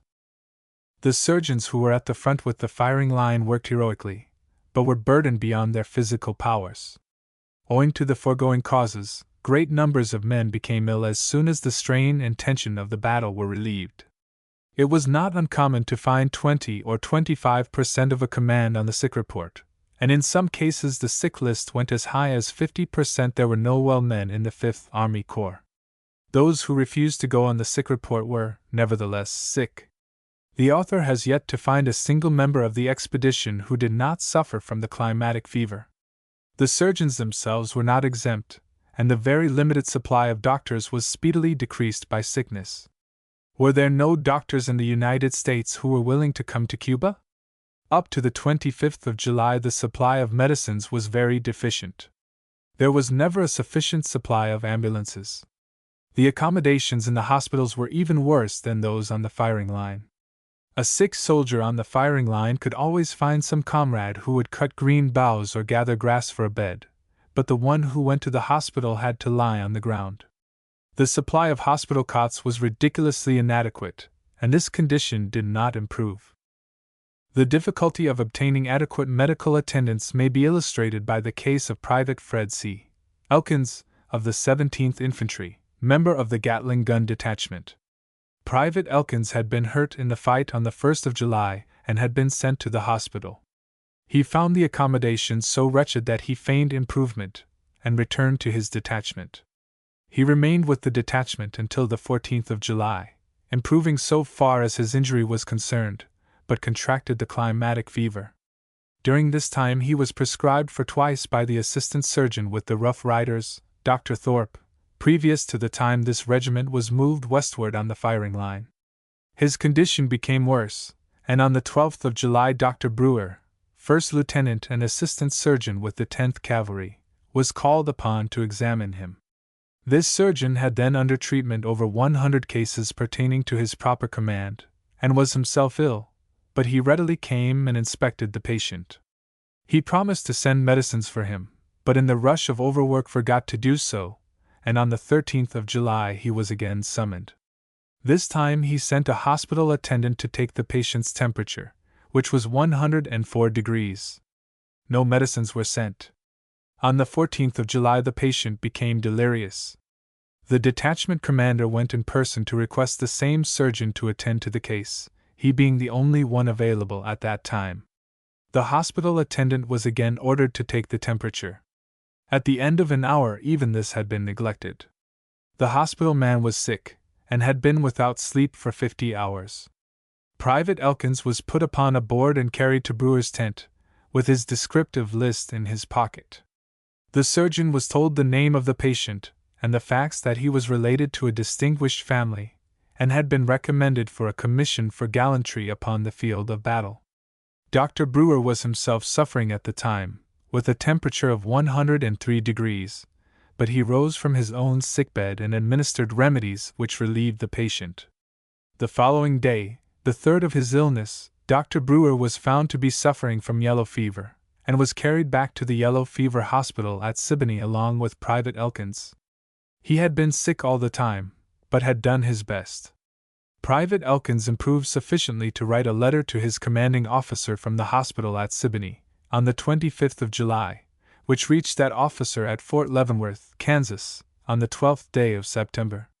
In spite of the fact that the patient was furnished with descriptive list, and was specially commended to the care of the surgeon as a soldier marked for extreme gallantry, all trace of him had been lost, and although 2 private detectives were searching for him a month, no further clue had been found to his whereabouts or fate as late as the 1st of October. Even if his descriptive list had not been furnished with this man, the fact that he was alive and rational enough on the 25th day of July to write a letter concerning his approaching discharge should have made it easy for some record of his case to have been kept. But this one isolated case sinks into insignificance beside the condition in which some of the sick were left by commands returning to the United States. All cases of yellow fever suspects were left behind, and in the mad scramble to embark for the return voyage many of these were left without proper attention or supplies. Gen. Kent's division had left by the 11th of August. The following extract from a letter dated Santiago de Cuba, August 12, 1898, will convey some idea of the condition in which the sick of this division were left. Yesterday Gen. Kent's division left for Montauk, and they left behind 350 sick, many of them too ill to care for themselves. This humane country, of course, left ample care for them. There was left 1 surgeon, 1 steward, and 1 case of medicines. Many of these men are too ill to rise. They are suspected of having yellow fever. They are suffering from Cuban malaria, and many of them from diarrhea. There was not left a single bedpan for this battalion of bedridden, suffering humanity, nor any well men to nurse the sick. There was not even left any to cook food for them. Those left by the 9th Infantry had to bribe marauding, pilfering Cubans, with a part of their rations, to carry food to the camp of the 13th, where there were a few less ill, to get it cooked. They are too sick to dig sinks. Some are delirious.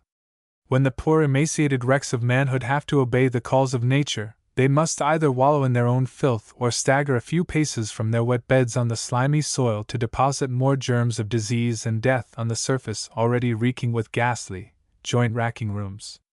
There were left less than 50 cots for these 350 sick men, men compelled by sheer weakness to lie on the ground which will soon lie on them, if enough strong men are left by that time to cover them mercifully over with the loathsome, reeking vegetable detritus which passes here for soil, and which is so fairly animate that you can see every spadeful of it writhe and wriggle as you throw it over the rotting hour-dead shell of what was a free American citizen and a Chevalier Bayard.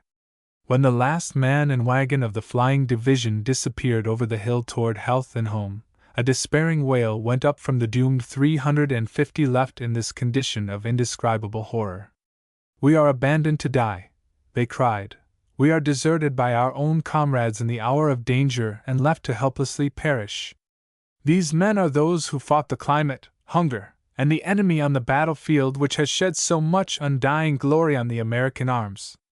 They are the men who have accomplished unheard of feats of endurance and performed incredible feats of valor on the same ground, not for Cuba, but at the call of duty. They are citizens. They are brave soldiers who have done their full duty because it was duty. The mail facilities were wretched. Cords of mail were stacked up at Siboney for weeks, and although there was more transportation on hand than could be used, the officer detailed to attend to the mail business of the Corps, Lieutenant Seville, of the 10th Infantry, could not succeed in securing a wagon to haul this mail to the front. Since the Corps returned to the United States, a dozen letters have reached the author which have chased him by way of Santiago and Montauk, since dates between the 1st and 20th of July, inclusive. The person to whom these letters were addressed was well known to every officer and employee in the Corps, and if the mail addressed to one so well known could go astray in this manner, what could an unknown private expect? This may seem like a little hardship, but to men in the weakened and enfeebled condition of the survivors of the 5th Corps, a letter from home was both food and medicine. Scores of men who are today rotting in Cuban graves died of nostalgia, and might have lived if they had received the letters from home which were sent to them. Chapter 11. The Cause. The causes of these conditions are not far to seek. The United States has not had an army since 1866. There has been no such a thing as a brigade, a division, or a corps. There has been no opportunity to study and practice on a large scale, in a practical way, the problems of organization and supply. The army has been administered as a unit, and the usual routine of business gradually became such that not a wheel could be turned nor a nail driven in any of the supply departments without express permission, previously obtained from the bureau chief in Washington. The same remarks apply equally to all the other staff departments. The administration had become a bureaucracy because the whole army for 30 years had been administered as one body, without the subdivisions into organizations which are inevitable in wartime and in larger bodies. War became a reality with great suddenness. Those who have grown gray in the service, and whose capacity, honesty, and industry had never been and cannot be impeached, found themselves confronted with the problem of handling nearly 300,000 men, without authority to change the system of supply and transportation. The minutest acts of officers of these departments are regulated by laws of Congress, enacted with a view of the small regular force in time of peace, and with no provisions for modifications in war. In authorizing the formation of large volunteer armies, Congress did not authorize any change in the system of administration or make any emergency provision. As before, every detail of supply and transportation had to be authorized from the central head. The administrative bureaus were handicapped to some extent by incompetent and ignorant members. Late in the campaign it was learned that the way to a soft snap was through the capital, and some came in that way who would certainly never have entered the army in any other. There were alleged staff officers who had tried to enter the service through the regular channels and who had failed, either by lack of ability or bad conduct, to keep up with the pace set by classmates at the academy. There were others who were known as failures in civil life and as the black sheep of eminent families, and there were some who must have been utterly unknown before the war, as they will be afterward. How these persons ever obtained places high above deserving officers of capacity and experience is a question which cries aloud for exposure, but in a good many cases they did.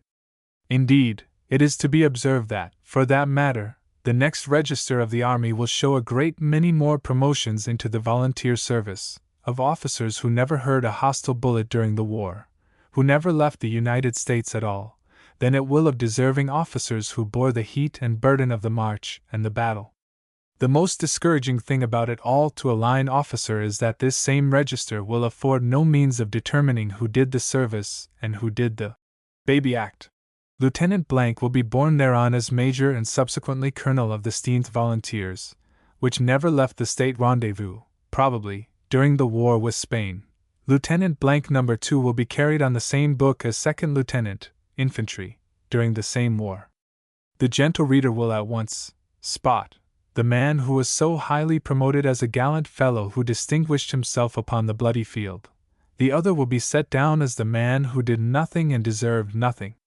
Yet, the ones who went received no promotion, and those who stayed behind and by their careless incompetence permitted camps amid the peaceful scenes of homes and plenty to become the hotbeds of fever and disease. These are the ones born as field and other officers of the volunteers. To illustrate some of the material with big titles sent to assist in running the staff departments, 2 incidents will suffice. On the 11th of June, at a certain headquarters, it was desired to send a message, demanding reply, to each transport. A gray-haired officer turned to another and said, "Whom shall we send with this? Will so-and-so do?" naming one of the before-mentioned civil appointments. "For heaven's sake, no! He would tie up the whole business." "Send an orderly," was the reply. The orderly, an enlisted man of the regulars, was sent. The officer thus adjudged less competent to carry a message than a private soldier was perhaps actuated by a high sense of duty, but he filled a place which should have been occupied by an experienced and able officer. No, he did not fill it, but he prevented such a man from doing so. The second incident was related by an officer on a transport bound for home. Say his name was Smith.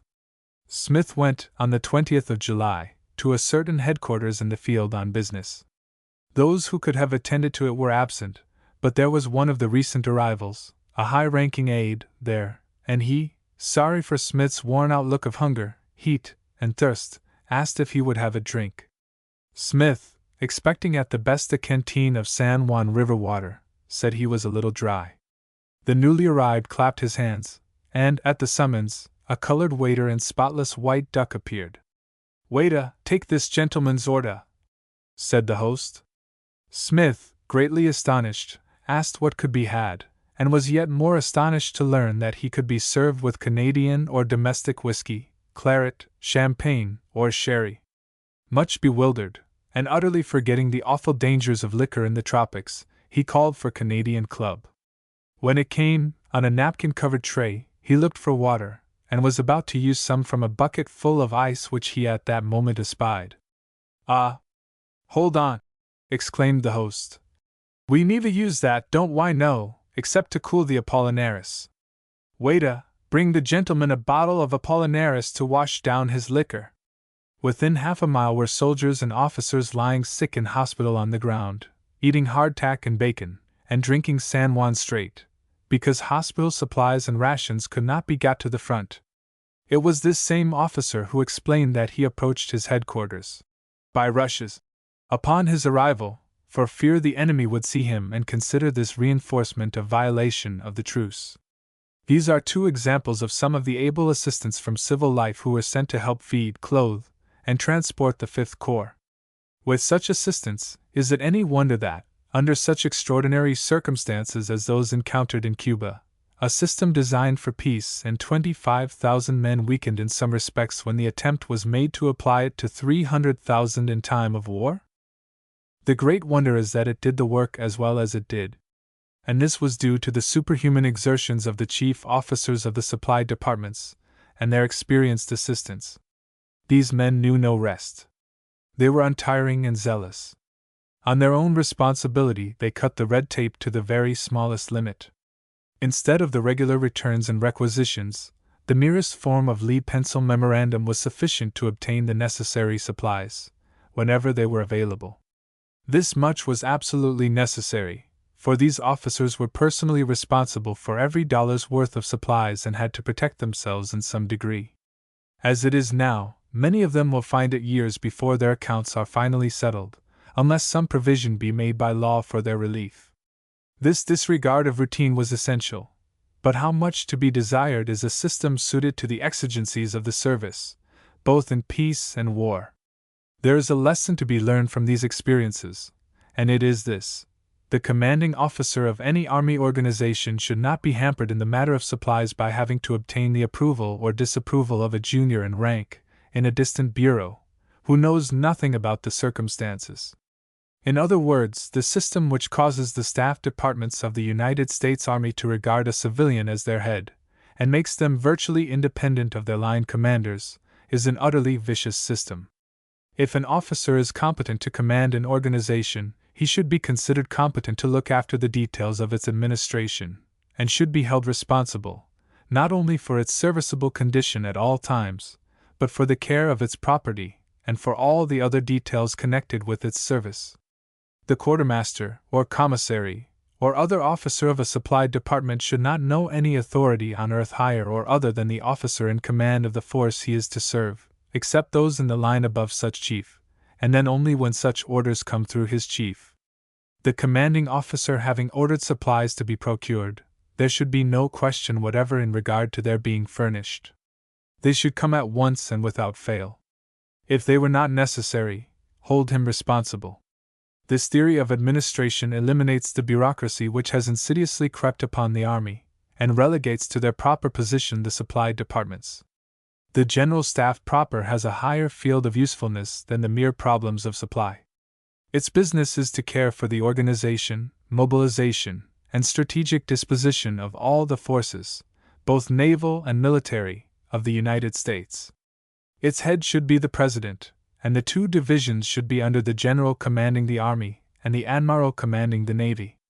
The remainder of this staff should be composed of a small but select personnel, and should limit its duties exclusively to those set forth above. Chapter 12. The Voyage Home and the End of the Gatling Gun Detachment. The detachment received permission on the 10th of August to use any standing tentage which it could find, and it was thoroughly under shelter an hour after this permission was received. The climate of Cuba was not so disagreeable when one could look at it through the door of a tent, but we were not destined to enjoy our tentage very long.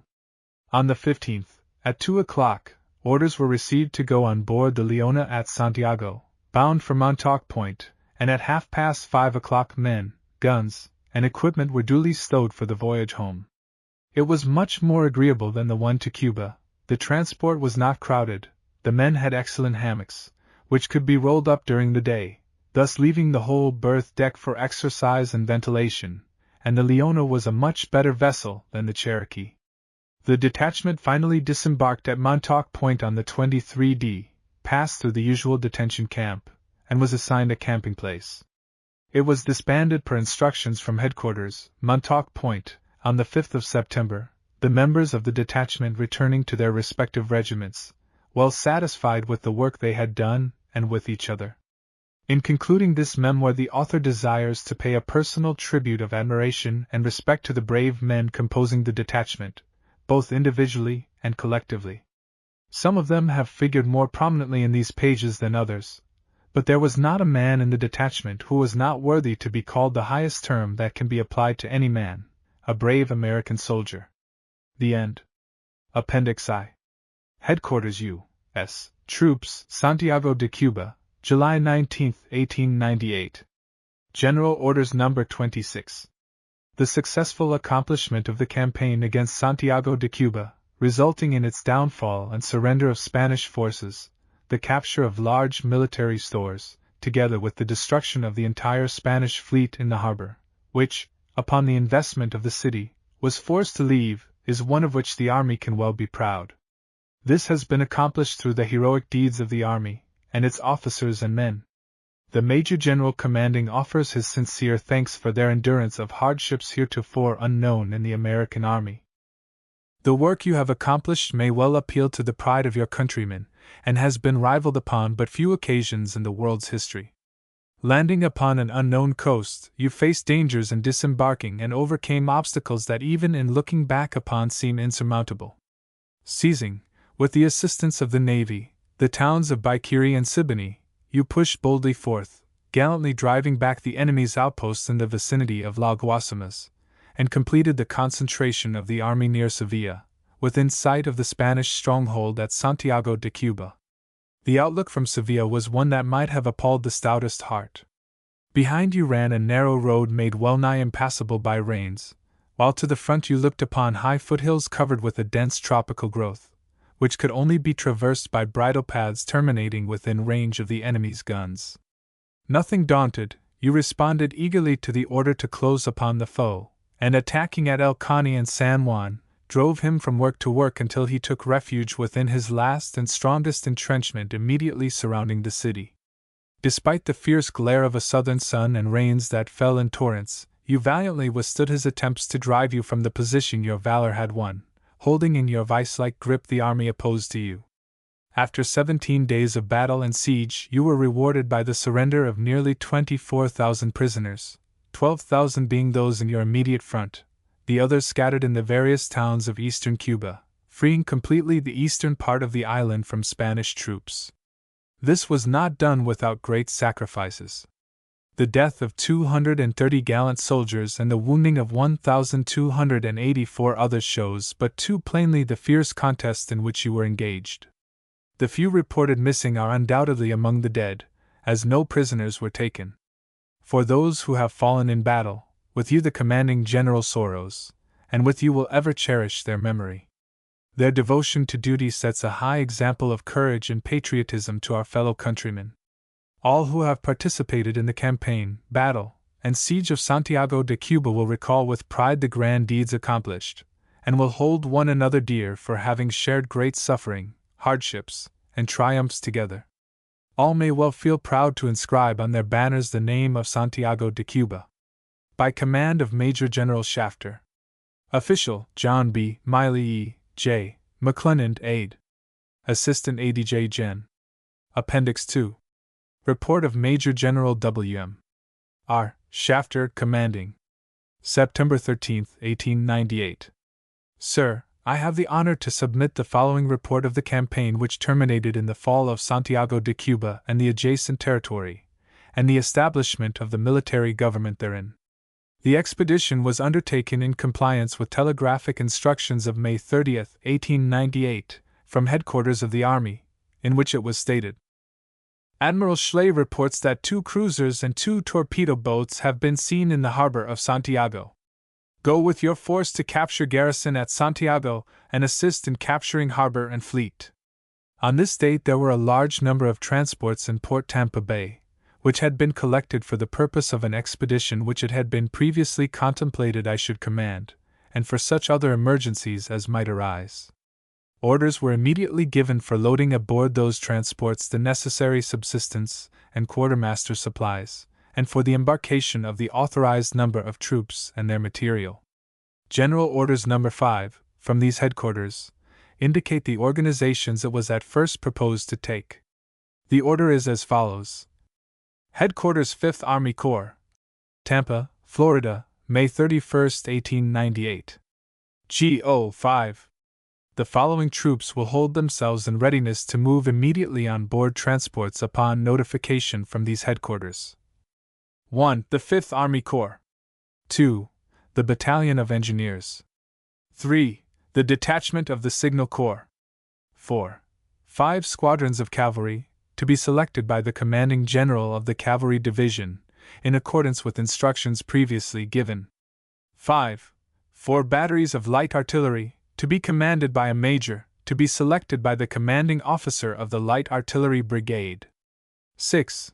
2 batteries of heavy artillery, to be selected by the commanding officer of the Siege Artillery Battalion, with 8 guns and 8 field mortars. 7. The Battalion of Engineers, the infantry and cavalry will be supplied with 500 rounds of ammunition per man. 8. All troops will carry, in addition to the 14 days field rations now on hand, 10 days travel rations. 9. The minimum allowance of tentage and baggage as prescribed in G.O. 54A, G.O. C.S. will be taken. 10. In addition to the rations specified in paragraph 8 of this order, the Chief Commissary will provide 60 days field rations for the entire command. 11. All recruits and extra baggage, the latter to be stored, carefully piled and covered, will be left in camp in charge of a commissioned officer, to be selected by the regimental commander. Where there are no recruits available, the necessary guard only will be left. 12. Travel rations will be drawn at once by the several commands, as indicated in paragraph 8. By command of Mosh, Gen. Shafter. E. J. McClelland. AAG. This order was afterwards changed to include 12 squadrons of cavalry, all of which were dismounted because of lack of transportation for the animals, and because it was believed, from the best sources of information obtainable, that mounted cavalry could not operate efficiently in the neighborhood of Santiago. This was found subsequently to be correct. The facilities at Tampa and Port Tampa for embarking the troops and the large amount of supplies required were inadequate, and with the utmost effort it was not possible to accomplish this work as quickly as I hoped and desired. On the evening of June 7th I received orders to sail without delay, but not with less than 10,000 men. The orders referred to caused one division, composed of volunteer troops, commanded by Brig. Gen. Snyder, and which it had been intended to include in my command, to be left behind. I was joined, however, by Brig. Gen. Bates, who had already arrived on transports from Mobile, Alabama, with the 3D and 20th Infantry and one squadron of the 2D Cavalry with their horses, the latter being the only mounted troops in my command. After some of them had already reached the lower bay, telegraphic instructions were received from the Honorable Secretary of War, directing that the sailing of the expedition be delayed, waiting further orders. This delay was occasioned by the Navy reporting that a Spanish war vessel had been sighted in the Nicholas Channel. The ships in the lower bay were immediately recalled. On the next day, in compliance with instructions from the Adjutant General of the Army, the necessary steps were taken to increase the command to the full capacity of the transports, and the expedition sailed on June 14th with 815 officers and 16,072 enlisted men. The passage to Santiago was generally smooth and uneventful. The health of the command remained remarkably good, notwithstanding the fact that the conveniences on many of the transports, in the nature of sleeping accommodations, space for exercise, closet accommodations, etc., were not all that could have been desired. While commenting upon this subject, it is appropriate to add that the opinion was general throughout the army that the travel ration should include tomatoes, beginning with the first day, and that a small quantity of canned fruit would prove to be a most welcome addition while traveling at sea in the tropics. If the future policy of our government requires much transportation for the military forces by sea, definite arrangements should be determined upon to provide the necessary hammock accommodations for sleeping. Hammocks interfere immeasurably less than bunks with the proper ventilation of the ships and during the day can be easily removed, thus greatly increasing space for exercise. Moreover, they greatly diminish the danger of fire. While passing along the north coast of Cuba, one of the two barges we had in tow broke away during the night, and was not recovered. This loss proved to be very serious, for it delayed and embarrassed the disembarkation of the army. On the morning of June 20th we arrived off Guantanamo Bay, and about noon reached the vicinity of Santiago, where Admiral Sampson came on board my headquarters transport. It was arranged between us to visit in the afternoon the Cuban General, Garcia, at Aserraderos, about 18 miles to the west of the Morro. During the interview Gen. Garcia offered the services of his troops, comprising about 4,000 men in the vicinity of Aserraderos and about 500, under Gen. Castillo, at the little town of Cujabebo, a few miles east of Baiquiri. I accepted his offer, impressing it upon him that I could exercise no military control over him except such as he would concede, and as long as he served under me I would furnish him rations and ammunition. Disembarkation in Cuba. Ever since the receipt of my orders I had made a study of the terrain surrounding Santiago, gathering information mainly from the former residents of the city, several of whom were on the transports with me. At this interview all the possible points of attack were for the last time carefully weighed, and then, for the information and guidance of Admiral Sampson and Gen. Garcia, I outlined the plan of campaign, which was as follows. With the assistance of the small boats of the Navy, the disembarkation was to commence on the morning of the 22d at Baiquiri. On the 21st 500 insurgent troops were to be transferred from Aserraderos to Cujabebo, increasing the force already there to 1,000 men. This force, under Gen. Castillo, was to attack the Spanish force at Baiquiri in the rear at the time of disembarkation. This movement was successfully made. To mislead the enemy as to the real point of our intended landing, I requested Gen. Garcia to send a small force, about 500 men, under Gen. Robbie, to attack the little town of Cabanas, situated on the coast a few miles to the west of the entrance to Santiago harbor, and where it was reported the enemy had several men entrenched, and from which a trail leads around the west side of the bay to Santiago. I also requested Admiral Sampson to send several of his warships, with a number of my transports, opposite this town, for the purpose of making a show of disembarking there.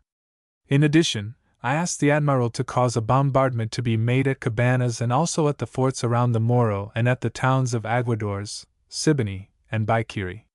The troops under Gen Garcia remaining at Aserraderos were to be transferred to Baiquiri or Siboney on the 24th. This was successfully accomplished at Siboney. These movements committed me to approaching Santiago from the east over a narrow road, at first in some places not better than a trail, running from Baiquiri through Siboney and Sevilla, and making attack from that quarter. This, in my judgment, was the only feasible plan, and subsequent information and results confirmed my judgment. On the morning of the 22d the army commenced to disembark at Baiquiri. The following general order indicates the manner in which the troops left the transports, and the amount of supplies carried immediately with them. Headquarters 5th Army Corps. On board S. Seguranca. At sea, June 20, 1898. G.O. 18. 1. Under instructions to be communicated to the proper commanders, troops will disembark in the following order. First, the 2D Division, 5th Corps Lawtons. The Gatling gun detachment will accompany this division. Second, Gen Bates Brigade. This brigade will form as a reserve to the 2D Division, 5th Corps. Third, the Dismounted Cavalry Division Wheelers. Fourth, the 1st Division, 5th Corps Kents. Fifth, the squadron of the 2D Cavalry, Rafferty's. Sixth, if the enemy in force vigorously resist a landing, the light artillery, or a part of it, will be disembarked by the battalion commander, and brought to the assistance of the troops engaged. If no serious opposition be offered, this artillery will be unloaded after the mounted squadron. 2. All troops will carry on the person the blanket roll, with shelter tent and poncho, 3 days' field rations, with coffee, ground, canteens filled, and 100 rounds of ammunition per man. Additional ammunition, already issued to the troops, tentage, baggage, and company cooking utensils will be left under charge of the regimental quartermaster, with 1 non-commissioned officer and 2 privates from each company. 3.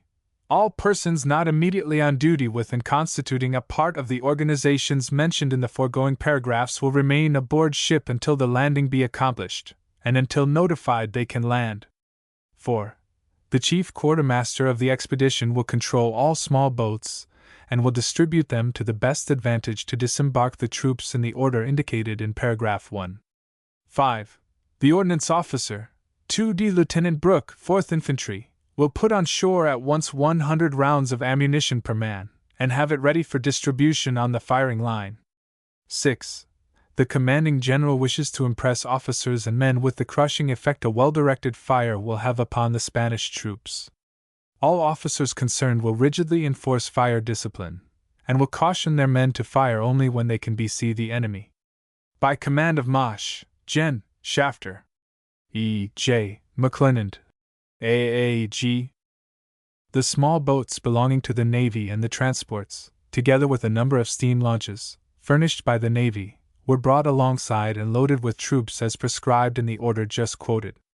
When Gen Lawton's division was fairly loaded in the small boats, the latter were towed in long lines by the steam launches toward the shore. The sea was somewhat rough, but by the exercise of caution and good judgment the beach was reached and the troops disembarked satisfactorily. As a precaution against a possible attack upon the part of any Spaniards who might have been hidden in the adjacent blockhouses and woods, the Navy opened a furious cannonade on these places while the troops were moving toward the shore.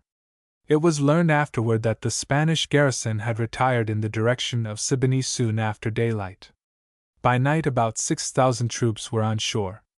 Gen Lawton was ordered to push down a strong force to seize and hold Siboney. On the 23d the disembarkation was continued and about 6,000 more men landed. Early on this date Gen Lawton's advance reached Siboney, the Spanish garrison of about 600 men retiring as he came up, and offering no opposition except a few scattering shots at long range. Some of the Cuban troops pursued the retreating Spaniards and skirmished with them. During the afternoon of this date, the disembarkation of Kent's division was commenced at Siboney, which enabled me to establish a base 8 miles nearer Santiago and to continue the unloading of troops and supplies at both points. The disembarkation was continued throughout the night of the 23d and 24th, and by the evening of the 24th the disembarkation of my command was practically completed. Preparing for the advance. The orders for June 24th contemplated Gen Lawton's division taking a strong defensive position a short distance from Siboney, on the road to Santiago. Kent's division was to be held near Santiago, where he disembarked. Bates' brigade was to take position in support of Lawton, while Wheeler's division was to be somewhat to the rear on the road from Siboney to Baikiri. It was intended to maintain this situation until the troops and transportation were disembarked and a reasonable quantity of necessary supplies landed. Gen Young's brigade, however, passed beyond Lawton on the night of the 23d-24th, thus taking the advance, and on the morning of the latter date became engaged with a Spanish force entrenched in a strong position at La Guasima, a point on the Santiago road about 3 miles from Siboney.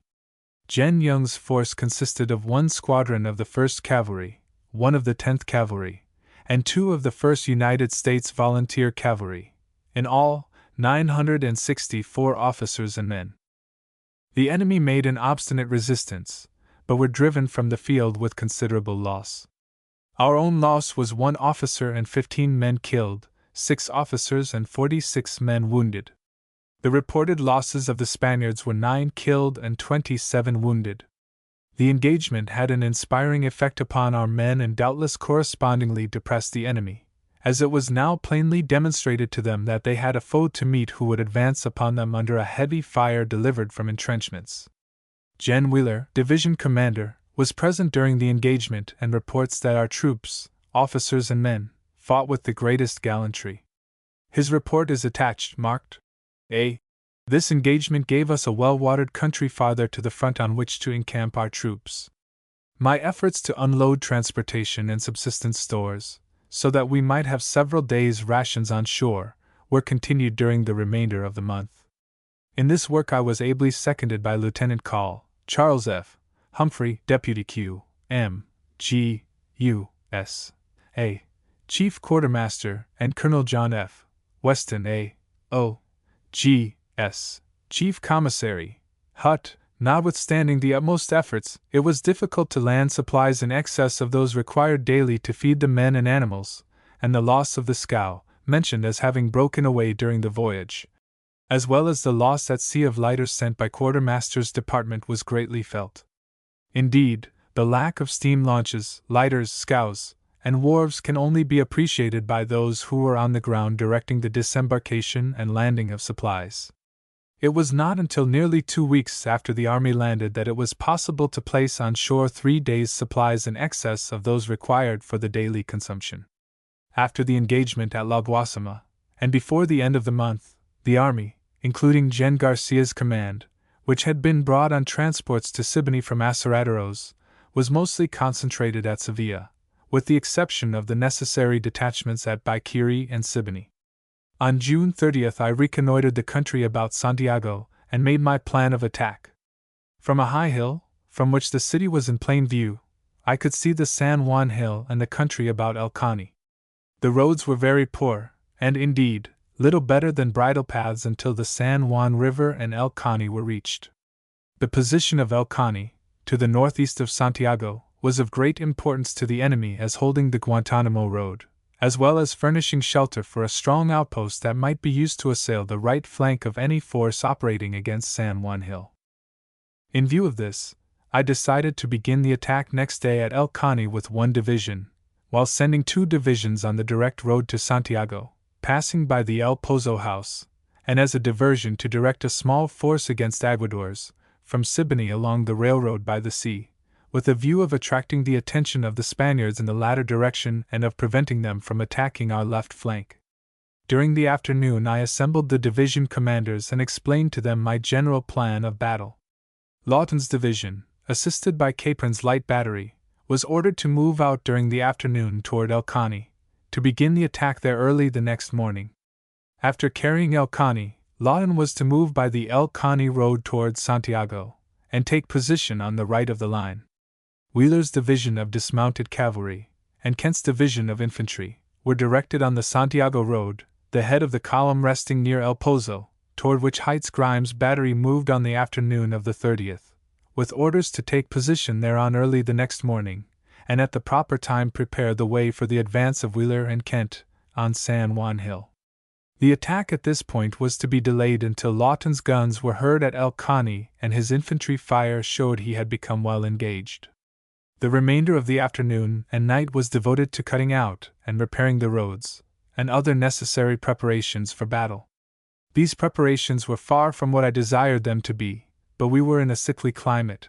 Our supplies had to be brought forward by a narrow wagon road, which the rains might at any time render impassable. Fear was entertained that a storm might drive the vessels containing our stores to sea, thus separating us from our base of supplies. And lastly, it was reported that Gen Pando, with 8,000 reinforcements for the enemy, was en route from Manzanillo, and might be expected in a few days. Under these conditions, I determined to give battle without delay. The Battle of El Cani. Early on the morning of July 1st, Lawton was in position around El Cani, Chaffee's brigade on the right, across the Guantanamo Road, Miles' brigade in the center, and Ludlow's on the left. The duty of cutting off the enemy's retreat along the Santiago Road was assigned to the latter brigade. The artillery opened on the town at 6:15 a.m. The battle here soon became general, and was hotly contested. The enemy's position was naturally strong, and was rendered more so by blockhouses, a stone fort, and entrenchments cut in solid rock, and the loopholing of a solidly built stone church. The opposition offered by the enemy was greater than had been anticipated, and prevented Lawton from joining the right of the main line during the day, as had been intended. After the battle had continued for some time, Bates' brigade of 2 regiments reached my headquarters from Siboney. I directed him to move near El Cani, to give assistance if necessary. He did so, and was put in position between Miles and Chaffee. The battle continued with varying intensity during most of the day and until the place was carried by assault about 4:30 p.m. As the Spaniards endeavored to retreat along the Santiago road, Ludlow's position enabled him to do very effective work, and to practically cut off all retreat in that direction. After the battle at El Cani was well opened, and the sound of the small-arm fire caused us to believe that Lawton was driving the enemy before him, I directed Grimes' battery to open fire from the heights of El Pozo on the San Juan blockhouse, which could be seen situated in the enemy's entrenchments extending along the crest of San Juan Hill. This fire was effective, and the enemy could be seen running away from the vicinity of the blockhouse. The artillery fire from El Pozo was soon returned by the enemy's artillery. They evidently had the range of this hill, and their first shells killed and wounded several men. As the Spaniards used smokeless powder, it was very difficult to locate the position of their pieces, while, on the contrary, the smoke caused by our black powder plainly indicated the position of our battery. At this time the cavalry division, under Gen Sumner, which was lying concealed in the general vicinity of the El Pozo house, was ordered forward with directions to cross the San Juan River and deployed to the right of the Santiago side, while Kent's division was to follow closely in its rear and deploy to the left. These troops moved forward in compliance with orders, but the road was so narrow as to render it impracticable to retain the column of fours formation at all points, while the undergrowth on either side was so dense as to preclude the possibility of deploying skirmishers. It naturally resulted that the progress made was slow, and the long-range rifles of the enemy's infantry killed and wounded a number of our men while marching along this road, and before there was any opportunity to return this fire. At this time Generals Kent and Sumner were ordered to push forward with all possible haste and place their troops in position to engage the enemy. Gen Kent, with this end in view, forced ahead of his column alongside of the cavalry column as far as the narrow trail permitted, and thus hurried his arrival at the San Juan and the formation beyond that stream. A few hundred yards before reaching the San Juan the road forks, a fact that was discovered by Lieutenant Call, Derby of my staff, who had approached well to the front in a war balloon. This information he furnished to the troops, resulting in Sumner moving on the right-hand road, while Kent was enabled to utilize the road to the left. Gen Wheeler, the permanent commander of the cavalry division, who had been ill, came forward during the morning, and later returned to duty and rendered most gallant and efficient service during the remainder of the day. After crossing the stream, the cavalry moved to the right with a view of connecting with Lawton's left, when he could come up, and with their left resting near the Santiago road. In the meantime, Kent's division, with the exception of 2 regiments of Hawkins' brigade being thus uncovered, moved rapidly to the front from the forks previously mentioned in the road, utilizing both trails, but more especially the one to the left, and crossing the creek, formed for attack in front of San Juan Hill. During the formation, the 2D brigade suffered severely. While personally superintending this movement, its gallant commander, Colonel Wyckoff, was killed. The command of the brigade then devolved upon Lieutenant Call, Worth, 13th Infantry, who was soon severely wounded, and next upon Lieutenant Call, Liscombe, 24th Infantry, who, 5 minutes later, also fell under the terrible fire of the enemy, and the command of the brigade then devolved upon Lieutenant Call, Ewers, 9th Infantry. While the formation just described was taking place, Gen Kent took measures to hurry forward his rear brigade. The 10th and 2D Infantry were ordered to follow Wyckoff's brigade, while the 21st was sent on the right-hand road to support the 1st Brigade, under Gen Hawkins, who had crossed the stream and formed on the right of the division. The 2D and 10th Infantry, Colonel E. P. Pearson commanding, moved forward in good order on the left of the division, passed over a green knoll, and drove the enemy back toward his trenches. After completing their formation under a destructive fire, and advancing a short distance, both divisions found in their front a wide bottom, in which had been placed a barbed wire entanglement, and beyond which there was a high hill, along the crest of which the enemy was strongly posted. Nothing daunted, these gallant men pushed on to drive the enemy from his chosen position, both divisions losing heavily. In this assault Colonel Hamilton, Lutz, Smith and Shipp were killed, and Colonel Carroll, Lutz, Thayer and Meyer, all in the cavalry, were wounded. Great credit is due to Brig. Gen. H. S. Hawkins, who, placing himself between his regiments, urged them on by voice and bugle calls to the attack so brilliantly executed. In this fierce encounter words fail to do justice to the gallant regimental commanders and their heroic men, for, while the generals indicated the formations and the points of attack, it was, after all, the intrepid bravery of the subordinate officers and men that planted our colors on the crest of San Juan Hill and drove the enemy from his trenches and blockhouses, thus gaining a position which sealed the fate of Santiago. In this action on this part of the field most efficient service was rendered by Lieutenant John H. Parker, 13th Infantry, and the Gatling gun detachment under his command. The fighting continued at intervals until nightfall, but our men held resolutely to the positions gained at the cost of so much blood and toil. I am greatly indebted to Gen Wheeler, who, as previously stated, returned from the sick list to duty during the afternoon. His cheerfulness and aggressiveness made itself felt on this part of the battlefield, and the information he furnished to me at various stages of the battle proved to be most useful. The Battle of Santiago.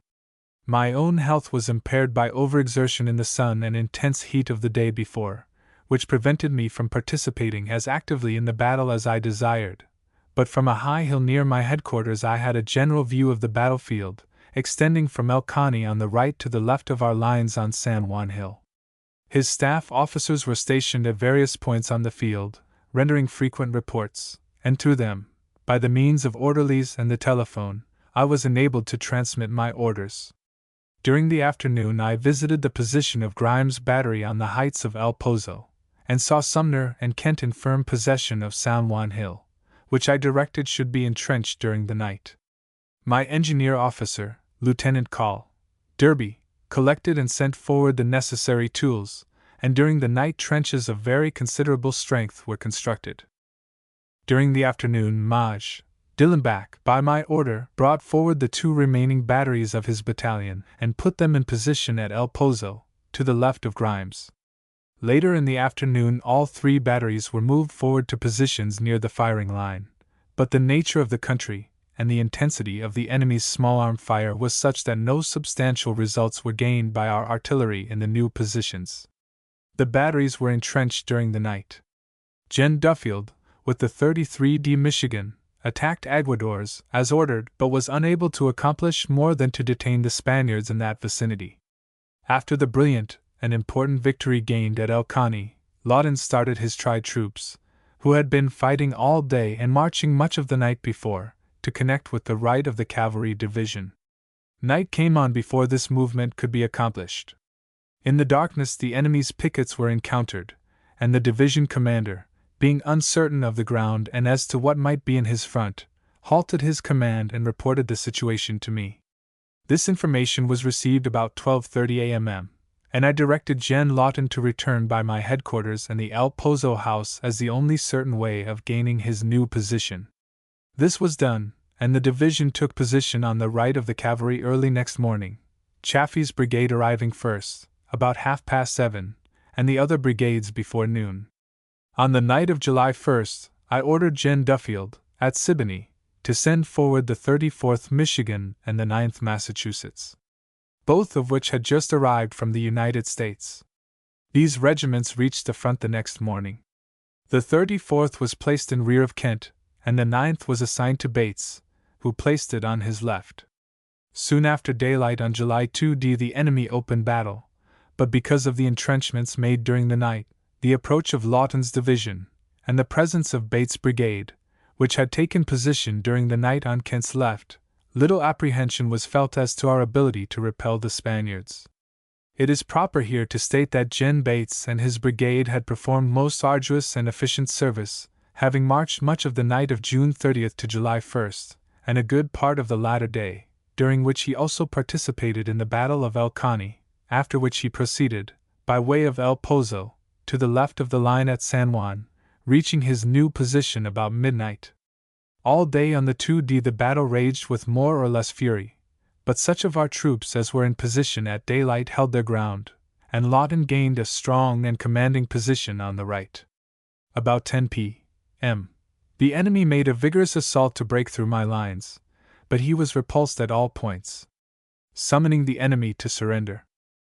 On the morning of the 3d the battle was renewed, but the enemy seemed to have expended his energy in the assault of the previous night, and the firing along the lines was desultory until stopped by my sending the following letter within the Spanish lines. Headquarters U.S. Forces near San Juan River, July 3, 1898, 8:30 a.m. Sir, I shall be obliged, unless you surrender, to shell Santiago de Cuba. Please inform the citizens of foreign countries, and all the women and children, that they should leave the city before 10 o'clock tomorrow morning. Very respectfully, your obedient servant, William R. Shafter, Mosh, Gen. U.S. Volumes. The Commanding General of the Spanish Forces, Santiago de Cuba.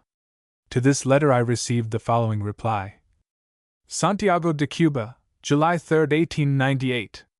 His Excellency the General Commanding Forces of the United States, near San Juan River.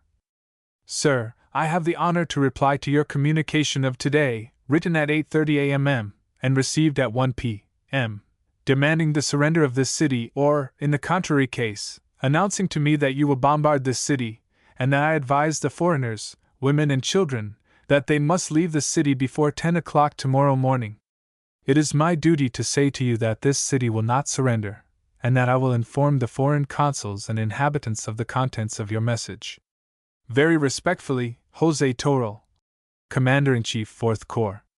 Several of the foreign consuls came into my lines and asked that the time given for them, the women and children, to depart from the city be extended until 10 o'clock on July 5th. This induced me to write a second letter, as follows. Santiago de Cuba, July 3d, 1898. Sir, in consideration of a request of the consular officers in your city for further delay in carrying out my intentions to fire on the city, and in the interests of the poor women and children who will suffer very greatly by their hasty and enforced departure from the city, I have the honor to announce that I will delay such action, solely in their interests, until noon of the 5th, provided that during the interim your forces make no demonstration whatever upon those of my own. I am, with great respect, your obedient servant, William R. Shafter, Mosh, Gen. U.S.A. The Commanding General, Spanish Forces. My first message went under a flag of truce at 12:42 p.m. I was of the opinion that the Spaniards would surrender if given a little time, and I thought this result would be hastened if the men of their army could be made to understand they would be well treated as prisoners of war. Acting upon this presumption, I determined to offer to return all the wounded Spanish officers at El Caney who were able to bear transportation, and who were willing to give their paroles not to serve against the forces of the United States until regularly exchanged. This offer was made and accepted. These officers, as well as several of the wounded Spanish privates, 27 in all, were sent to their lines under the escort of some of our mounted cavalry. Our troops were received with honors, and I have every reason to believe the return of the Spanish prisoners produced a good impression on their comrades. Operations after Santiago. Our losses. The cessation of firing about noon on the 3D practically terminated the Battle of Santiago. All that occurred after this time may properly be treated under the head of the siege which followed. After deducting the detachments required at Siboney and Baikiri to render those depots secure from attack, organizations held to protect our flanks, others acting as escorts and guards to light batteries, the members of the hospital corps, guards left in charge of blanket rolls which the intense heat caused the men to cast aside before entering battle, orderlies, etc. It is doubtful if we had more than 12,000 men on the firing line on July 1st, when the battle was fiercest and when the important and strong positions of El Caney and San Juan were captured.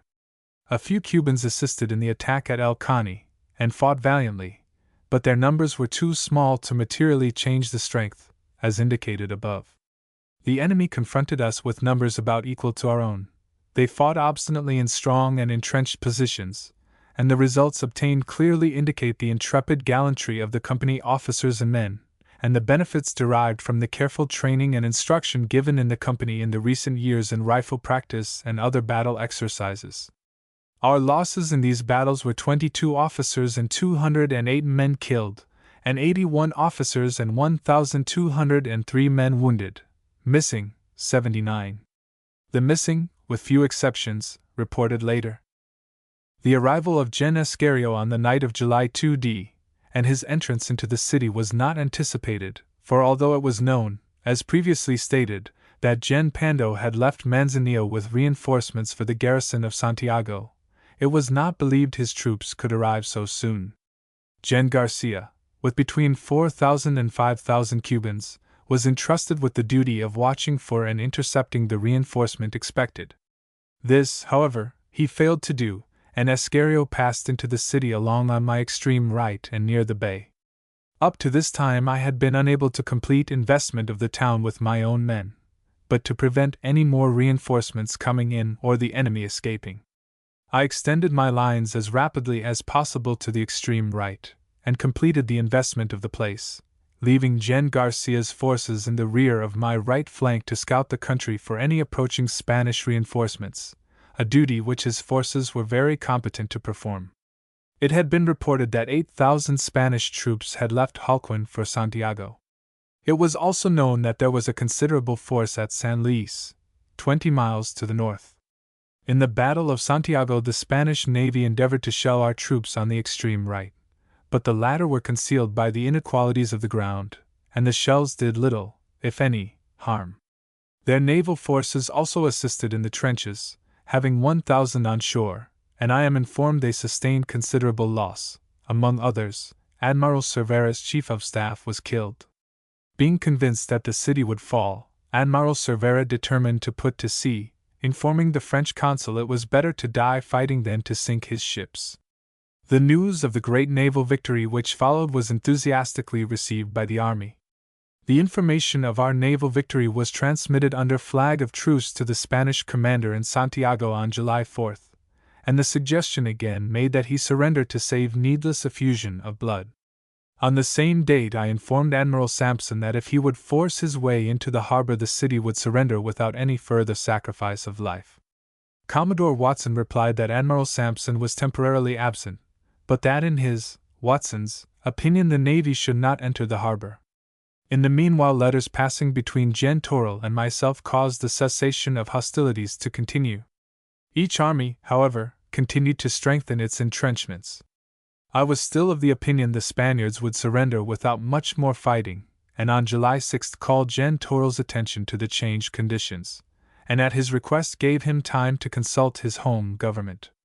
This he did, asking that the British consul, with the employees of the cable company, be permitted to return from El Khani to the city. This I granted. The strength of the enemy's position was such I did not wish to assault if it could be avoided. An examination of the enemy's works, made after the surrender, fully justifies the wisdom of the course adopted. The entrenchments could only have been carried with very great loss of life, probably with not less than 6,000 killed and wounded. Negotiations with General Toral. On July 8, Gen Toral offered to march out of the city with arms and baggage, provided he would not be molested before reaching Holguin, and to surrender to the American forces the territory then occupied by him. I replied that while I would submit his proposition to my home government, I did not think it would be accepted. In the meanwhile, arrangements were made with Admiral Sampson that when the army again engaged the enemy, the Navy would assist by shelling the city from ships stationed off Aguadores, dropping a shell every few minutes. On July 10, the 1st Illinois and the 1st District of Columbia arrived and were placed on the line to the right of the cavalry division. This enabled me to push Lawton farther to the right and to practically command the Cabra Road. On the afternoon of the date last mentioned, the truce was broken off at 4 p.m., and I determined to open with 4 batteries of artillery and went forward in person to the trenches to give the necessary orders. But the enemy anticipated us by opening fire with his artillery a few minutes after the hour stated. His batteries were apparently silenced before night, while ours continued playing upon his trenches until dark. During this firing the Navy fired from Aguadores, most of the shells falling in the city. There was also some small arms firing. On this afternoon and the next morning, we lost Captain Charles W. Rowell, 2D Infantry, and 1 man killed, and Lieutenant Lutz, 2D Infantry, and 10 men wounded. On the morning of July 11 the bombardment by the Navy and my field guns was renewed, and continued until nearly noon, and on the same day I reported to the Adjutant General of the Army that the right of Ludlow's brigade of Lawton's division rested on the bay. Thus our hold upon the enemy was complete. At 2 p.m., on this date, the 11th, the surrender of the city was again demanded. The firing ceased, and was not again renewed.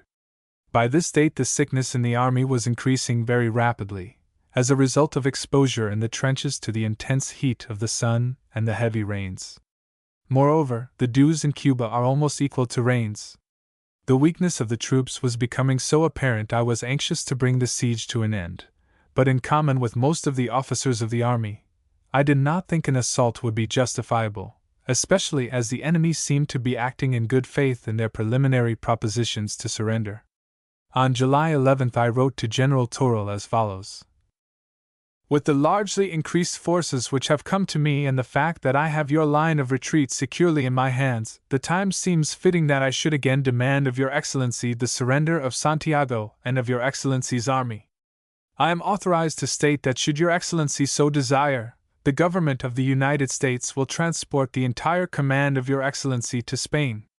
General Toral replied that he had communicated my proposition to his General-in-Chief, General Blanco.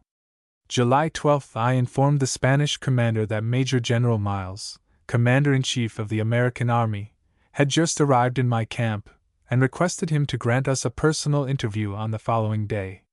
He replied he would be pleased to meet us. The interview took place on the 13th, and I informed him his surrender only could be considered, and that as he was without hope of escape he had no right to continue the fight. On the 14th another interview took place, during which General Toral agreed to surrender, upon the basis of his army, the 4th Army Corps, being returned to Spain, the capitulation embracing all of eastern Cuba, east of a line passing from Aserraderos, on the south, to Sagua de Tanamo, on the north, via Palma, Soriano.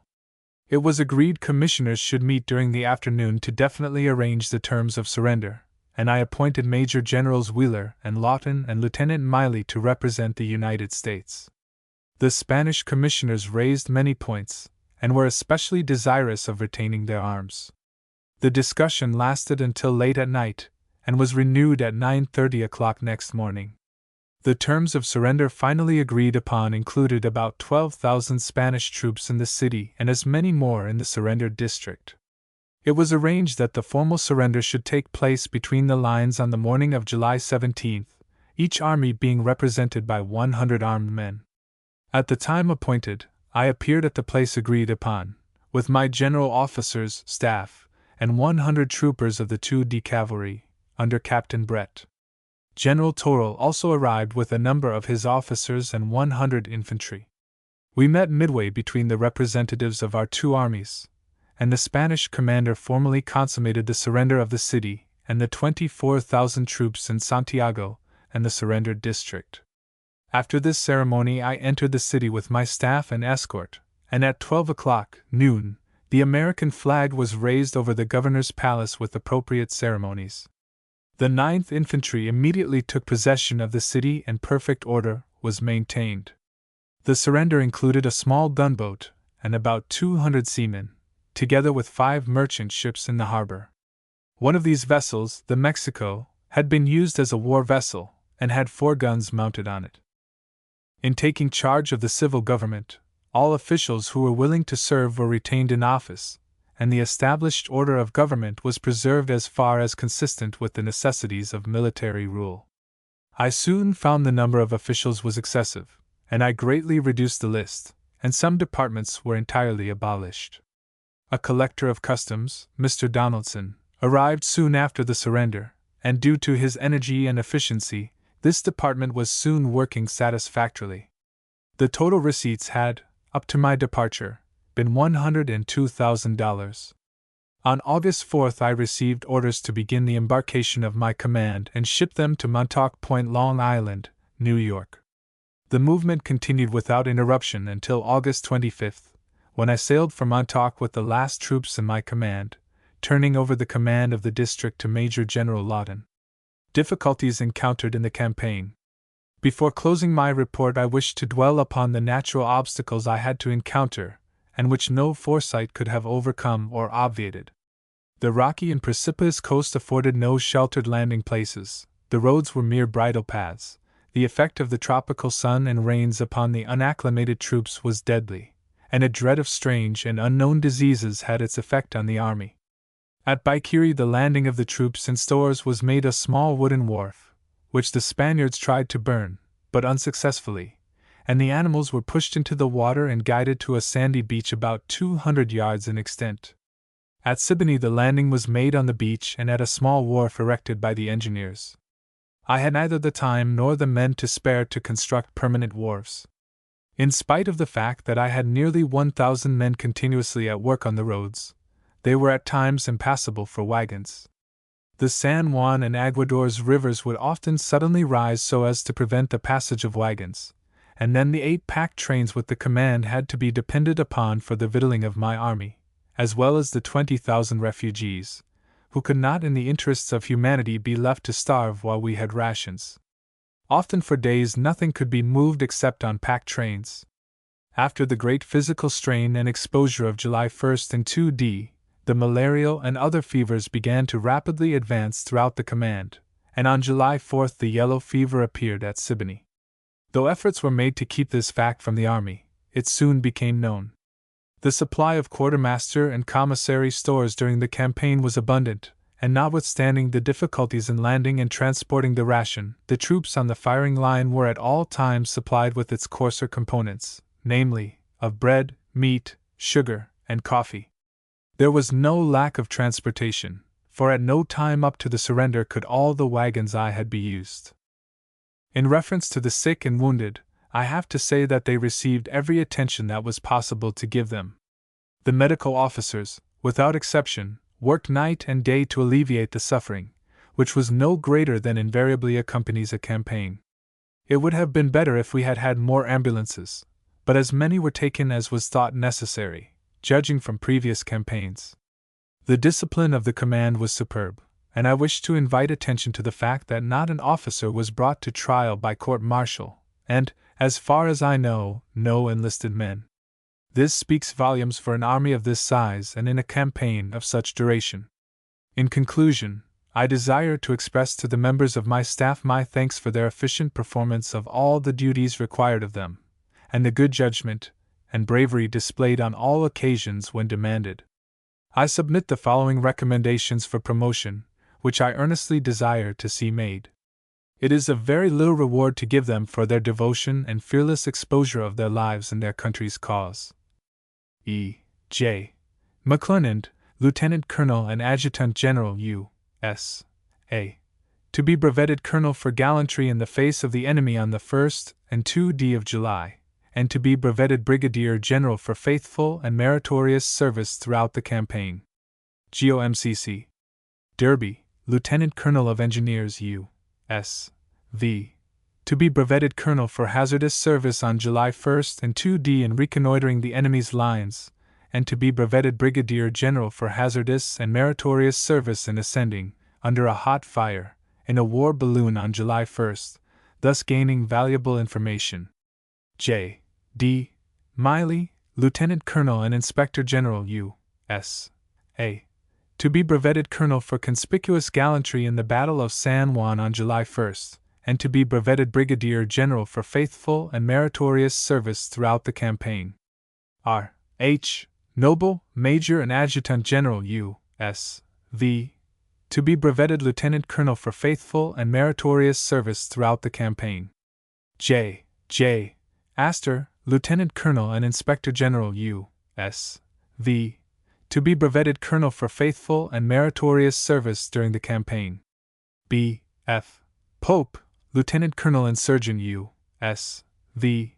To be brevetted Colonel for faithful and meritorious service during the campaign. Maj. S. W. Grosbeck, Judge Advocate U.S.A.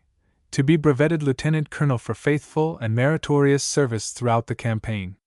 Charles F. Humphrey, Lieutenant Colonel, Quartermaster's Department, to be brevetted Brigadier General for faithful and meritorious service throughout the campaign. John F. Weston, Colonel and Assistant Commissary General of Subsistence, Chief Commissary, to be brevetted Brigadier General for meritorious service throughout the campaign. C. G. Starr, Major and Inspector General U.S.V. To be brevetted Lieutenant Colonel for faithful and meritorious service throughout the campaign. Leon Riddies, Major and Quartermaster U.S.V. To be brevetted Lieutenant Colonel for faithful and meritorious conduct throughout the campaign. H. J. Gallagher, Major and Commissary of Subsistence U.S.V. To be brevetted Lieutenant Colonel for faithful and meritorious service throughout the campaign. Captain Bryce, Commissary of Subsistence U.S.V. To be brevetted Major for faithful and meritorious service throughout the campaign. E. H. Plummer, Captain U.S.A.D.C. To be brevetted Major for faithful and meritorious service throughout the campaign. J. C. Gilmore, Jr., Captain and Assistant Adjutant General U.S.V. To be brevetted Major for faithful and meritorious service during the campaign. W. H. McKittrick, Captain and Assistant Adjutant General U.S.V. To be brevetted Major for faithful and meritorious service during the campaign. Captain Johnson, Assistant Quartermaster U.S.V. To be brevetted Major for faithful and meritorious service during the campaign. I wish to invite special attention to Dr. G. Goodfellow of New York, who accompanied me throughout the campaign and performed much professional service as well as duties as volunteer aide. I recommend him for favorable consideration of the War Department. Mr. G. F. Hawkins of New York also accompanied me as volunteer aide, and I recommend him for favorable consideration of the War Department for faithful and important services rendered. My thanks are due to Admiral Sampson and Captain Goodrich U.S.N. for their efficient aid in disembarking my army. Without their assistance it would have been impossible to have landed in the time I did. I also express my warmest thanks to division, brigade, and regimental commanders, without exception, for their earnest efforts in carrying out my wishes and for the good judgment they invariably displayed in handling their troops.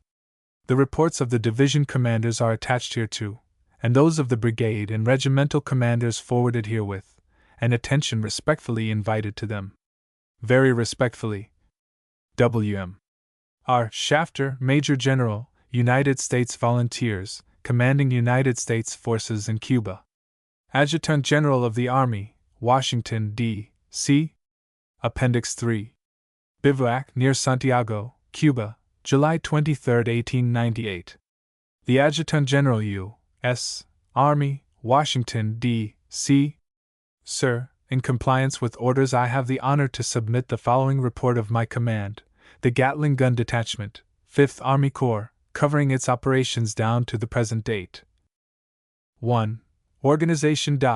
Pursuant to instructions from Gen. Shafter, I was given a detail of 2 sergeants and 10 men on the 26th of May, 1898, from the 13th Infantry, then in camp near Tampa, Florida, and directed to report to First Lieutenant John T.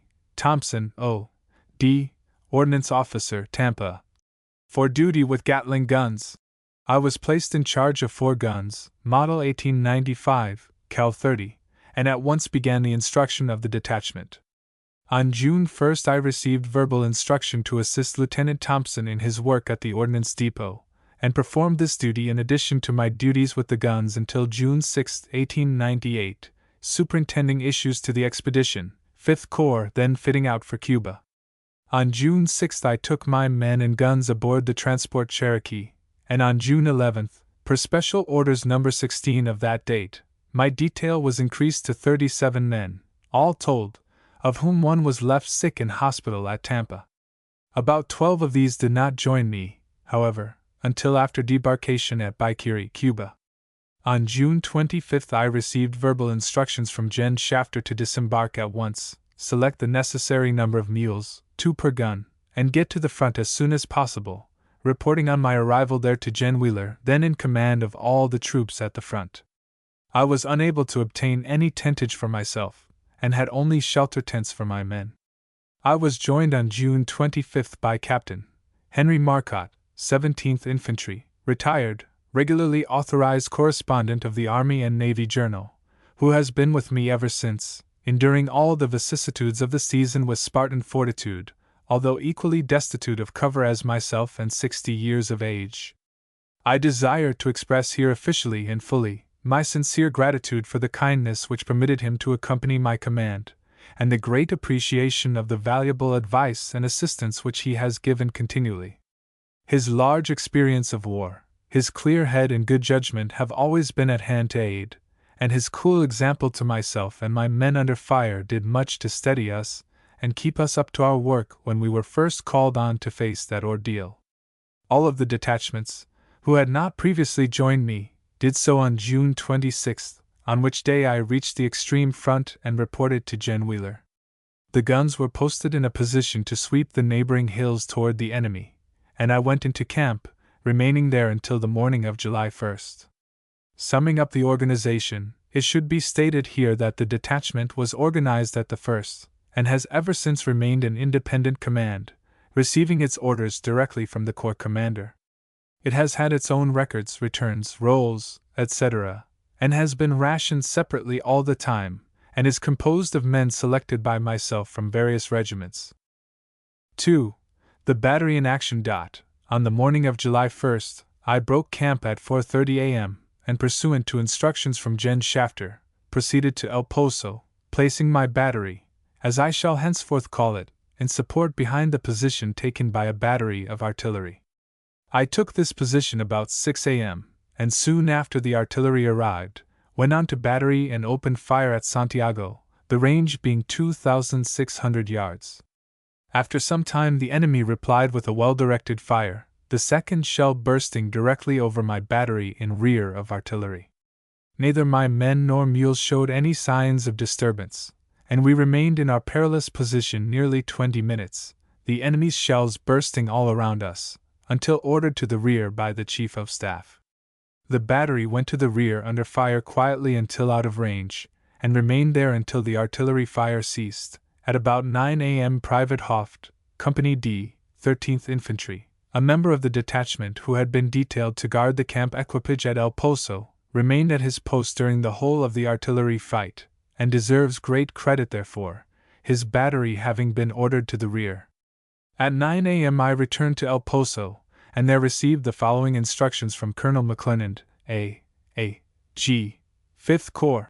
Find the 71st N.Y.V., and go on with them, if you can. If this is not practical, find the best position you can, and use your guns to the best advantage. Pursuant to these instructions, I went forward about a half-mile and found the 71st N.Y.V., halting to learn what their instructions were. I could get no clear idea of what they were going to do, but waited about 15 minutes in their rear to find out. Meantime, troops continually passed us toward the front. Then, about 10:15, firing began in front. I rode forward alone along the road, which was a narrow defile through the jungle, and found that about a half-mile in front was a creek, upon the crossing of which the enemy's fire seemed concentrated. In front of this crossing seemed to be a level plain of about 400 to 800 yards, beyond which was a semicircular ridge crowned with Spanish trenches from which the Spanish fire seemed to come. Men were being hit continually at this place, the ford, but it seemed to me to be a good place to work my battery effectively. I rode back, finding the 71st still lying beside the road without any apparent intention of moving. I determined to leave them and go into action.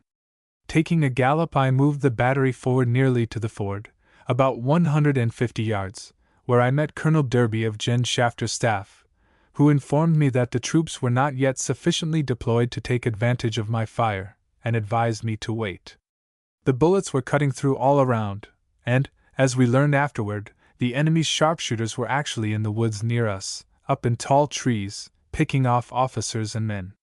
It should be stated here that the sudden increase of the enemy's fire at this time was caused by a wild cheering set up by the 71st N.Y.V. as the battery passed them on its way to the front. The cheering located our position for the enemy and drew his fire.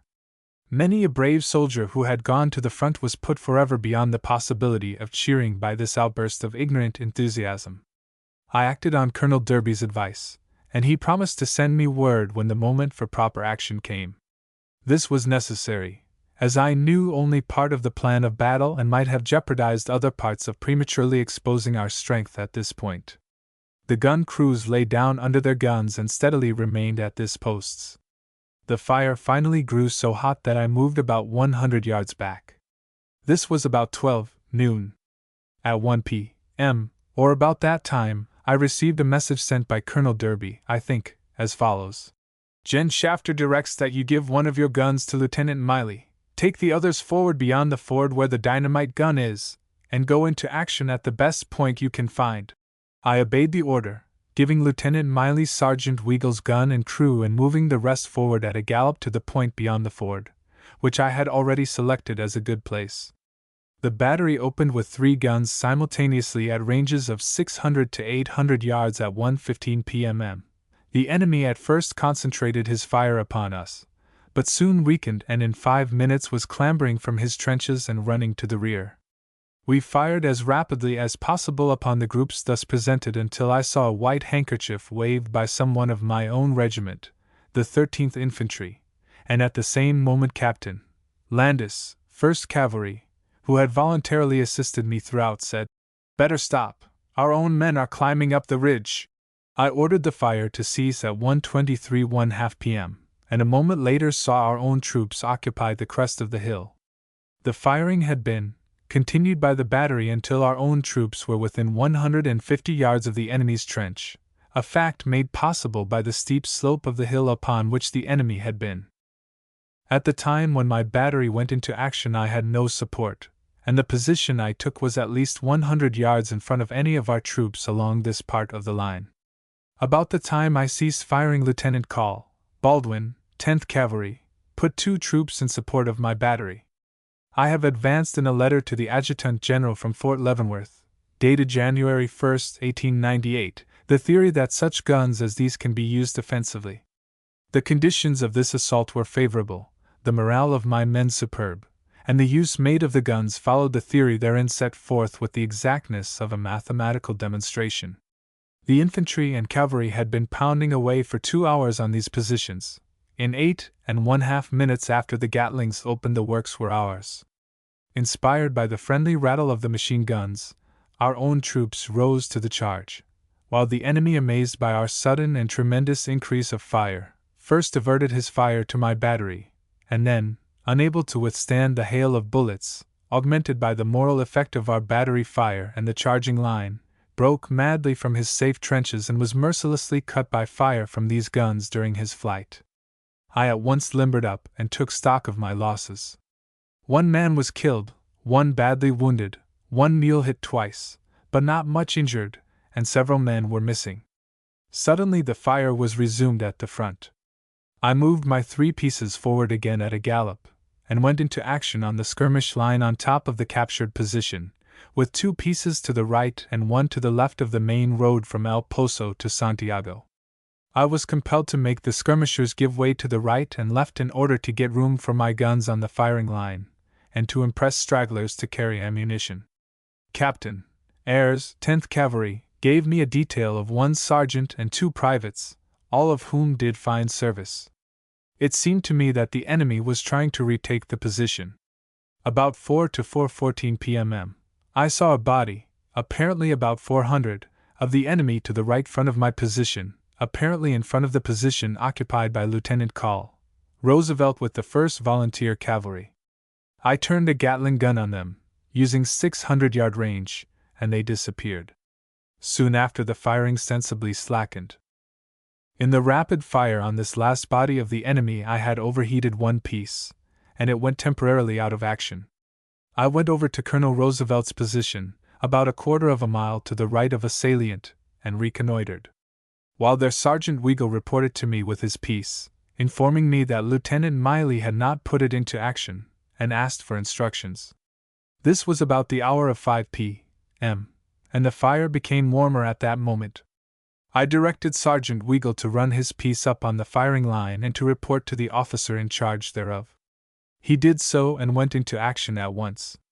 Colonel Roosevelt, who was and remained present, informs me that the gun was very effectively used. I rejoined my other 2 guns and put both of them on the line at the left of the El Poso road. At sundown the enemy made a sharp attack, and all 3 of my guns were effectively used. During the fight a battery in the city opened on my 2 guns, firing 16 centimeters shells. I at once turned my guns on it, and kept up so warm a fire that the cannoneers left their battery and did not return. In all they had fired 3 shells at us, all of which broke just over or beyond the battery. I secured the fuse of one, still warm, and after the surrender visited the battery which had fired at us and examined the gun. It is a 16 centimeters, 6.2992 inches, bronze rifle gun and barbette on a pintle. This is probably the first time in land fighting that such a piece was ever silenced by machine gun fire. The range I used was 2,000 yards, estimated. The guns were used during the remainder of the fighting in the trenches. I took off the wheels and put the guns on the carriages in emplacements, erecting a sandbag parapet in front as cover during the night of July 4th. The disabled gun was brought up and repaired, subsequently participating in the fighting. The dynamite gun, under Sergeant Borrow, 1st Volunteer Cavalry, cooperated with the battery thus formed, and the whole battery, including the 2 Colt automatic rapid-fire guns under Lieutenant Tiffany, 1st United States Volunteer Cavalry, did good work in all the subsequent fighting. I supplied about 8,000 rounds of captured Mauser cartridges to Tiffany, which had been captured by my battery, and which he used effectively in his Colt's guns. I had a strong fire directed upon a battery of 7 pieces of the enemy's artillery at a distance of 1,500 yards in front every time any attempt was made to use this battery. The result was that only 3 shots were fired from these guns after July 4th. I visited this battery after the surrender and found every gun in working order, the 16 centimeters gun being actually loaded. As no organization, except my battery, of which I had general direction, had such orders, so far as I can learn, The conclusion is that this battery of machine guns kept out of action 7 pieces of the enemy's artillery by making it too warm for his gunners to stay in their batteries. I have made certain recommendations in hasty reports for gallantry, which I personally witnessed. They were as follows: Captain J. R. F. Landis, 1st Cavalry, Medal of Honor. Volunteered to assist observation of fire July 1st, and rendered great service at imminent peril of his life made necessary in order to render such service. Sergeant John N. Weigel, 9th Infantry, 2D Lieutenant U.S. Army, Regulars. For conspicuous daring, intelligence, and coolness in action, July 1st. Corporal Charles C. Steigenwald, 13th Infantry, 2D Lieutenant U.S. Army, Regulars. For coolness and judgment in keeping his gun in action with only one man to help on July 1st. Private Fred C. Elkins, 17th Infantry, 2D Lieutenant United States Volunteers. For conspicuous daring and courage in action. Although wounded, he remained at his post until he fell from exhaustion, July 1st. Corporal Matthew Doyle, 13th Infantry, Medal of Honor. Conspicuous gallantry and coolness in action. When 2 men had been shot down by his side, he continued to work his gun effectively alone until assistance arrived, July 1st. Sergt. Green, Company H, 13th Infantry, Medal of Honor. Conspicuous coolness and steadiness in handling his piece under hot fire, July 1st. Sergt. John Graham, 10th Cavalry, Medal of Honor. Conspicuous coolness and steadiness under fire, July 1st. Sergt. Weischar, Company A, 13th Infantry, Certificate of Merit. Particularly meritorious steadiness, night of July 6th. Being put on outpost duty with a Gatling gun in time of truce, and having been alarmed by a sentinel, whose duty it was to warn him of the enemy's approach, he coolly reserved his fire for personal investigation and prevented a violation of the truce. Sergt. Ryder, Company G, 13th Infantry, Certificate of Merit. Particularly meritorious steadiness, night of July 6th.